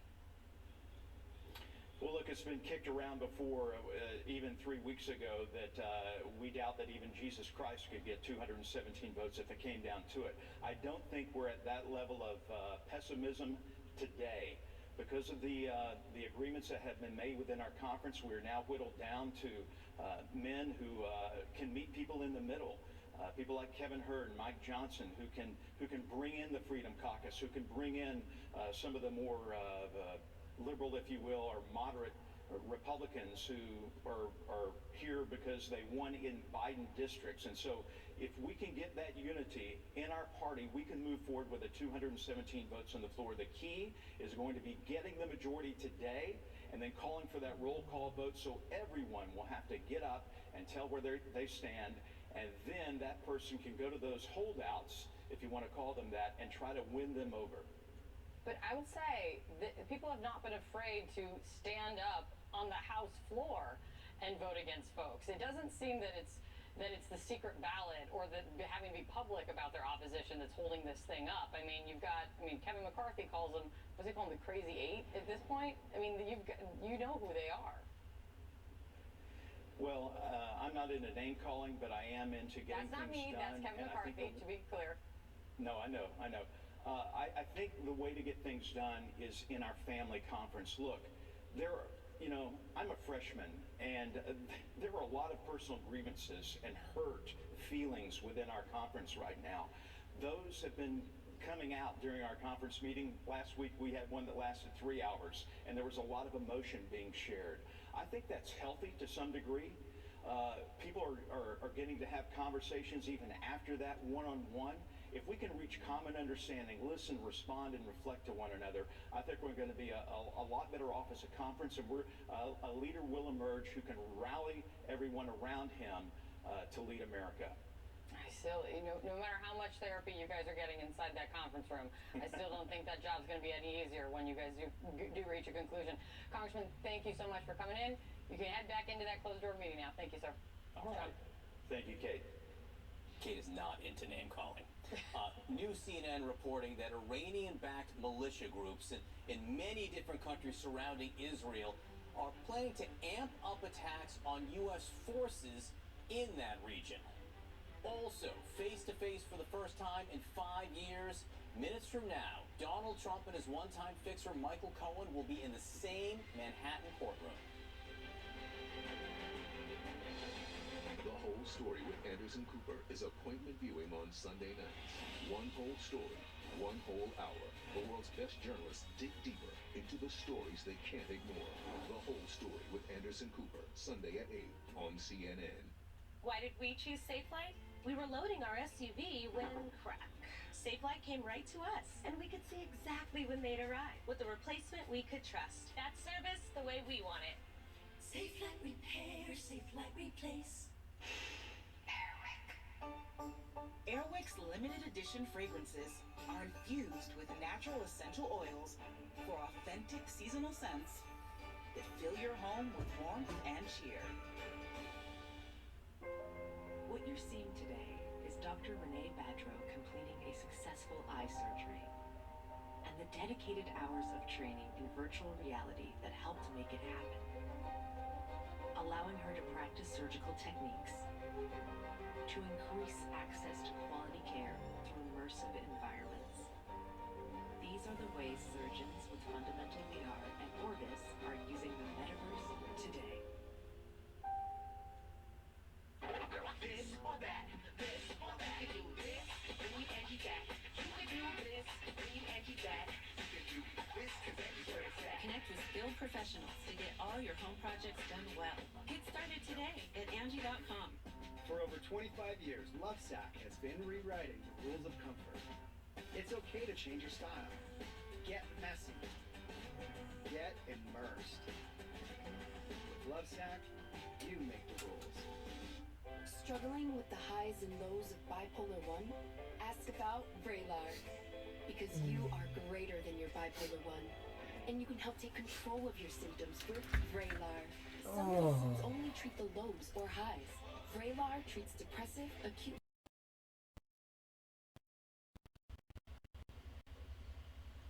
While Israel has the right, indeed the obligation, to defend itself, the way it does so matters. We know Hamas does not represent the Palestinian people, and Palestinian civilians are not to blame for the carnage committed by Hamas. Palestinian civilians must be protected. That means Hamas must cease using them as human shields. It's hard to think of an act of greater cynicism. It means Israel must take all possible precautions to avoid harm to civilians. It means food, water, medicine, and other essential humanitarian assistance must be able to flow into Gaza and to the people who need it. It means civilians must be able to get out of harm's way. It means humanitarian pauses must be considered for these purposes. The United States has worked relentlessly to make real these principles.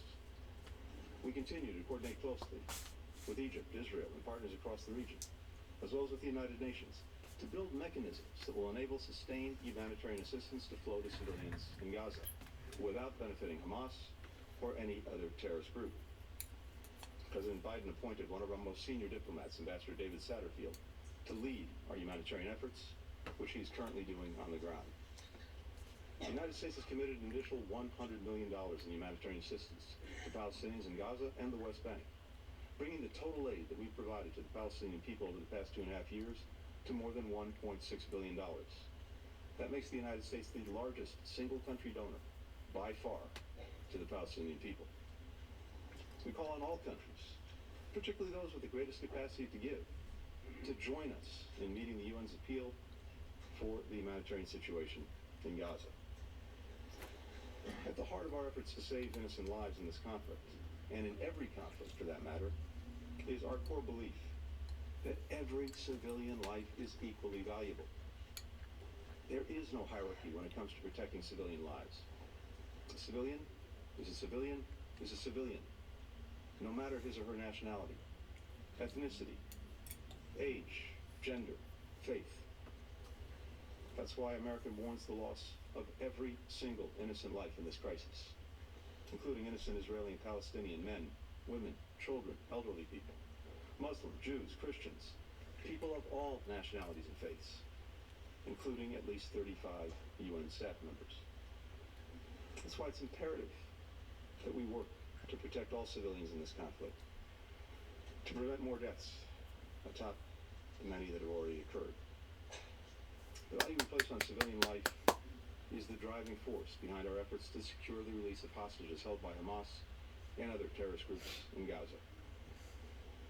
I, as others have, had the occasion to meet with families of those missing and suspected to be in the hands of Hamas on my recent trip. Several, as you know, are in this room with us today.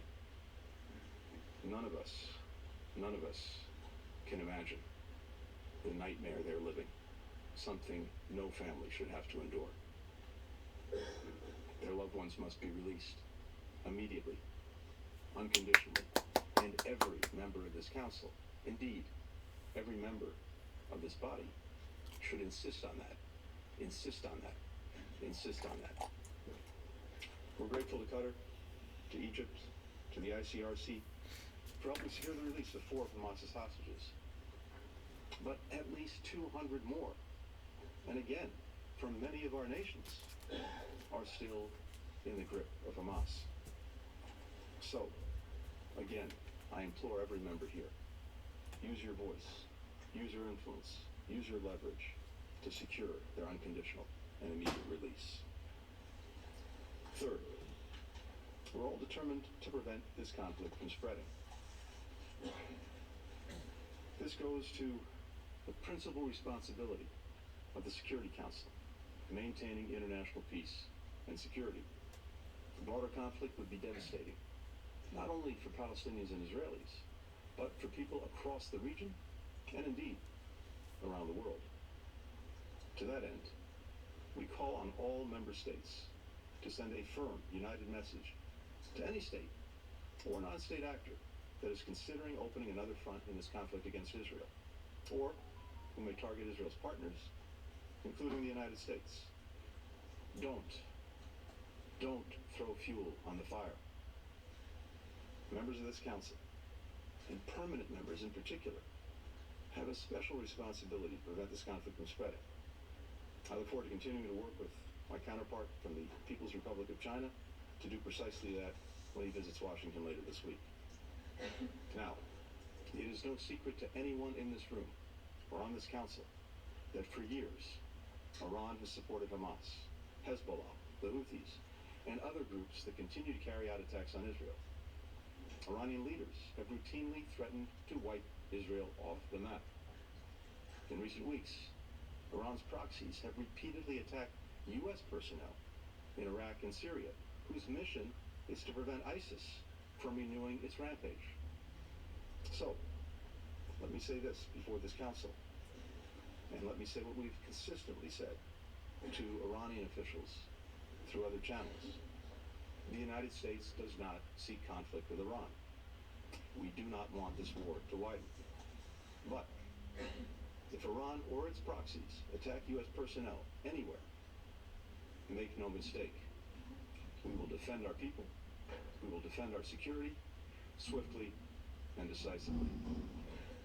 To all the members of this council, if you, like the United States, want to prevent this conflict from spreading, tell Iran, tell its proxies, in public, in private, through every means, do not open another front against Israel in this conflict. Do not attack Israel's partners. And we urge members to go a step further. Make clear that if Iran or its proxies widen this conflict and put more civilians at risk, you will hold them accountable. Act as if the security and stability of the entire region and beyond is on the line, because it is. Fourth and finally, even as we address this immediate crisis, we all agree that we must redouble our collective efforts to build an enduring political solution to the conflict between Israelis and Palestinians. The only road to lasting peace and security in the region, the only way to break out of this horrific cycle of violence, is through two states for two peoples. As President Biden has underscored from day one, Palestinians deserve equal measures of security, of freedom, of justice, of opportunity, of dignity. And Palestinians have a right to self-determination and a status of their own. Now, we have no illusions about how hard it will be to achieve a two-state solution. But as President Biden has said, we cannot give up on peace. Indeed, it's precisely in the darkest moments, like this one, that we have to fight the hardest to preserve an alternative path. To show people making it real, improving their lives in tangible ways is possible. Indeed, it's necessary.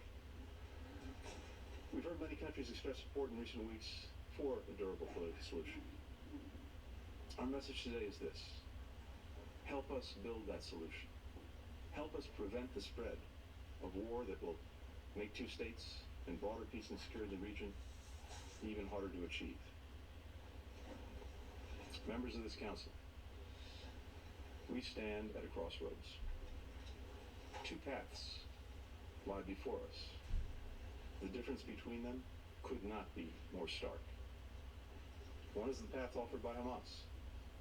We know where it leads. Death, destruction, suffering, darkness. The other is the path toward greater peace, greater stability, greater opportunity, greater normalization and integration. A path toward people across the region being able to live, to work, to worship, to learn, side by side. A path toward Palestinians realizing their legitimate right to self-determination and a state of their own. Nothing would be a greater victory for Hamas than allowing its brutality to send us down its path of terrorism and nihilism. We must not let it. Hamas does not get to choose for us. The United States stands ready to work with anyone who's ready to forge a more peaceful and secure future for the region, the future its people yearn for and so deserve. Thank you, Mr. President. I thank His Excellency Mr. Blinken for his statement.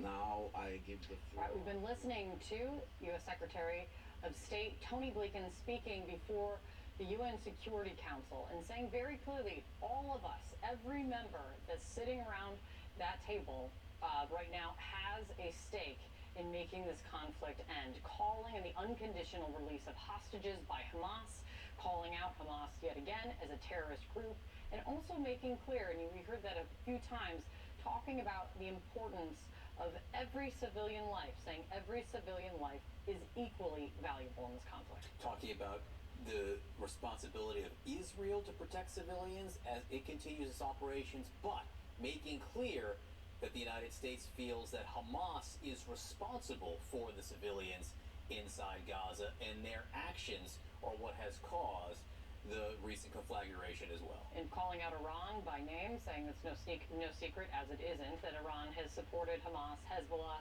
the Houthis, other proxies for years. And importantly, sadly, there is another update that Blinken provided that we see here, which is that 33 Americans have died as a result of the October 7th Hamas attack. That death toll is higher than what the State Department had said Friday.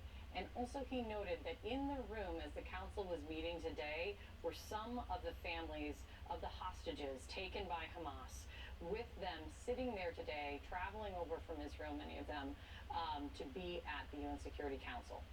220 people potentially still being held hostage inside Gaza. Yeah. So we're going to continue to follow that. We're also keeping an eye on Capitol Hill. There are only 4 men now still in contention to be the next House Speaker. The 4th round of voting happening now. We blinked, so maybe the 4th round of voting is over. We'll get a check, and we're going to go back to Capitol Hill, where things are moving fast. When you have auto glass damage, trust Safelite. My customer really relies on his car's advanced safety system. You're right. And so then? So when he got a cracked windshield, he turned to Safelite. We're the experts at replacing glass and recalibrating your vehicle's camera. So automatic emergency braking.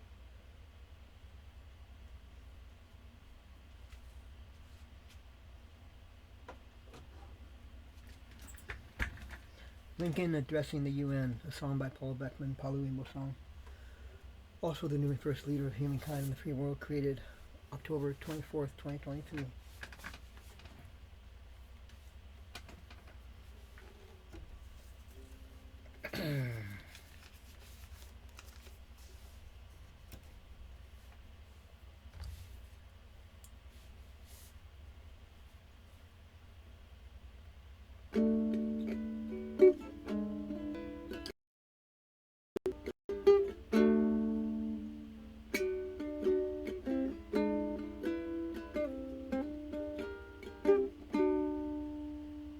Blinken addressing the UN, he did so eloquently. Blinken addressing the UN, I caught some of that speech. Since I caught some of it, you did too, if you're watching this video. You spoke so well, way to go. Blinken, Blinken, Blinken, Blinken, way to go. You represent so well. America, the USA, the ideas well. America, the USA, the people there. The Biden administration, the president, I declare. Blinken spoke so eloquently to the UN. I hope he has lots and lots of friends. If people weren't on board before, I hope they get on board now. Because he said, a treasure trove of ideas that went straight to my head. Praises to Blinken, praises to you.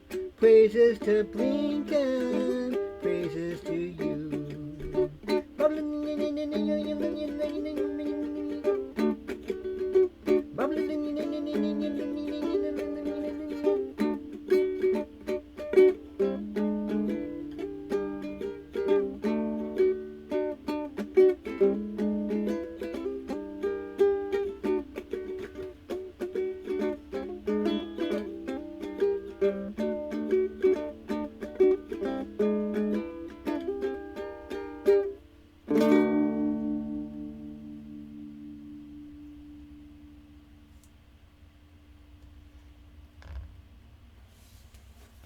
Again, that was a song by Paul Beckman, Palu Rainbow Song, also the new and first leader of humankind in the free world. For an explanation of all that, my New Age name, my mainstream name, Paul Beckman, New Age name, Palu Rainbow Song, and the utterance, also the new and first leader of humankind in the free world, please go to Internet Solutions and Songs 24-7 at Palu Rainbow Song Bio on YouTube. Look for the playlist Movie Song Reviews by Palu. Then look for some videos and song videos by me under the category of a special note. That'll give you a full explanation of all that, plus more. Thank you very much. Namaste. I honor the divine in all.